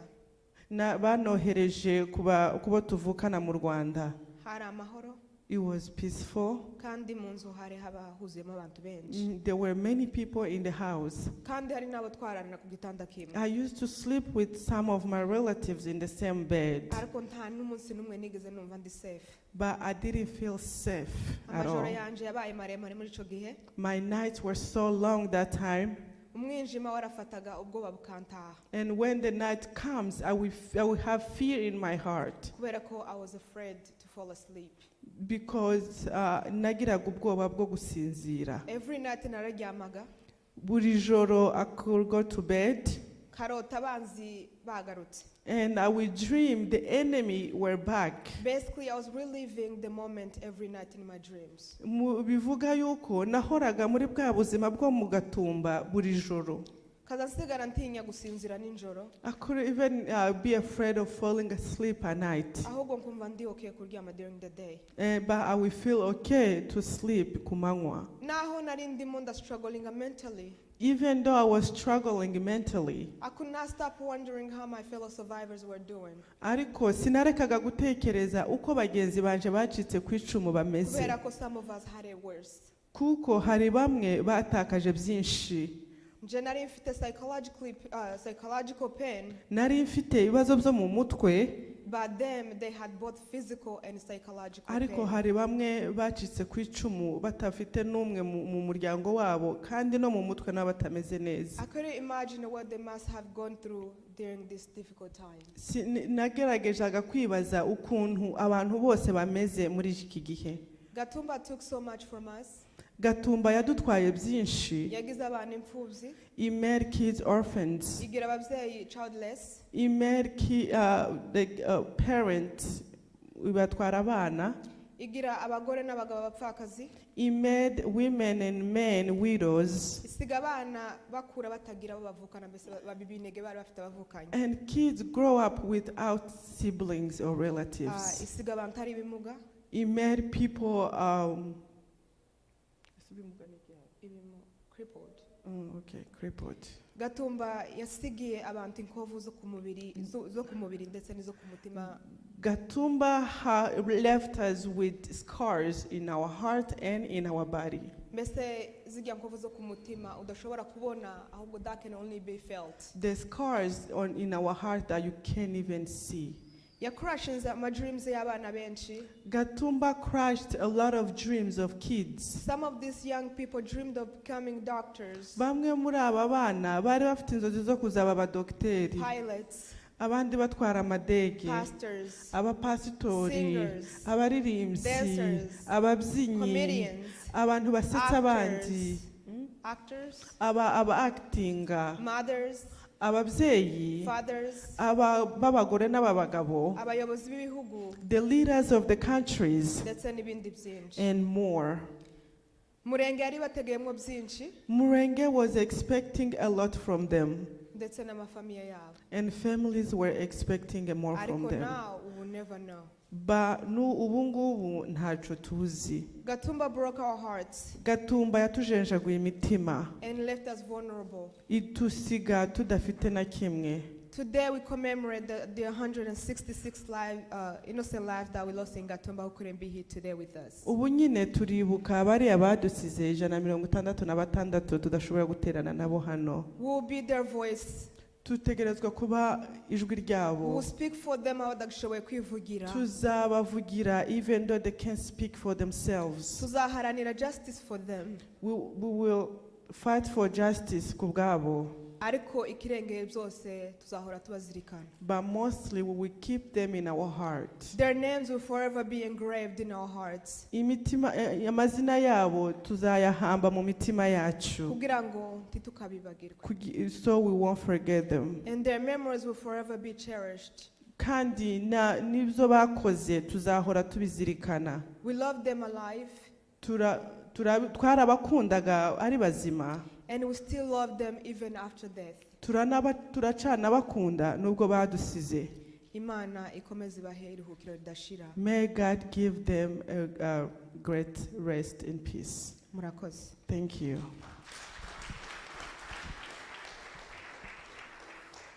Arakoze ku buhamya. Thank you for the testimonies. Mukomeze mwihangane. Please keep taking heart. Biragenda bitugora. It is hard. Ariko ni inzira yo gukira. But it is a way to get healed.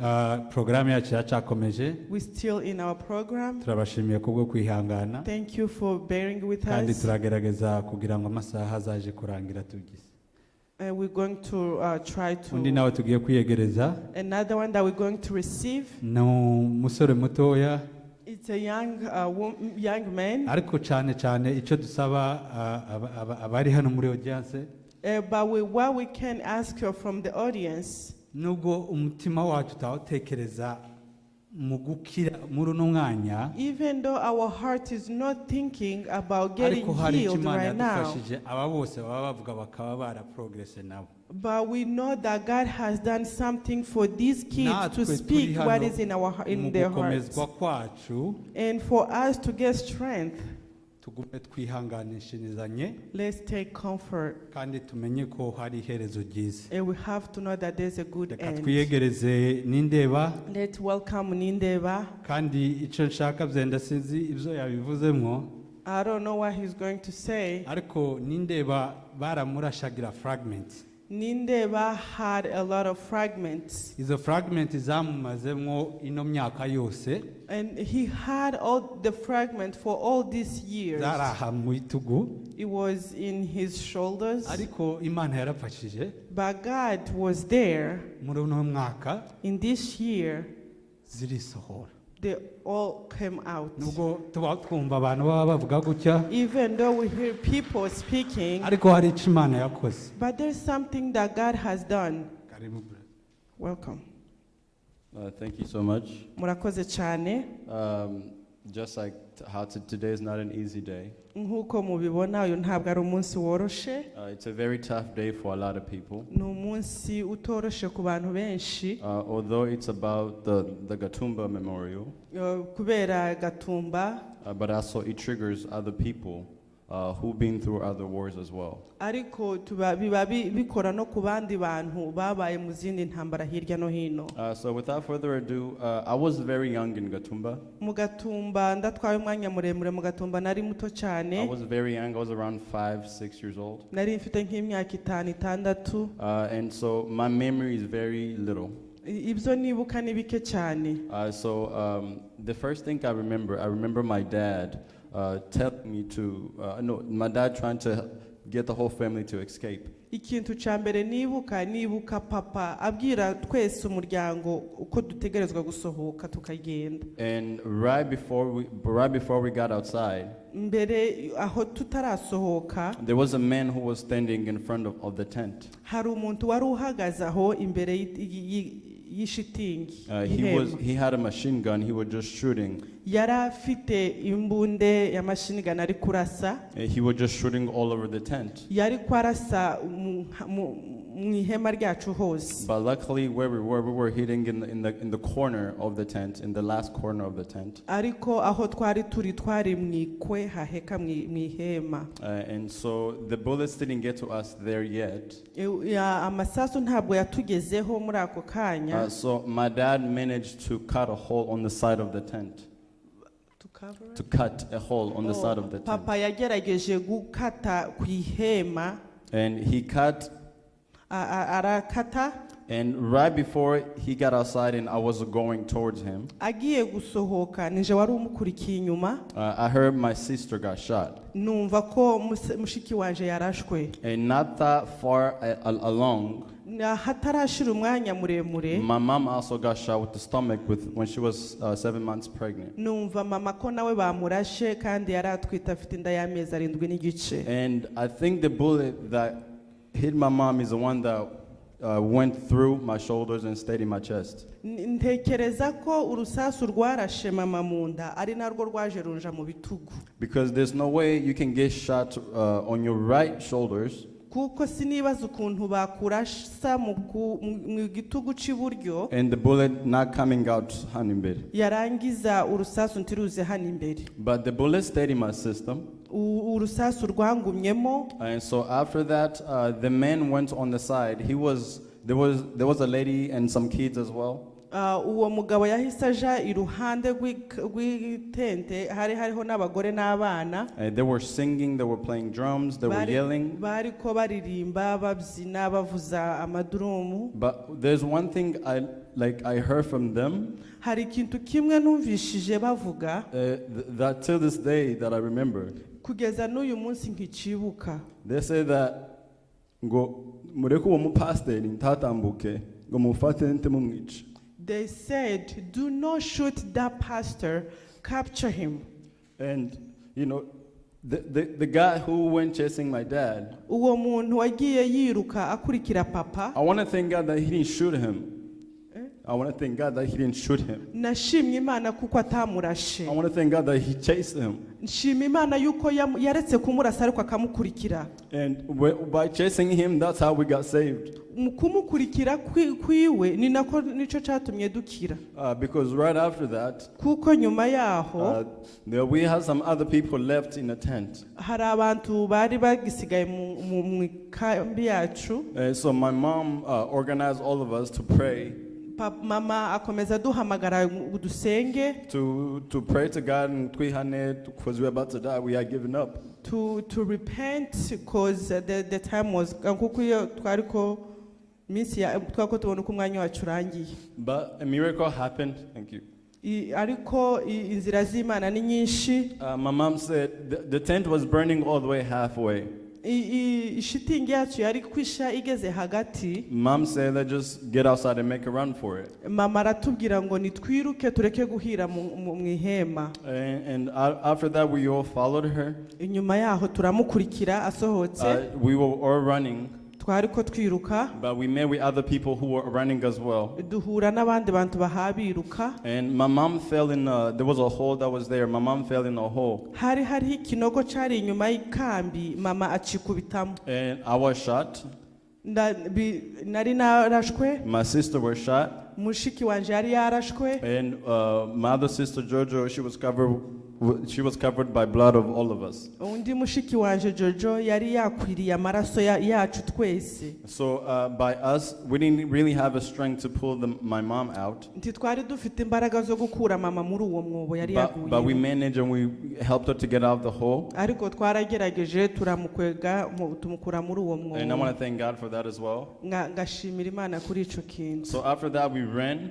Nyuma yaho twarirutse turagenda. There was a hole on the other side of the road. hariho umwobo cyangwa umukuku gutya iruhande rw'ibarabara. And we met with other families there. Twahuyeho n'ayandi mafamiye. And there were amazing women who were giving us the cloth so we can cover our wounds. Hariho abagore beza cyane badufashije bakatwambika.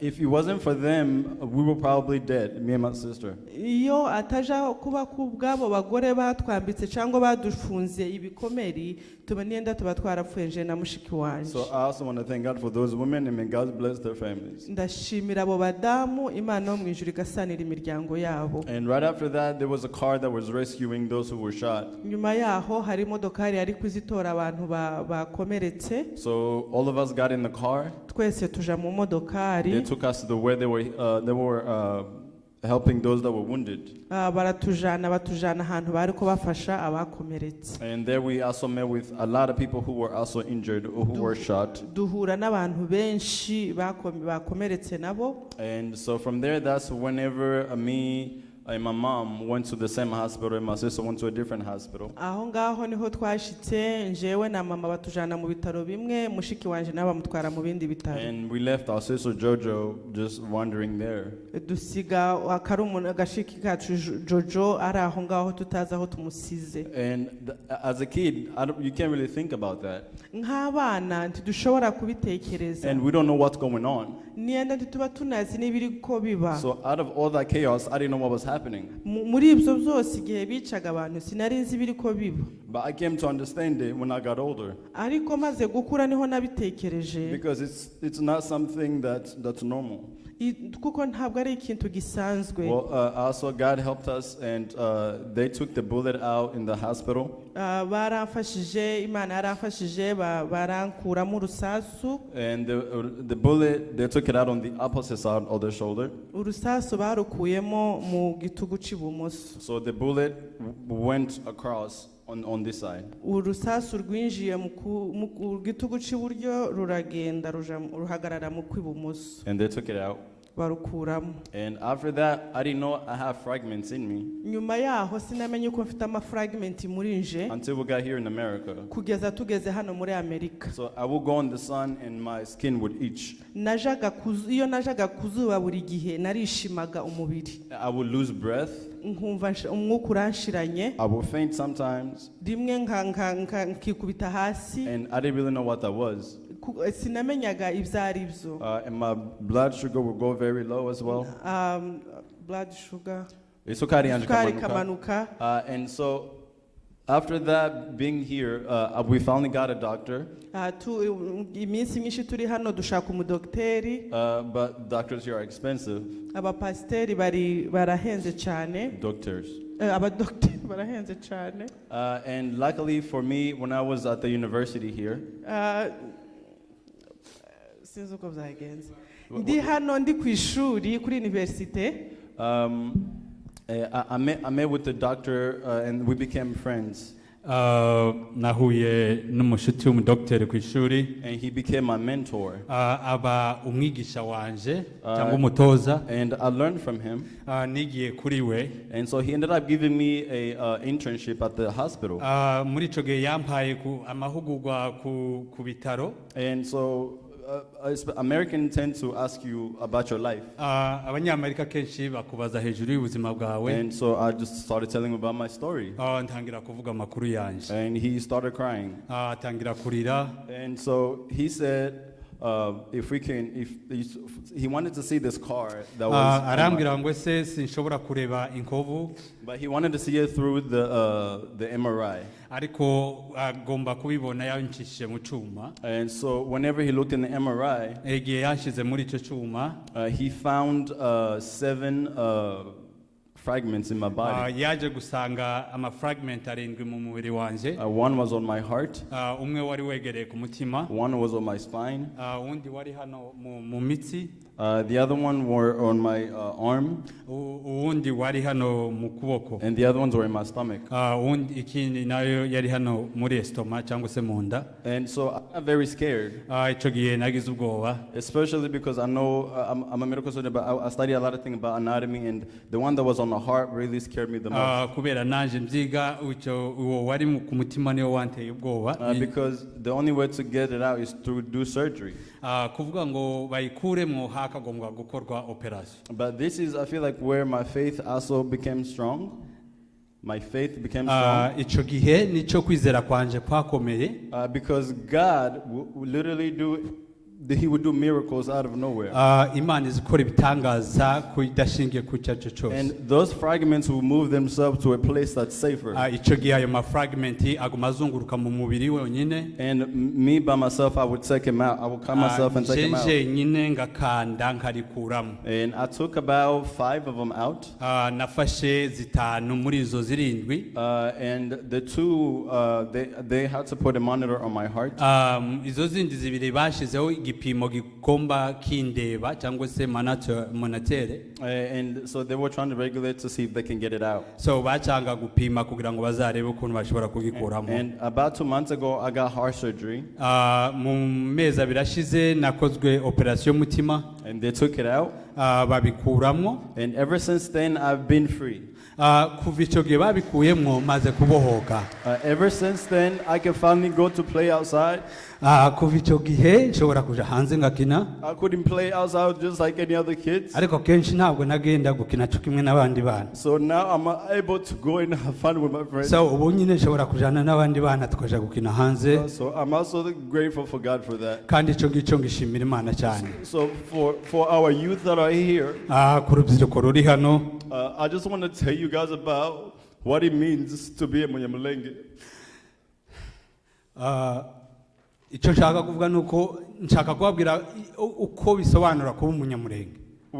There's a reason why you are in this country. Hari impamvu yakuzanye muri kino gihugu. Don't get caught up in everything USA is offering you. Ntugajijishwe n'ibintu cyangwa abandi bakubwira. All these are material things. Ko cyangwa ibintu bifatika. You have your people getting slaughtered back home. Ufite abantu banyu bahabishwa mu gihugu cyanyu. You have mothers losing their kids. Hariho n'abandi nabo bafite inani. You have sons losing their daughters. Abakobwa n'abana bato ko barishwa. So don't just be here partying and having a good time. Ntukaze kugira ngo wineze kandi winezeze. Just know that you have a major part to fill in the book of Abanyamulenge people. Bisobanura ko ufite uruhare runini mu gitabo cy'umunyamulenge. You have a chapter in being Munyamulenge. Ufite inzira ndende cyangwa se ubuhari bw'umunyamulenge. And if you don't find what your purpose is through that, niba udafite intego cyangwa utarasobanukirwa not intego really helping yawe those out there who are dying. ntabwo uzafasha bariya bantu bari gupfa uno munsi. And those that are died. Abariya ni abavandimwe. The biggest thing that pushed me through school ikintu cyamfashije kugira ngo nkomeze ku bintu by'amashuri is my family, my parents. Ni ababyeyi banje. And also those that we lost in Gatumba. N'abariya twapfushije mu Gatumba. I never told my parents this. Ntabwo nabwiye ababyeyi bino. But literally, for me to be alive here, njewe mukuri kugira ngo mbe ndi muzima cyangwa ngihari. And other kids who we used to play that died, abandi bana twakinana barapfuye. I do it for them. Ko ndakora kuri bwo. Because our sister Dekoga said it right. Kuko mushiki wacu Dekoga yabivuze neza. Some of those kids can be might have become doctors. Abana bari kuba abadokteri. Some might have become pastors. Abo ngabo bari kuba abapasteri. Some might have become governors. Abo bandi nabo bari kuba bashumba. But it's up to us, guys. Ariko ni ku bwacu bavandimwe. We cannot be waiting for any magical person to come and save the Abanyamulenge people. Ntabwo dushaka igitangaza kizaze kugira ngo kiramire ubwoko bw'Abanyamulenge. You have to save the Abanyamulenge people. We have the power in this country. Dufite ububasha muri kino gihugu. Get educated and do something, a change. Kandi gishobora guhindura. So without further ado, I also thank God I got accepted to a wonderful school. Kandi kugira ngo twitinde cyane ndashima Imana kuko yanyemere nkaba naremerewe ku kigo gikomeye. For a kid who survived the Gatumba massacre. Ku mwana wavuye mu nkambi yo mu Gatumba. For a kid who didn't die. Umwana utarapfuye. God continues to give us chances. Imana yagumye kuduheza amahirwe. God hears us. Imana iradukiza. God understands you. Imana irakumva. He's always with you. Izabana nawe. And I believe that through God, ndizera neza hamwe n'Imana that we are going to get the justice we deserve. Tuzabona ubutabera twizera mu gukomeza musenge.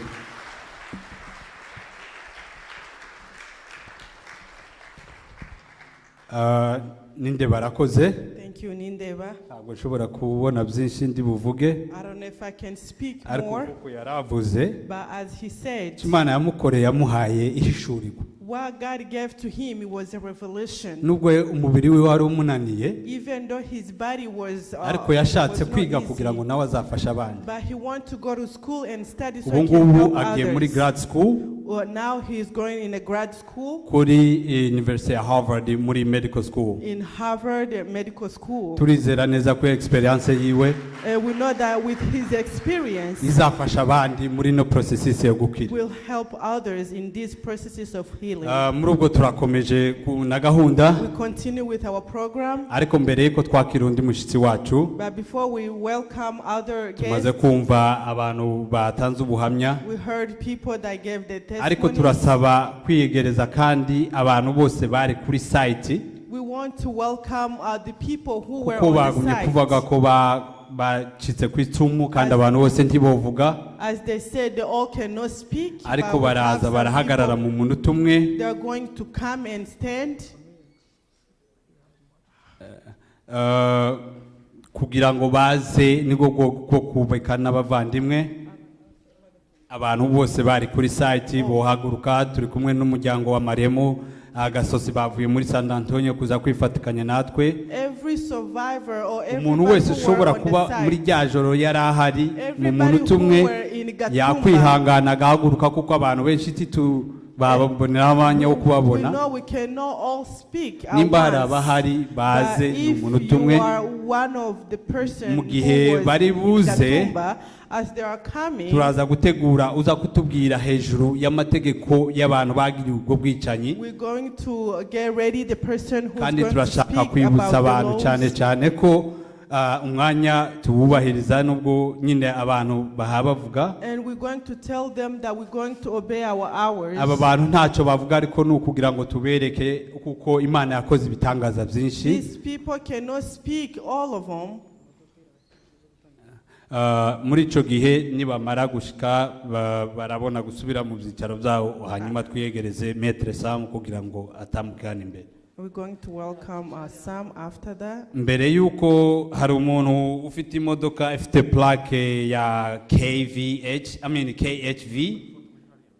ni gatanu K-V7547 yasize ignition yatse donc kiraka yaje kuyireba kayizima. Whoever that have that car plate number can It's go a HV7547. Abangaba impamvu twavuze ngo tubeyegereje no kubereka kuko abangaba nibo bari hano gusa iwacu muri Austin n'abandi Ozamville, Houston na Dallas na San Antonio. As these are one of the people that ariko hari n'abandi benshi bagiye bava bari mu bindi bihugu bitandukanye. We have some other who came from different parts. Bari za Australia, muri Europe ndetse Australia, in Europe. Nikibabaje turacafite n'abandi b'abarescape bakiri mu Burundi cyangwa se muri Afrika. We still have the survivors of that night that still in batarabona Africa. uburyo bwo kuza kugira ngo nabo bagire ihindurwe ubuzima. They haven't found the way to come. Kuri ubwo bavandimwe turabihanganishije kandi So brethren, take heart. ndetse na audience yose irabihanganisha. And even the whole audience is mukomere comforting kandi you. mumenye kuko mufite abavandimwe. Be strong and know that you have mushobora brothers. gusubira mu byicaro. You can go back in your seat. Hanyuma turaza kwiyegereza Maître Sam. And then we're going to welcome Sam.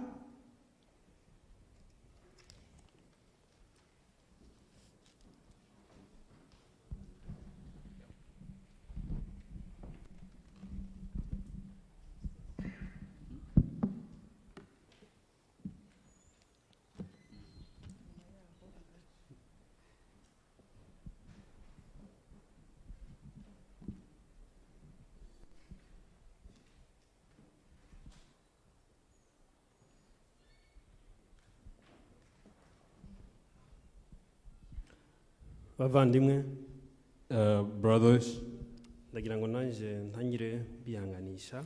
I want to start with comforting you. Mu by'ukuri ntabwo byoroshye kugira icyo umuntu yavuga. Surely is not easy to find a word to talk. N'ibyo nari mfite byagiye mumbabarire. Even what I had prepared has gone. Kubera ko ntabwo ari umwanya woroshye. It's not an easy time. Ariko uko bimeze kose, but as it is, umuti dufite wa mbere ni kubivuga. The solution we have is to share. Ni ukubyatura. It's to proclaim. Ndetse no kwibuka abacu bazize and remembering our fallen. Mu rwego rwo kubahesha agaciro. Is it to lift it in the value. Wenda ntarajya mu kaganiro gato ndi bukore. Before I go into my topic, ndashaka kugaruka kuri ku ijambo ku buhamya umusore Spara tuhaye. I want to come back a little bit with a testimony as what I just shared with us. Uriya umuntu amenya undi ari uko bahuye cyangwa se baganiriye. The men know each other when they shared and talked. Ijambo yavuze nicyo dusabwa twese. The word he shared, that's our duty. Nubwo badusabye kuvuga iby'amategeko, kuvuga iby'inkiko n'ibindi. Even they ask you to share the regulation or laws and the prosecutions. Ariko inshingano dufite abacitse ku icumu n'abandi cyangwa umuryango w'Abanyamulenge bose. As survivors and in the Abanyamulenge community, the purpose we have n'ukwerekana ko n'ukwereka umwanzi is to show our enemy kw'intego y'ibitagezweho, that their mission did not fulfill. n'ukwereka umwanzi yuko icyo yashaka ko dupfa turimbuka. It's to show the enemy that he wanted to turiho kandi tuzakomeza kubaho. Wipe everybody, but we will still alive, continue living. Hari recommendation yahaye abasore. He gives some recommendation to the youth. Umusore muri kino gihugu, youth in this country, abenshi hafi 80% baje muri ubwo buryo. 90 or 80% of the immigrant come in the ibibazo bavugaga by'amateka. This history they share byagize Abanyamulenge bose impunzi. He has made a Abanyamulenge community of refugees. Uri impunzi hanyuma, but being a refugee, ntiwerekane noneho wa wundi wakumenesheje mu gihugu cyawe, and then they don't show who made you to become a refugee, kuriyo kandi ko ufite uburenganzira bwo kuba mu gihugu cyawe, that you have that right to live in your country, ubumugejeje ku mugambi wiwe, you give on his purpose. Rero bavandimwe mwihangane, brothers and sisters, be comfort. Jenoside yakorewe abavandimwe abatutsi mu Rwanda, genocide that had happened to in Rwanda. Hari indi jambo ryagaragaye ryahumuriza abantu. There's neither speech that had happened to comfort and encourage people. Kubabwira ngo mwihangane kandi ntimuheranwe n'agahinda. It's to tell them be courageous and then don't be remain with the sorrows. Rero ndatinze reka ngira akaganiro gatoya ndi butangiye. I'm going to be short with my topics.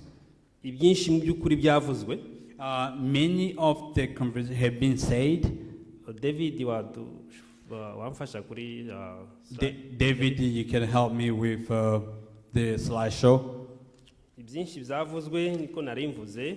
Many have been said as I said. Ariko twakwibukiranya byibuze ibyo dusabwa. We are going to reminding what we have to do. Ntabwo njya mu mateka cyangwa se mu mategeko mu bintu birebire cyane. I'm not going to very specific into the laws. Ahubwo ndareba uruhari rwacu ibyo twakora nyuma yo gukorerwa bino bikorwa by'indengakamere. I will look into what we have to do, our due diligence, what we can do after this massacre. Ibyo twakwifashije kugira byibuze gutugere ku butabera. What can we do or use to have that justice? Ibikorwa byakorewe cyangwa bikomeje gukorerwa abanyamurenge kugeza uyu munsi wa none. All the work or bad thing that is happening to Abanyamulenge until now. Bifite inyito byakwitwa mu rwego rw'amategeko.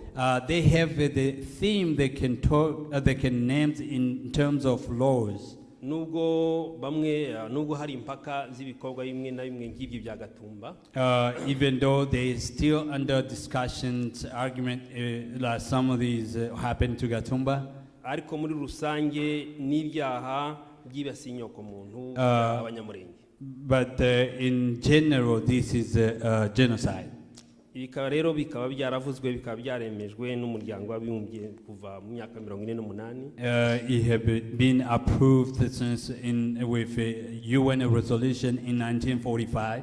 Ndetse bija gushimangirwa n'inama y'abayi Roma. It was being enforced with the convention into Rome. Muri 1998 ariko ija gushyirwa mu bikorwa muri 2002. In 1998, but it was being implemented in 2002. Wene umuntu ayivuze muri makeya hari ibikorwa bigaragara nubwo ubucamanza butarabyemeza byitwa genocide. If I want to reiterate a little bit, they have been accepted as a genocide. Ibyo bita mu Kinyarwanda cyangwa se mu Kinyamurenge itsembabwoko. That's wiping one tribe or nation. Hakabaho ibyaha by'intambara kuko igihugu cya Kongo cyabayemo intambara kandi intambara nta kindi irasenya irica.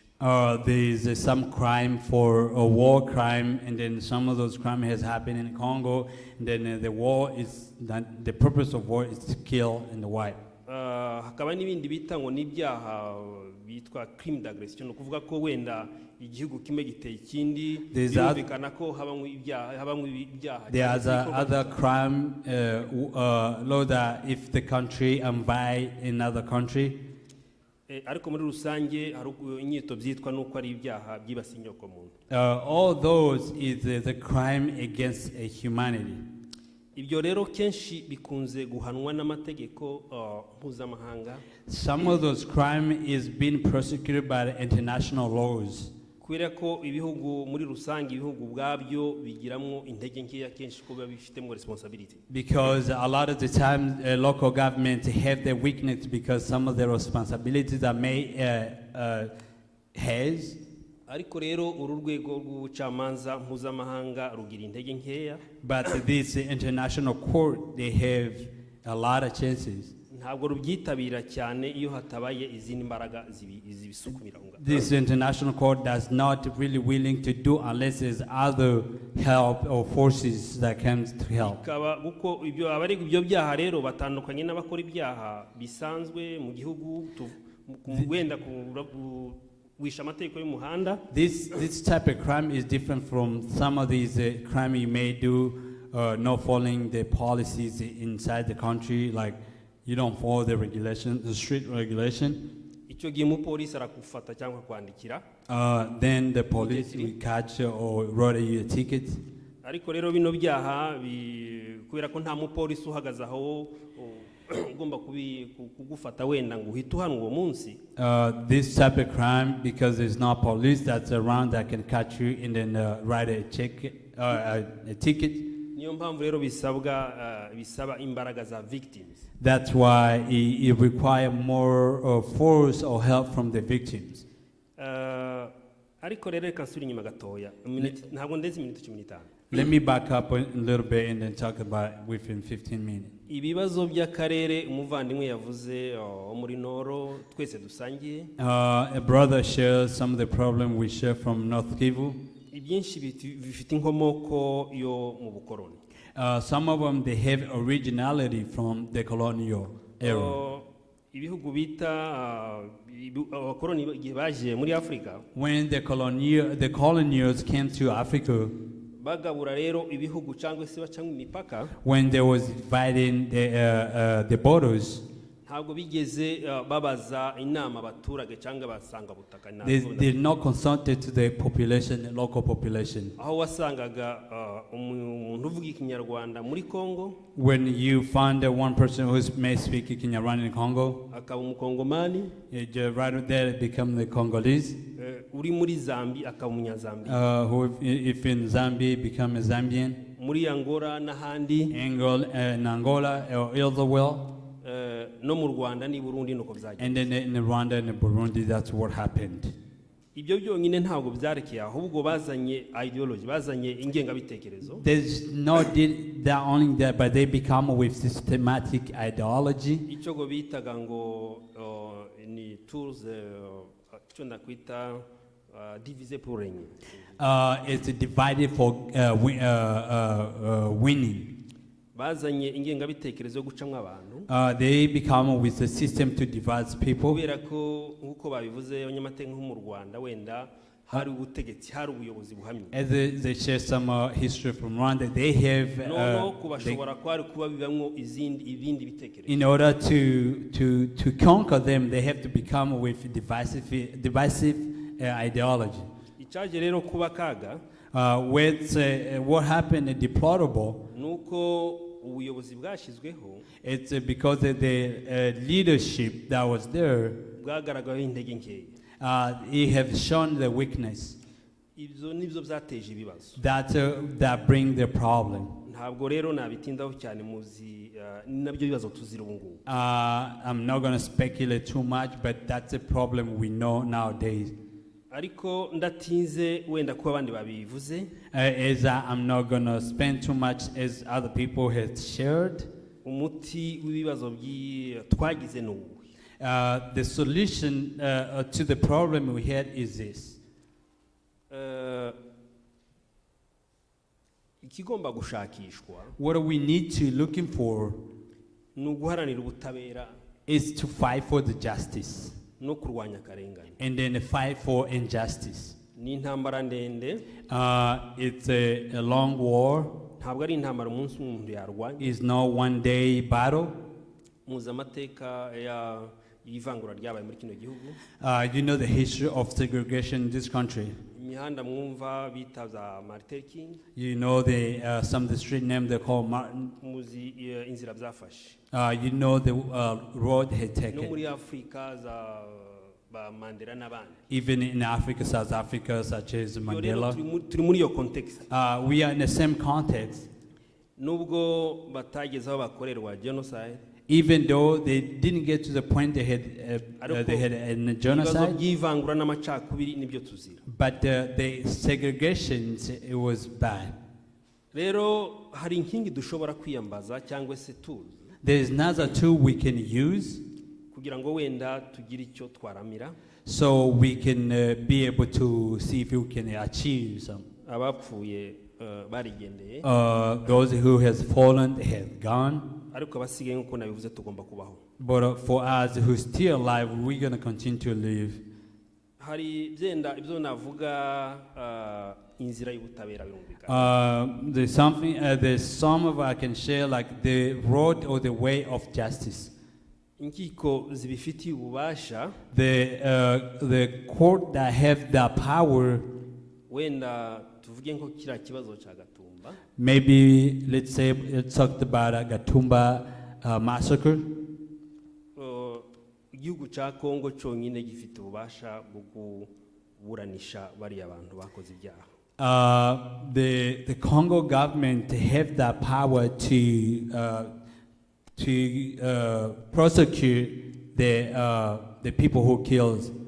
Kubera ko abaturage biciwe bapfuye na abakongomani. Because the citizen who has died, they were Congolese. Bagomba gusubizwa ubutabera. And then they need justice. Kimwe nuko bivugwa hanini ko abicanyi n'ubundi abakongomani. As has mentioned and proved by testimony that they were among those the killers, a Congolese guy. Nubwo bafitanya cyaha abarundi n'abandi. Even though they were coalition among other Burundian. Rero hari komisiyo yashizweho kugira ngo wenda igihugu cya Kongo icyo gikora kuri uno bwicanyi. There is a commission that has been, so they can press to the Congolese government to do something. Komisiyo harimo honorable maître Nyarugabo. In those commission there is honor maître Nyarugabo. Ariko ntacyo byatanze. But it really didn't give any hope. Ikindi gihugu nacyo cyaregewe wenda nubwo mwabonye batanga nomero hariya ni nomero y'umushinjacyaha mu Burundi. You saw how they put allegation to the Burundian court. Ikirego cyaranditswe gihabwa nomero. The process has been given to Burundian government. Urubanza ruhera mu iperereza. The case has gone under the investigation. Ndetse bamwe n'abaregwa bungubu bicaye mu buyobozi mu Burundi. Even though the people, the killer, they still into the government. Urumva ko mu by'ukuri hari icyo abantu basabwa. Truly there is something we need to do. Urundi nanone urukiko rufite ububasha. Another court that has a power. Urukiko mpuzamahanga mpanabyaha. It's an international court. Urukiko rero rufite uburyo ruregwa. This international court is a way they operate it. Ubwabyo ruribwiriza rukakira ikirego kubera ko bafite ubwo bubasha. They have the power to receive or amend the case. Cyangwa bakasabwa n'inakana cyo bita Conseil de sécurité ya UN. Or they can ask by UN Security Council. Cyangwa se bakaba basabwa no muri bino bihugu byakorewe mu ibyaha. Or they can ask on this country that the crime has happened. Ibyakozwe rero na nira commission. What the commissions has done. Byukuri habaye contact. There were contacts. Ndetse banasanga banabizi. And then even though they already knew. Ariko bya bindi nabwiraga by'intege nkeya by'inkiko mpuzamahanga. But as you already know, the international court is very weak. Nta kirakorwa. Nothing has happened. Iyi nzira rero murumva yuko igisaba izindi mbaraga. You see, this way or road, it requires more forces. Indi nzira ya kabiri rero. Another road. Nono ifasha iya mbere kugira ngo ibishire mu bikorwa. That help the first road to do and to implement some of these actions. Ni community y'Abanyamulenge. It's a Abanyamulenge community. Kubera ko muri rusange. Because in general. Urwego rw'ubutabera cyangwa se rw'ubucamanza kugira ngo rubwirwirize ukora ikintu. The court, in order to assess the case. Kenshi rubikora yuko rwoswe gitutu cyangwa se ruhaso. A lot of the time they do just because they have been put under pressure. Abanyamulenge rero icyo dusabwa ni iki? That's what the Abanyamulenge community is asking for. Nuko tugomba gushiraho amatsinda hamwe. It's to have the commission. Afatika. There's a strong commission that is very strong. Agahabwa ubushobozi. And they have given the power. Agakora ku buryo buzwi bugaragara. So they can work into the actual regulations and are well known. Hari commission twakwita commission politique. There is a political commission. Ishobora kujyaho. It can be exist or created. Ikotsa igitutu amahanga. It would put pressure to the international community. Agakorwa icyo bita lobbying. And they do what they call lobbying.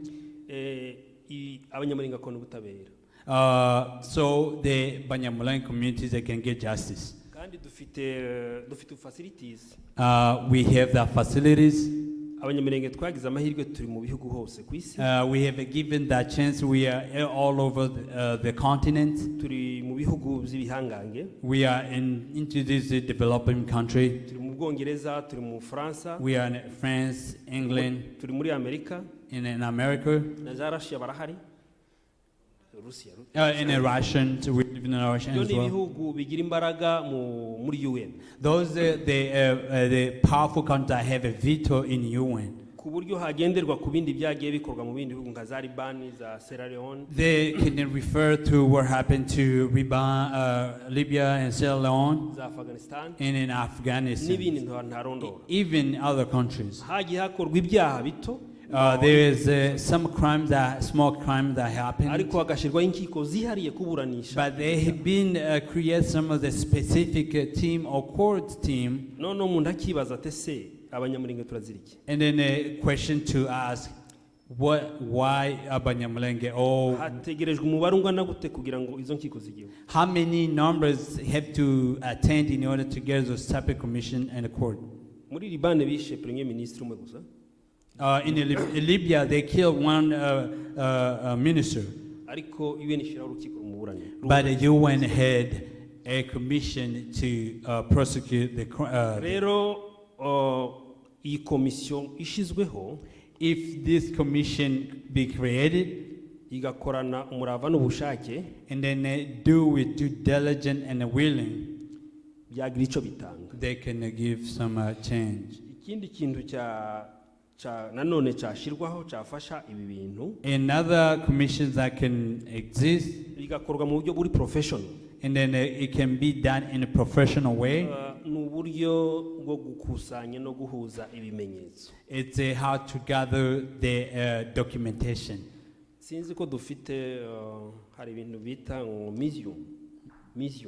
I don't know exactly. There's a we call museum. This is where you restore all the testimonies and documentation. Even could be electronically. It can be through the testimony. And then any other way can be possible. It becomes that commission to gather together. So even though the prosecution can happen, they can get some help from those commissions. This is a witness.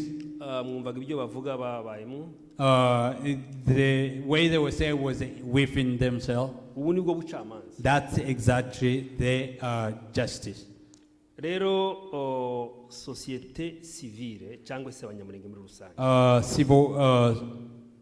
Some of these civilian organizations, we do have like a Mahoro Peace Association. There's some of this thing we need to prioritize. Even though to rescue our friends is important. We have to build other commissions so we can help this team. And then there's some other law that allow them to do. kuba bakoresha inzira z'amategeko hari icyo bita ngo ni competence universelle. So they can use this universal competency. Iyo ngiyo yemerera na Amerika. That one is even allowed to the United States. Kuba bacira umuntu urubanza runaka. So they can prosecute somebody. Rero ntabatindiye mu by'ukuri. Without taking so much. Nta wundi mucamanza. There is no any other judge. Nta wundi procureur cyangwa umushinjacyaha. There is no any other prosecutor. Nta wundi wagenza icyaha. There is no somebody who can prosecute. Ni Umunyamulenge victims. Is the victim Umunyamulenge. Dufashe inzego tuvuga. Let's take all these commission we have mentioned. Duhaguruke. And they stood or stand up. Twereke abanzi. And they show the enemies. Ko dushoboye. That we are strong. Hari byose Cyprien yavuze byo gutabara. There is some brother Cyprien shared to rescue. Umusore Espoir yavuze. Even what Espoir has shared. Ibi rero ntago bizakorwa n'aba Spanish. I'm sorry. That is not going to do by foreign people. Abapfuye baragiye. Those who have fallen had gone. Ariko aba hari nitwe gutanga output yayo. We have to show some of the outputs for ourselves. Ntabatindiye rero nkaba wenda wumva afite ikibazo yambaza ko nanze gutanga ikiganiro cyane ko if you have any questions you may ask. Afite ikibazo wenda namubaza kugira ngo nako twamusubiza. Mbere yuko tubaza turakira ibibazo bikeya kugira ngo tuze guhanana umwanya, ariko hari abantu babiri bari babajije rero ni batatu.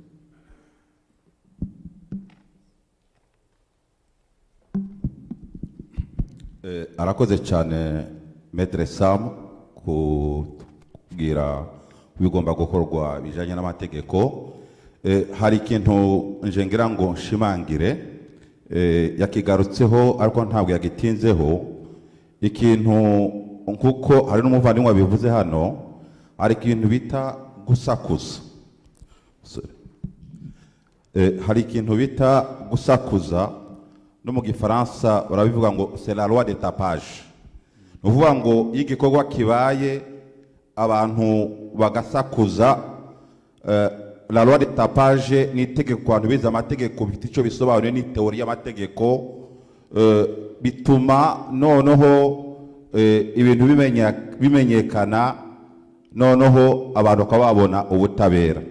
Hari ikintu yavuze bita ngo ni competence universelle. Iya competence ibihugu byose biriho ku isi uyu munsi wa none bibera bifite mu mategeko yabo ko icyaha cyose cyane cyane ibyaha byibasiye inyoko muntu, ibyaha by'itsembabwoko, ibyaha by'intambara cyangwa se ibyaha bya agression kuko yabivuze, ibihugu bitera ibindi ibihugu byashizeho amategeko kugira ngo icyaha aho cyabera hose ku isi ibyo bihugu bifite uburyo bishyiraho amategeko kugira ngo bikurikirane abo bantu. Ni ukuvuga ngo hano muri Amerika itegeko rirahari, mu Bubiligi rirahari, mu Bufaransa birahari, ibihugu hafi ya byose ku isi bifite iryo tegeko mu mategeko yabyo. Ariko rero kugira ngo ibintu bikorwe ubundi hari ukuntu ubutabera mu rwego mpuzamahanga bukorwa, hagomba kuba icyo bita lobbying. Muri iyo lobbying rero yabigarutseho, yavuze ko hagomba kubaho za komisiyo akabaho komisiyo judiciaire, akabaho komisiyo politique, akabaho na komisiyo yo kubungabunga ibimenyetso.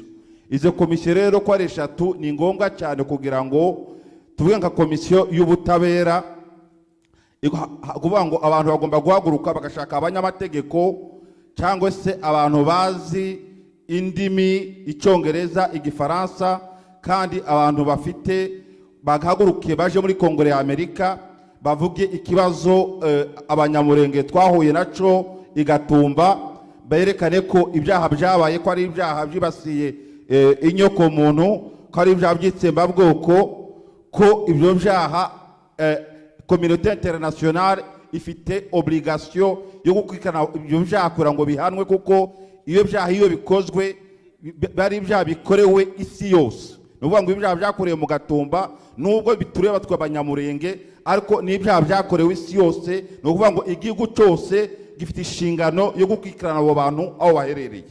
ibyo rero nta bandi bazabigiramo uruhare. Iyo komisiyo politike izahaguruka ikore za lobbying yegere bampatse ibihugu noneho babasabe kugira ngo ibyo byaha bikurikiranwe. Iyindi komisiyo yavuze ni komisiyo politike.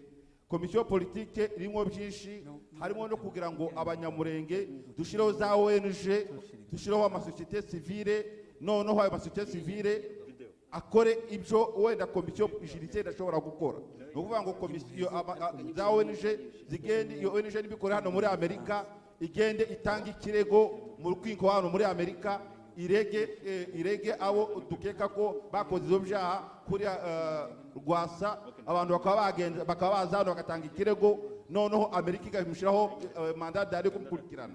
Cyangwa se iyo komisiyo ikagenda, izo ONG ikagenda igatanga ikirego mu Faransa niho haba siège ya Interpol. Interpol ni ikigo cya polisi gishinzwe gukurikirana abantu bakoze ibyaha by'indengamipaka. Iyo Interpol rero abo bantu bagenda, ariko bakagenda bafite inzira banyuze, ntabwo ugenda gusa uri umuntu umwe gusa, ugenda nka ONG Peace cyangwa se Amahoro. Twebwe turarega Rwasa kuba yarakoze ibyaha, mugatanga ibimenyetso, mugakora dossier, mukayishikiriza Interpol igashiraho mandat d'arrêt, yaba avuye mu Burundi yagiye ngo mu Rwanda cyangwa ngo mu Faransa mu Bubiligi, agafatwa ku kibuga cy'indege agashikirizwa ubutabera. Ibyo rero ni ibintu biba bifite ukuntu bigomba gukorwa. Abantu bagomba kwegerana specialiste, abanyamategeko, kugira ngo babafashe, kugira ngo inzego zibishinzwe inkiko zishikirizwe ibirego, abantu bakurikirane. Murakoze.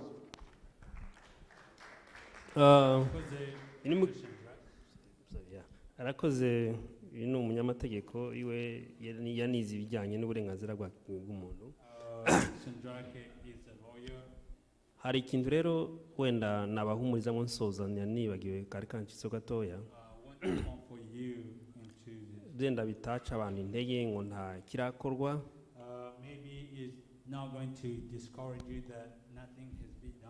Ibi byaha bita ibyaha byibasiye inyokomuntu, birimo byara byose twavuze, bifite kamere cyangwa nature yo kudasaza. Ni ukuvuga bishobora gukurikirana igihe cyose hatitawe igihe gishize cyangwa se ubusaze bwacu. Ariko icyo ntabwo cyaba icyuho cyo kuvuga ngo abantu barambike ibintu. But this is not that can be the cause to just drop things. Ko abafaransa baravuga ngo icyuma ukigorora kigishushe banza, ariko niba nabi French say you can all bend back the iron when it's still hot. Kaba rero byena ntabatindi ntagiye muri byinshi, without doing further, dukomeze twihangane, stay courageous and comfort, kandi duharanire kubaho, and then fight for living. Murakoze cyane. Thank you very much.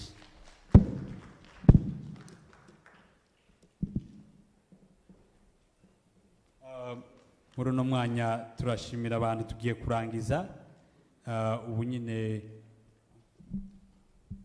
We are almost done. Turabashimira kwihangana cyane. Thank you for being patient. Kandi tugejeje ku musozo. We are almost done.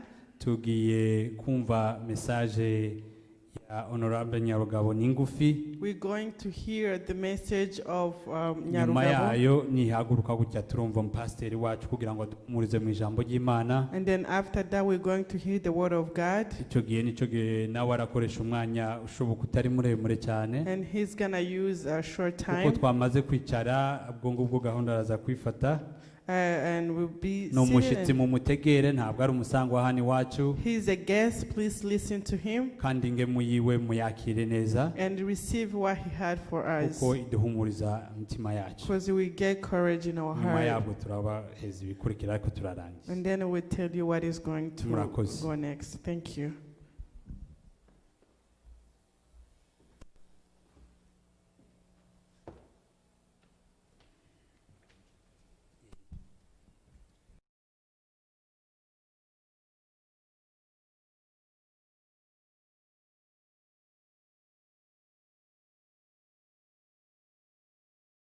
Bavandimwe, babyeyi n'abana bacu ndetse namwe inshuti zacu,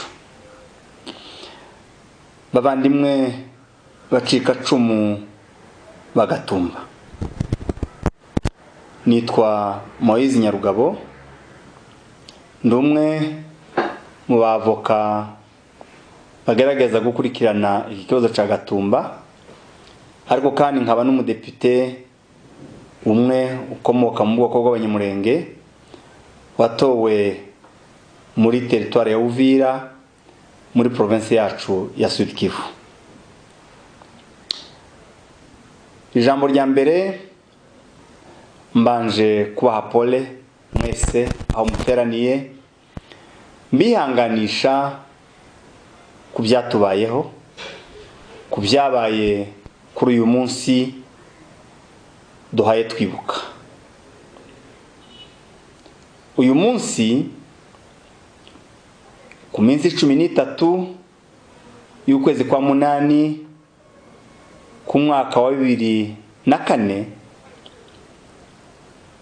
umunsi dumaze kumenyera kwibuka buri gihe, ni umunsi ukomeye cyane, ni umunsi w'amateka akomeye, kuko ni wo munsi twabuzeho abacu bagaterwa bari mu nkambi mu buhunzi, aho bagaragaje ko ari abanyantege nke, bahunze urupfu, bahunze umutekano muke, bahungiye aho bakagombye guhabwa sécurité, ariko aho bahungiye aho batererwa.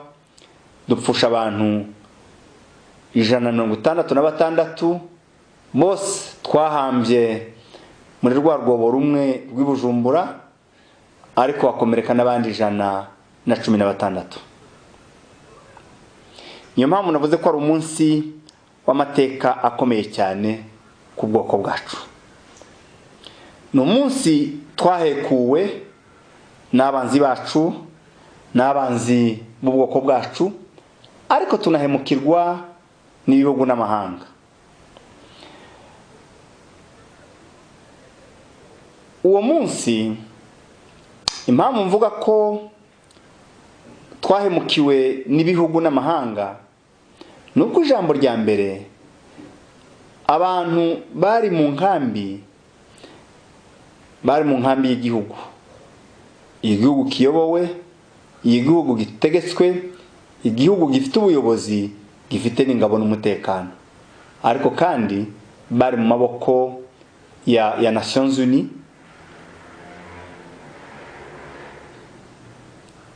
nayo yari bafiteho responsabilité, kuko nayo yagombaga kubashakira umutekano.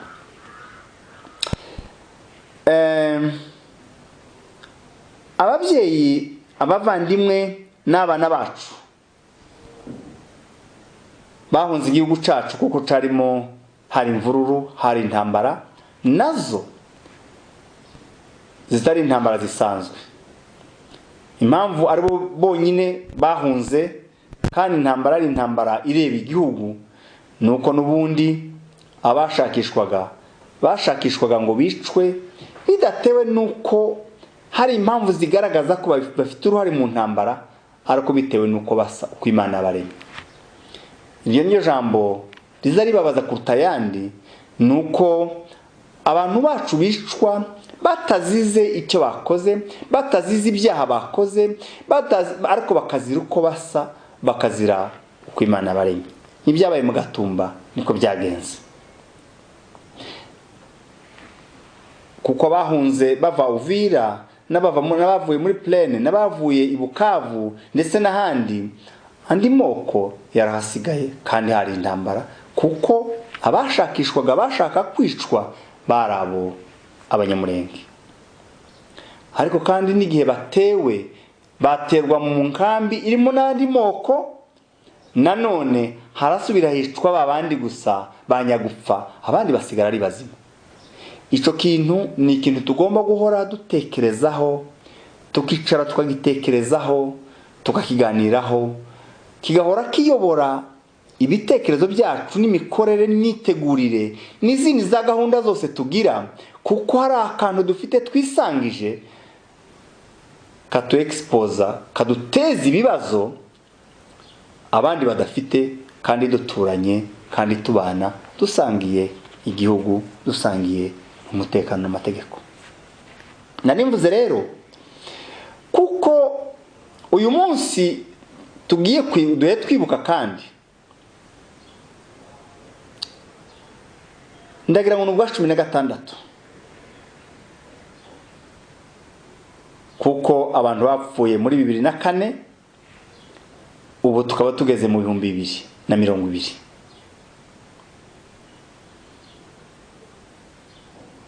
Ikibabaje muri byose nuko navuze ko ibihugu byaduhemukiye n'amahanga, ndahera ku gihugu cyacu cya Kongo.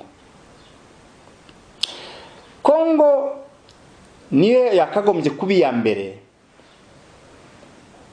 kugerageza kurenganura abantu bayo biciwe mu kindi gihugu mu buhunzi. Niyo yagafashe iya mbere mu kuvuga iti hari abantu banje biciwe, abantu 160. Murabizi ibindi bihugu hari mu gupfa umuntu umwe cyangwa babiri, ibihugu bigahaguruka, leta igahagarara, ubuzima bugahagarara, abakuru b'ibihugu bagahaguruka, yewe bakaba bonateza n'intambara n'ibindi bihugu kuko umuntu wabo umwe yahaguye. Mwibaze rero ahantu haguye mu ijoro rimwe abantu 166. Kongo niyo yagombaga kuba iya mbere guhaguruka ikabaza Burundi, ikabaza na UN bati abantu bacu bari he, baguye he, bishwe niki, byagenze bite? Ariko ico nababwira nuko twatanze raporo mu nzira zose, mu nzego zose, ariko ntaco na kimwe Kongo yahagurutse gukora. N'ubu duhora twibutsa, na buri uko twibutse Kinshasa dutumira ba ministre bose n'abambasaderi bose ndetse na presidence na parlement n'izindi nzego zose z'igihugu kugira ngo dukomeze tubabaze ngo ba bantu n'ubu ndi muri kubitagashi ngo murebe ukuntu murenganura ubu bwoko ndetse n'igihugu, mukabaza uko bapfuye nishabishe, kandi kugira ngo ababishe bakurikiranwe bahanwe n'amategeko. Nta gisubizo turabona. Ariko ntibidutangaza kuko ijambo rya mbere umunsi amakuru atangwa muri guverinoma ya Kongo muri 2004, umukuru w'igihugu waruhagarikiye inama yaravuze ngo ayo makuru amaze kuvugwa ni amakuru akomeye, nimureke duhaguruke tubibuke, twibuka abo bantu, tubahirize tubibuke. Hari abantu ba ministre bo muri guverinoma banze guhaguruka. Ako ni akantu gato k'akadetaye ariko gashobora kukwereka ibyo bita mu Gifaransa état d'esprit. Nimba hari umuntu w'umukongomani wo kumva ko adafite idevoir morale yo kuvuga ngo haguruke yibuke abantu 166 bapfuye batazize ko hari uwo bishe, batazize ko bibye, batazize ikintu, rero habe n'abazize ibyaha byabo bazabibukwa, kanswa abantu b'inzira karengane, akumva ko atohaguruka mu nama y'igihugu kandi yamara ntahanwe. Murumva uwose umuntu nk'uwo wose uruka muteganwiki. Icyakabiri, ikibereka impamvu rero Kongo ntacyo yakoze nubwo yibutswa, murebere ku bihe biba ubu nyine biba ku bantu ku bwoko bwacu. Murebye ziriya ntambara zibera mu misozi, bigaragara ko neza yari nka gahunda yo kutwica no kuturimbura no kutumara, kandi mu gihe batatumaze, mu gihe tubagoye kutumara, umwe bakadusenyera burundu tukibagirana muri kiriya gihugu, abasigaye bagahunga bagakwira imishwaro. Niyo mpamvu ureba tumaze imyaka 3 ubu twinjiye mu wa 4 duterwa, igihugu cyacu cyose kiraterwa, kirasenyuka, batwicira abantu amagana menshi, murabazi, ibiriyo ntibisiba aho turi hose, badusenyera imihana irenga 200, iri hafi 300, batwicira abantu barenze hafi, ubu ngubu bagomba kuba barenze 300, batunyaga ibyacu. Ubwa nyuma twabivuganye batubwiye ko hari yamaze kunyagwa inka 165, 165 by'inka, uretse ibindi bihumbi birenga 100 byizishwe n'ubugandazi no kubura aho zisuhurira no kubura aho zitarabukira kubera nanone uwo mutima mubi n'ubwo bugome.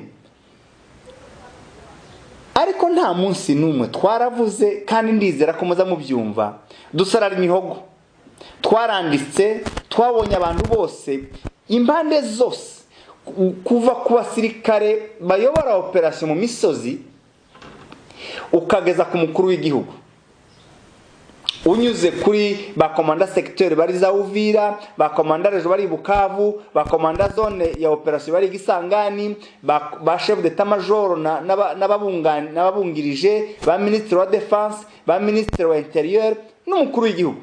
Abo bose twarababonye 1 2 3 4 tugasobanura nkuko mubyibwira. Ariko nta muntu numwe, nta kintu na kimwe kirakorwa, uretse ko nta operation irakorwa systematique yo kwirukana yo guhiga abantu bakoze ibyo. Ariko ubundi ugasanga ahubwo ni ngaho ibyo bakoze niyo batabivuga ku mugaragaro kubona birashimwe, kandi hano kubona bamwe bafatikanije na byose, cyangwa se barabyumva, barabyemera, ndetse wenda barifuza ko bokora nibirenze ibyo. Ariko kandi mwabonye ko umunsi abasore b'Abanyamulenge bamaze kubona ko akabo gashize, bishize hamwe, baravuga bati ubwo leta yadutaye reka twirwaneho, reka twitabare. Umunsi bakurikira inka zabo zagiye mu gipupu bakazirwanira, bakaharwanira, yego aho barwaniye, kuko mu mihana yacu yose bihora biba, hari ibyangirika, hari abapfuye. Niwo munsi mwabonye izuba risa n'iryahagaze, na leta irahaguruka, muri guverinoma barabivuga 2 3 mu nama 3 zikurikirana, ikibazo cya gipupu kiravugwa kibigitangaza. Guverinoma ya province ituma abantu, abadepite n'abaministre ngo baje gukora enquête. Alors ko imyaka 3 ishize nta munsi n'umwe harakorwa enquête, harakorwa ubushishozi n'ubushakashatsi ngo bamenye ibiba n'ibiki bibitera bigeze. Ibyo byose mbivugiye kugira ngo mbakangurire kumva ko intambara zikomeye, akisha bacu akaduhekuye mu Gatumba kakiduhanze karacahari, kandi tureke kwirara ngo dutekereze ngo noneho ibintu byarahindutse, ya leta hari igitangaza twobizeza cyangwa twitegamo. Oya, ijambo rya kabiri ni abandi bagombaga kuturenganura ku bya Gatumba, ni leta y'u Burundi. Leta y'u Burundi, kuko abantu bacu baguye mu Burundi, baguye ku butaka bwabo, mbese iyo leta niyo yari bashinzwe.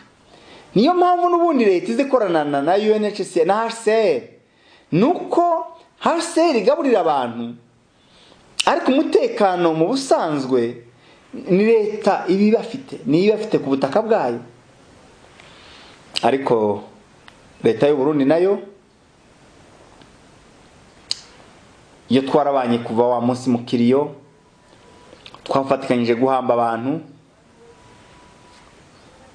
kandi hari ico leta y'u Burundi yavuze. President w'u Burundi yafashe ijambo wa munsi mu Gatumba atwizeza ko leta yabo yiwe hari ico izakora kugira ngo abisha abantu bamenyekane kandi bakurikirana. Ariko nyine ya magambo nayo yahekeyaho, kuko nyuma yaho twagerageje kuvugana na leta y'u Burundi mu rwego rw'ubuvugizi rwa politike, twaragerageje, ariko cyane cyane mu rwego rw'ubucamanza nk'abavoka tuti noneho nimba ibya politike bidashobotse umwe iby'ubucamanza ibyo bikorwe. Twakoze amaplainte, ibirego twarareze, twaregeye, twabonanye n'abacamanza b'u Burundi baratwakiriye rimwe kabiri gatatu. Twakoze ama conference de presse tubwire abanyamakuru kugeza igihe noneho justice y'u Burundi yatwemereye ko igiye gufungura dossier, kandi koko bafungura dossier kuri Agaton Rwasa na Pasteur Habimana. Baduhana nimero ya dossier, magistrat warushinzwe dossier na baratwakira, dusobanura plainte, ikirego cacu turagisobanura, turagisesengura, dutanga amakuru yose twari dufite, ndetse tubaha n'ibyemezo nka ya makuru yavuzwe kuri RFI no kuri BBC wa munsi mu gitondo. Bonyine abo bagabo biyemeza ko ari bo batwiciye abantu, babyirata bavuga ko ari bo bisha abantu. Ibyo byose twarabitanze, baratubwira bati kabisa ibi tugiye kubikurikirana kandi abazabonwaho amakosa bazabihanirwa. Twaranababwiye tuti ntimukene, nta mankete akenewe. Amankete, ubushakashatsi n'ubushishozi ni ukugira ngo mumenye umuntu wakoze ikibi, mushake mwamuzi ko ikibi cyabayeho, ariko mushaka abagikoze. Ariko ahangaha nta bushakashatsi bukenewe, nta bushishozi bukenewe, nta ankete ikenewe, kuko abisha abantu barabyiyemereye. Sinzi ko ubu bahinduye ngo babwire ubundi musambo bagira ibindi bavuga, ariko amajwi yabo aracumvikana. Turabwira tuti nta ankete ikenewe, nimuhamagara abantu mu maciro urubanza, kuko babyiyemereye. Ariko nyuma yaho baduhaye ibisobanuro bitandukanye, batubwira ngo hari ibya politike bya kiriya gihugu nabyo bagomba kurebaho, hari amatora ngo niba bikora bizogaragara nkaho bashatse kubuza Agaton Rwasa gutorwa, ngo babikoreshe mu rwego rwa politike bibateze wenda nabo umutekano muke mu gihugu cabo, ngo reka dutegereze amatora narangira ngo ico gihe azokurikirana. Amatora yarabaye ararangira, noneho nyuma y'amatora ahubwo wa mugabo aho gufungwa ababishorezwa amabuye, akorana alliance n'abatsinze amatora, ndetse arazamuka aba umukuru wa parlement, ku buryo noneho nyine habe natwe kuja kumurega nyine dusike tugenda twikandagira, kuko tuzi ko afite ubushobozi bwinshi n'imbaraga nyinshi, ntawuzi ibyo yokora muri kiriya gihugu. Ariko twari twababwiye ababitegere murabyibuka, twarabwiye amatora azakomeza abeho. Amatora ntiyobuza ubutabera gukora akazi kabwo, kuko amatora hazoba yandi, nyuma yaye hazaba andi, amatora ntazohagarara. Hanyuma rero ayo matora yarabaye, none n'ayandi amaze kuba,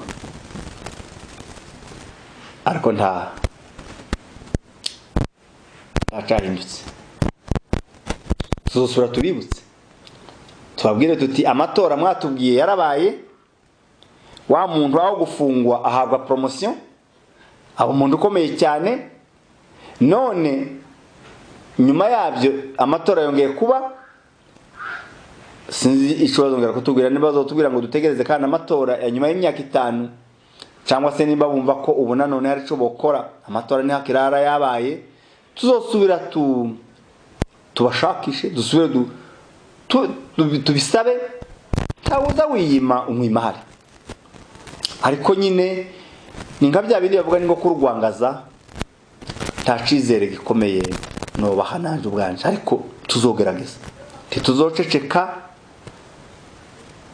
hakurya ijambo ry'Imana rivuga ku bwa Siyoni tituzoceceka tituzacikana intege ku bw'Abanyamulenge bapfuye bazira ubusa bazira uko basa nuko baremwe tituzoceceka tuzakomeza kuzageza wenda dushubijwe iwacu akongera akaba amashimwe kuko abaduhekuye abadukoze mu jisho nabo bazaba nefiske bacira urubanza sinavuga ngo bazaba bakozwe mu nda kuko ntawe bafite uzayibakoramo ariko bagapfa no guhanwa bikamenyekana ko nabo ibyo bakoze babihaniwe. Ijambo rya nyuma ni ijambo ry'amahanga ya communauté internationale yose muri rusange. Abo bantu nabo twarababonye, nagira ngo nsobanure cyane mu bijanye na CPI ruriya rukiko rw'amahanga mpuzamahanga ruri irahe.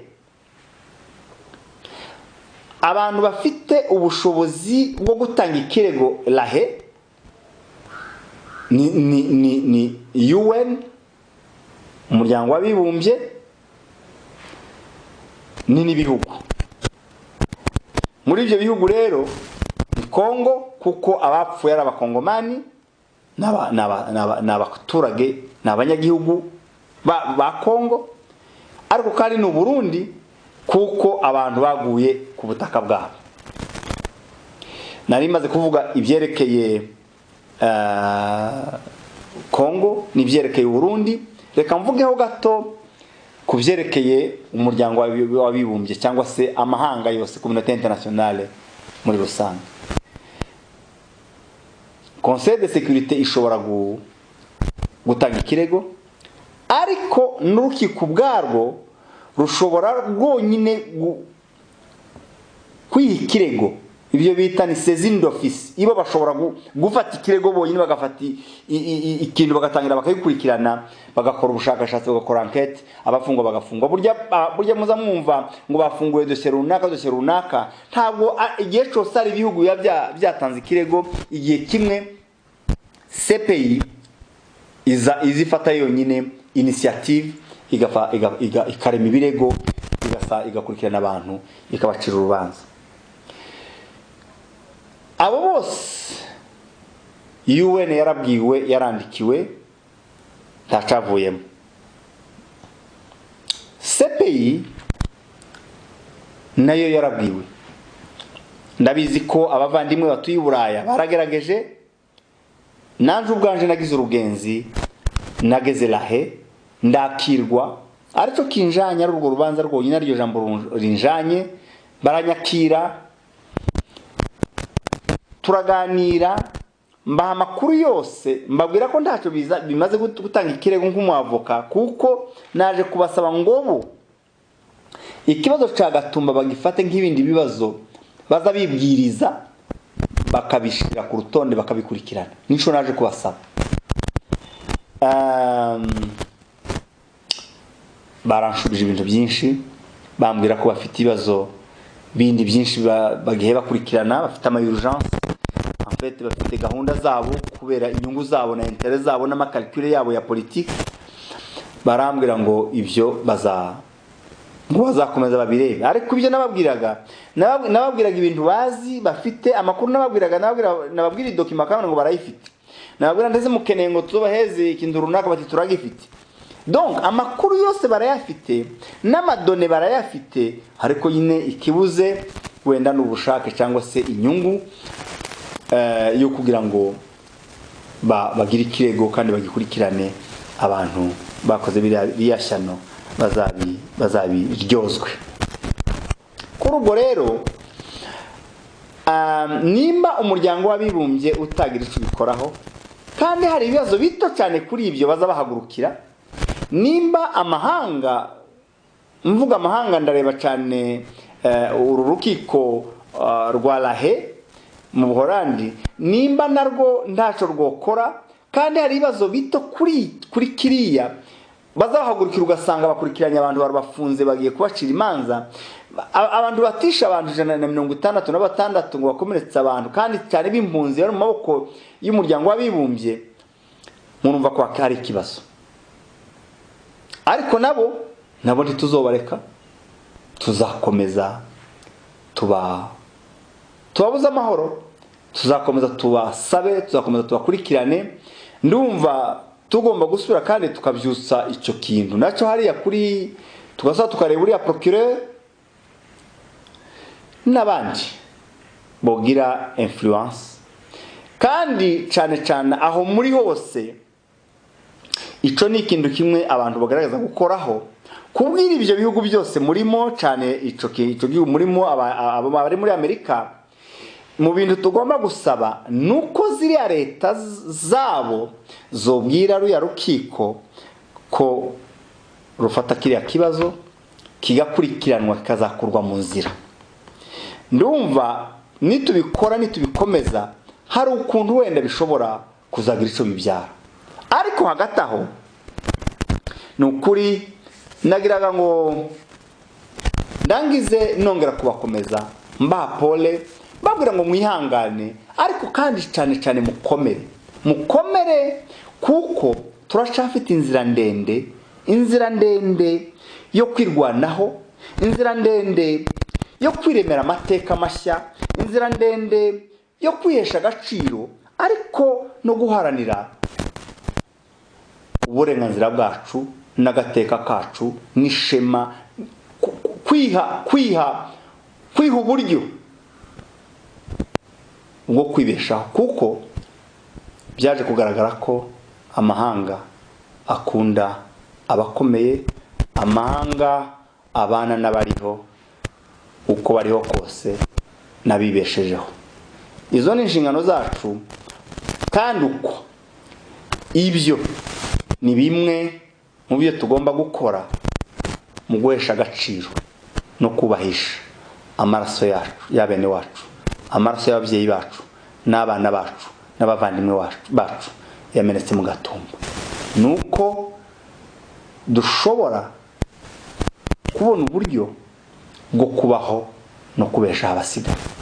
Imana ibahumurize, Imana ibaha imbaraga zo kurenga uyu munsi no kuwutambuka, tugakomeza tugashaka ubutabera, justice y'abantu bacu bapfuye, ariko tukabona n'uburyo bwo kubesha abasigaye. Imana ibafashe, turabakunda kandi mukomere. Je voulais simplement revenir sur le petit aspect qui concerne la communauté internationale. Ce qui s'est passé à Gatumba, c'est inacceptable. Ça ne peut pas être toléré. Maître arakoze cyane. Thank you so much. Kuko atubwiye ijambo ry'ihumure. He just gave us a word of encouragement. Ariko mu kurangiza yatubwiye ngo dukomeze guharanira agateka kacu. At the end he said, please keep fighting for justice. Kandi aho buri wese ari azazagerageza kubikora. And each and every one have to fight for it. Nibyo bizaduheza ishema. Because that's what we will get as a value. Reka twakire pasiteri. Let's welcome Pastor. Kugira ngo tuze kurangiza. As we are finishing. Narangiza turahita twakira President Mushindaji kugira ngo aze gusoza. And we're going to receive Mushindaji to conclude. Nyuma turakira pasiteri kugira ngo dusengera asoze amateraniro. Pasiteri Inosa. And then Pastor Inosa will conclude with prayers. Muri ico gihe tuzaba tuja mu gusoza. Turabashimiye kwituze kandi tunavuga ngo mwihangane mwumve ijambo ry'Imana. Thank you for being patient and welcoming the word of God. Kuko uyu ni umushitsi. He's a guest. Avuye kure. He's from far away. Kandi ingemu yatuzaniye tuyitahane. And let's receive what he gave us. He brought for us. Ikindi nacho abantu ntibagume gusohoka. Please do not go out. Turarangije ariko niba waparitse nabi ugerageze kumenya aho waparitse kugira ngo uparike neza. Harimwe mu mamodoka ari hariya abantu bagiye bakurikiranya hagati y'izindi. There is cars over there. Muri ruriya ruhande rwo hepfo umuntu umwe yaza asohoka ugasura ukagaruka ugakura yawe wera. Murakoze. Karibu pastor.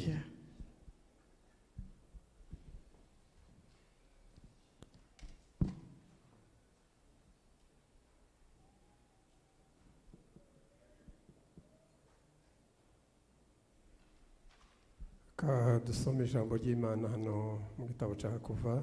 Let's read the word of God. The word of God.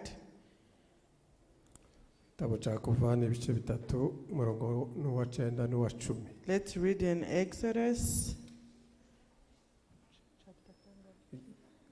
Igice cya gatatu, umurongo. Chapter 3, verse 9 and 10.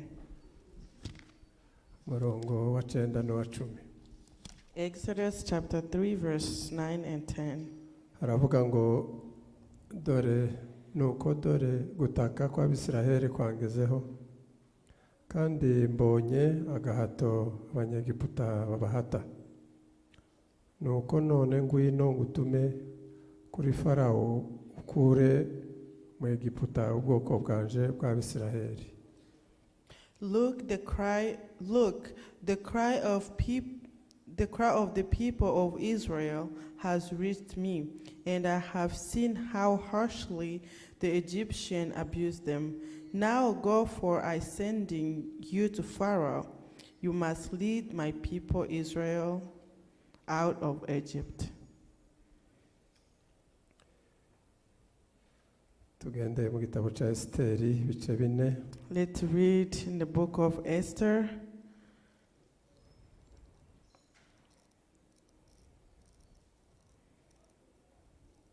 Murongo wa 14 ayaho.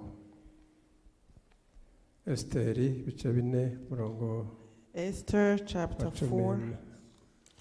Haravuga ngo kuko ni wicecekera rwose muri iki gihe nta kizabuza Abayuda gutabarwa bakoroherwa biturutse ku bandi. Amen. Amen. Amazina nitwa Ntezumwami Jeremy. My name is Ntezumwami Jeremy. Umushumba w'itorero rya Louange mu Rwanda. I am a pastor in the church called Louange in Rwanda. Ngeze igihe kigufi hano muri iki gihugu. I've been here for a short time. Nishimiye kuba muri uyu muhango wo kwibuka bene data. I am very happy to be here in this Memorial Day. Baje kubaha pole muryango wa Munyamulenge. I want to give you comfort, the family of Abanyamulenge. Ku byago byatubayeho kandi bigikomeje kutuba. For the horrible time that we had, even though we still are having the hard times. Dufite impamvu rero yo kwibuka. We have a reason to remember. Akarengane kamyeho. The injustice has been for so long. Umuntu kuzira icyo atakoze. People will die for the sin that they committed. Abeli yishwe na Kaini nta cyaha yakoze. Abel has been killed with Cain, and he did not commit any sin. Amaraso ye ariko arataka kugeza n'uyu munsi. His blood are still crying until today. Amaraso ye ariko arabaza impamvu y'urupfu. His blood are still asking why he died. Amaraso ariko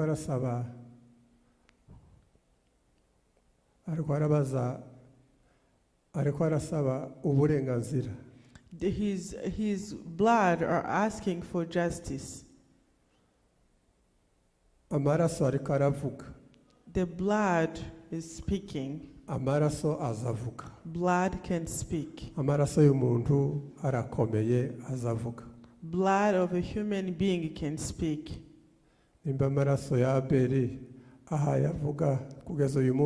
if the blood of Abel is crying until today, don't you think that the blood of mothers and kids are crying? So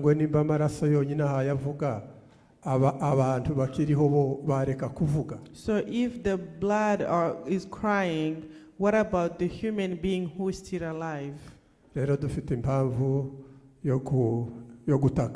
So we have a reason to cry. And we have the right to fight for justice. Because injustice has been happening for so long.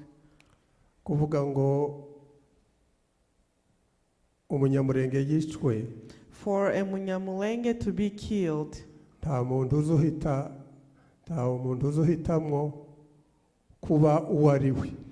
you don't get to choose who you are. No Munyamulenge chose to be a Munyamulenge. Only God did it. So if they want us not to live, they're supposed to go and ask our Creator.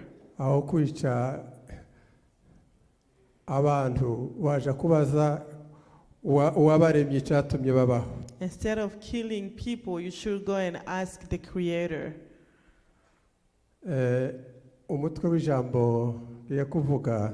Our theme of today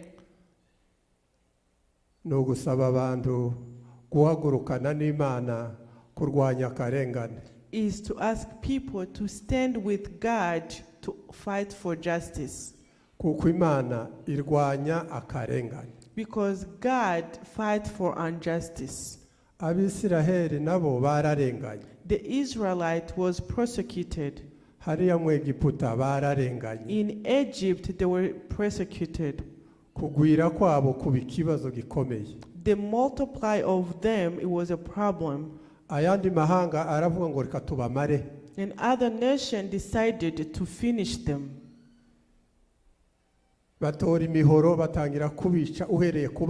They took machetes and killed them from kids.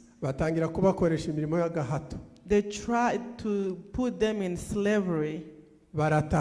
They cry because of the pain. If you are sad or if you are in pain, you have right to cry. Their cries went above and went to God, to the Creator. Until God left his throne and he came. He said, I have seen their pain. And I have heard their cries. And I am coming. I am coming.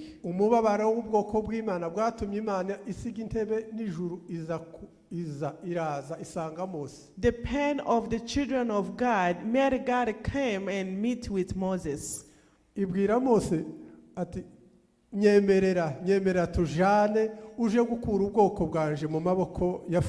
told Moses, please accept and go with me so we can take the Israelites out of the Pharaoh's hands.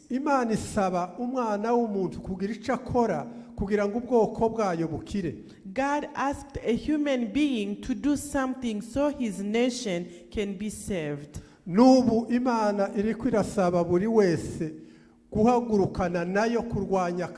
Even now, God is asking each and everyone to stand up and fight for justice. Because God does not like injustice. God fights for those who are being persecuted. May God help us. Always God use people to help others. You are needed to go with God to fight for justice.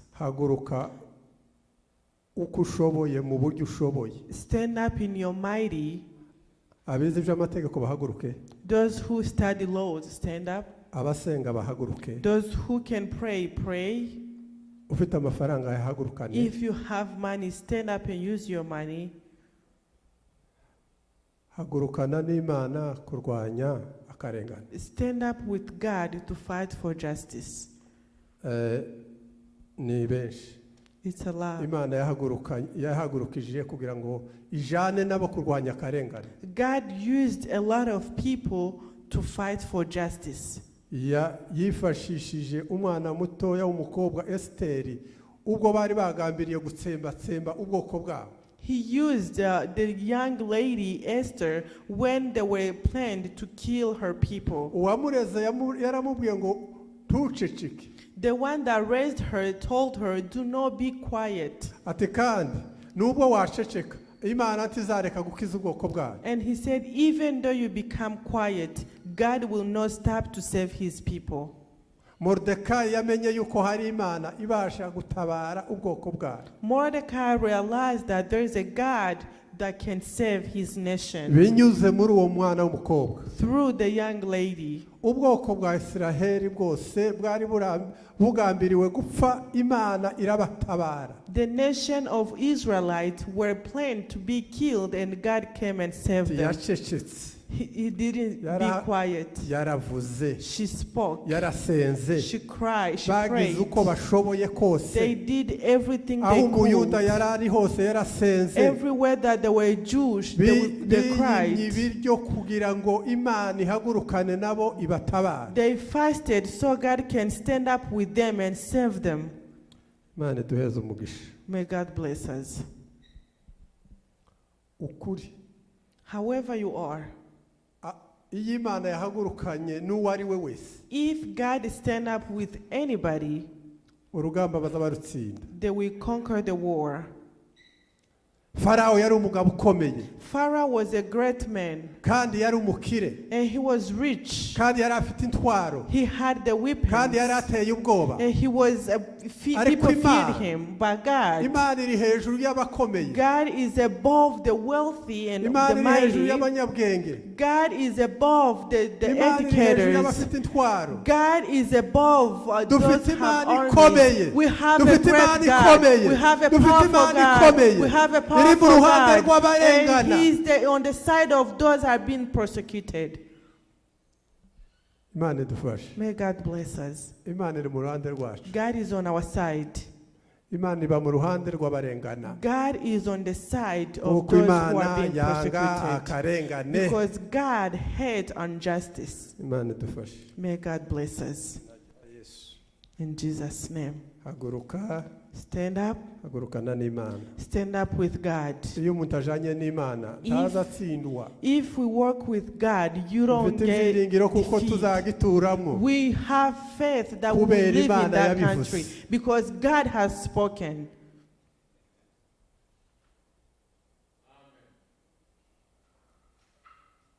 Muzi biba bibera hariya. Do you know what is happening back there?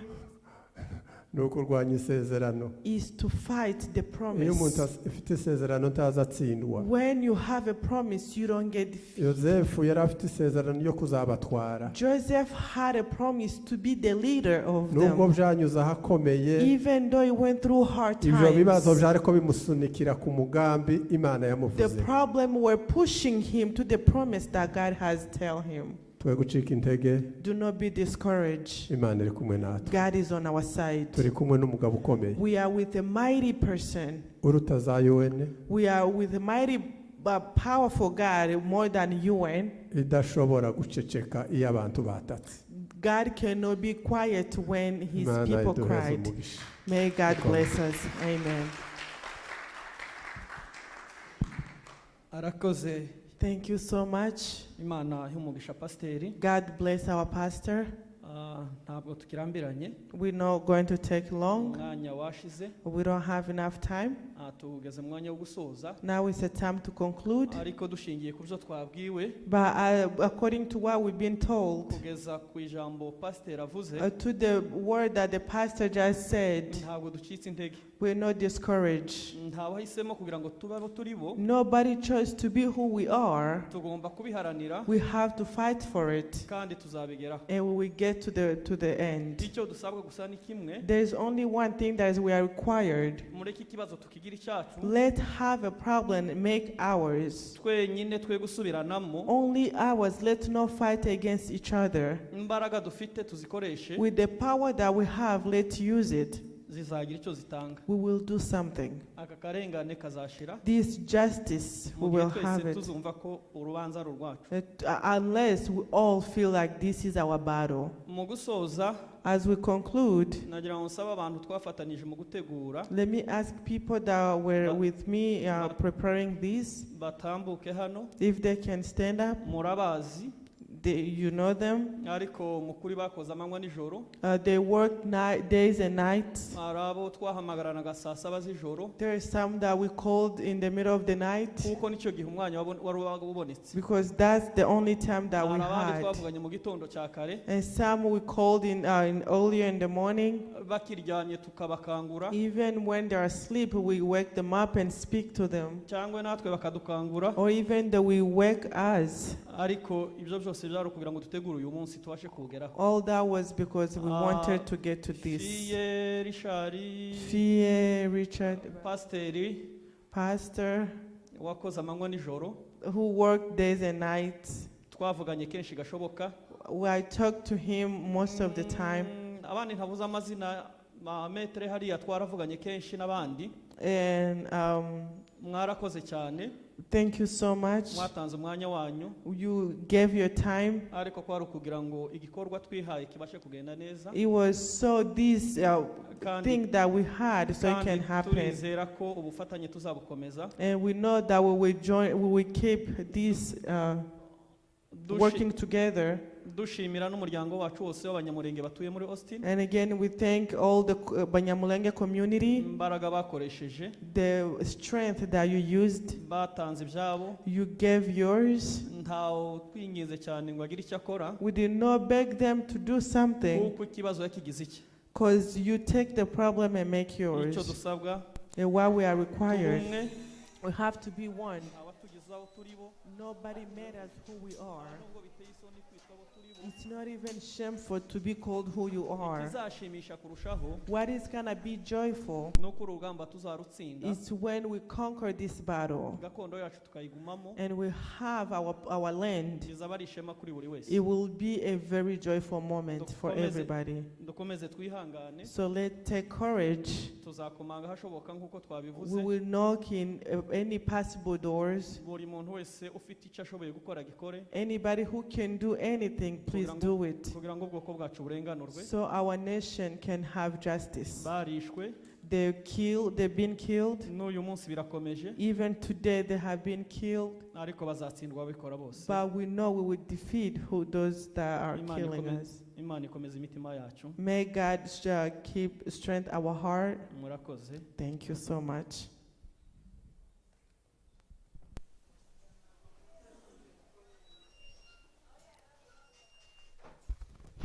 Shuti bakunzi ba MPC Radio ndetse n'abadukurikiraga hirya no hino ku isi, abadukurikira bari muri Afrika, tugeze ku musozo w'imihango yacu aho twibukaga ku nshuro ya 16 umuhango wo kuzirikana inzirakarengane zapfiriye mu Gatumba. Abanyekongo Abanyamulenge bapfuye bagera ku 166 ndetse harimo n'abakeya ba communauté y'Ababembe. Tukaba rero tubasezeyeho tunabashimira cyane. Umuhango wavuzweho byinshi cyane ndetse tunabibutsa ko wagiye ubera muri Amerika hatandukanye n'ahandi hose wagiye ubera. Bari Kinshasa bari badukurikiye, tukaba tubashimiye cyane. Abari mu biyaga bigari ndetse no kwindi migabane, tukaba rero tubashimiye cyane kutugirira icyizere no gukomeza kubana natwe. Durashimira cyane abantu ba Austin, bakiriye kino gikorwa kugira ngo kigende neza, bagaragaje ubwitange nk'uko mubibona. Rero hakaba hasabwa inzira ndende kugira ngo ubutabera buboneke, ndetse kandi kugira ngo abantu bakomeze gufatana mu mugongo nk'uko mwabyumvise. Rero amagambo ya bamwe mu bashinzwe gukurikirana iyi dosiye ya Gatumba harimo Maître Moise Nyarugabo, akaba yagarutse kuri dosiye, ndetse na Bernard Mengen, bose mu butumwa bagiye batanga rero bakaba bagiye bavuga ko ari ubutumwa bw'ihumure, ndetse bigaragara ko iyi dosiye ikomeje kuba mu maboko y'abanyamategeko bakomeza kuyikurikirana. Tukaba rero tubashimiye mwese mwadukurikiranaga, abari kudukurikirana kuri Facebook ndetse na YouTube, n'abakoreshaga link ya radio yacu, tukaba twese tubashimiye. Hagati aho ngaho mu kanya uko twababwiraga, tukaza kwerekeza ku kibuga aho haza gukinwa umukino wa nyuma uza guhuza amakipe abiri ya San Antonio ndetse na Austin, mu rwego rwo kuzirikana abakinyi ba ekipe ya Twegerane yamaze abantu benshi rungu. Iyi ekipe ya Twegerane rikaba ari impunzi mu Gatumba, aho babashije gupfushamo abantu batari bakeya. Bityo rero Gatumba Foundation ikaba itegura buri mwaka irushanwa rihuza urubyiruko rutandukanye mu mijyi itandukanye, mu rwego rwo kuzirikana abakinyi batwegerane babashije kutwara neza hariya bakabaserukira ndetse bakabamara irungu. Jewe rero nari Freddy Salusi, aba mbasezeye, ndashimira na mugenzi wanje David Manowar kubanga bwizuma, ndetse na equipe technique yose ya MPC yadufashije. Nakagaruka rero turaza kwimurira studio zacu ku kibuga, aho tuza kubagezaho umupira uza guhuza Austin ndetse na San Antonio, aho tuza kuba tuzirikana abakinyi ba ekipe ya Twegerane baburiwe muri burabwicanyi bwa Gatumba. Tubakomeze kandi tubashimira, mwakoze mwese.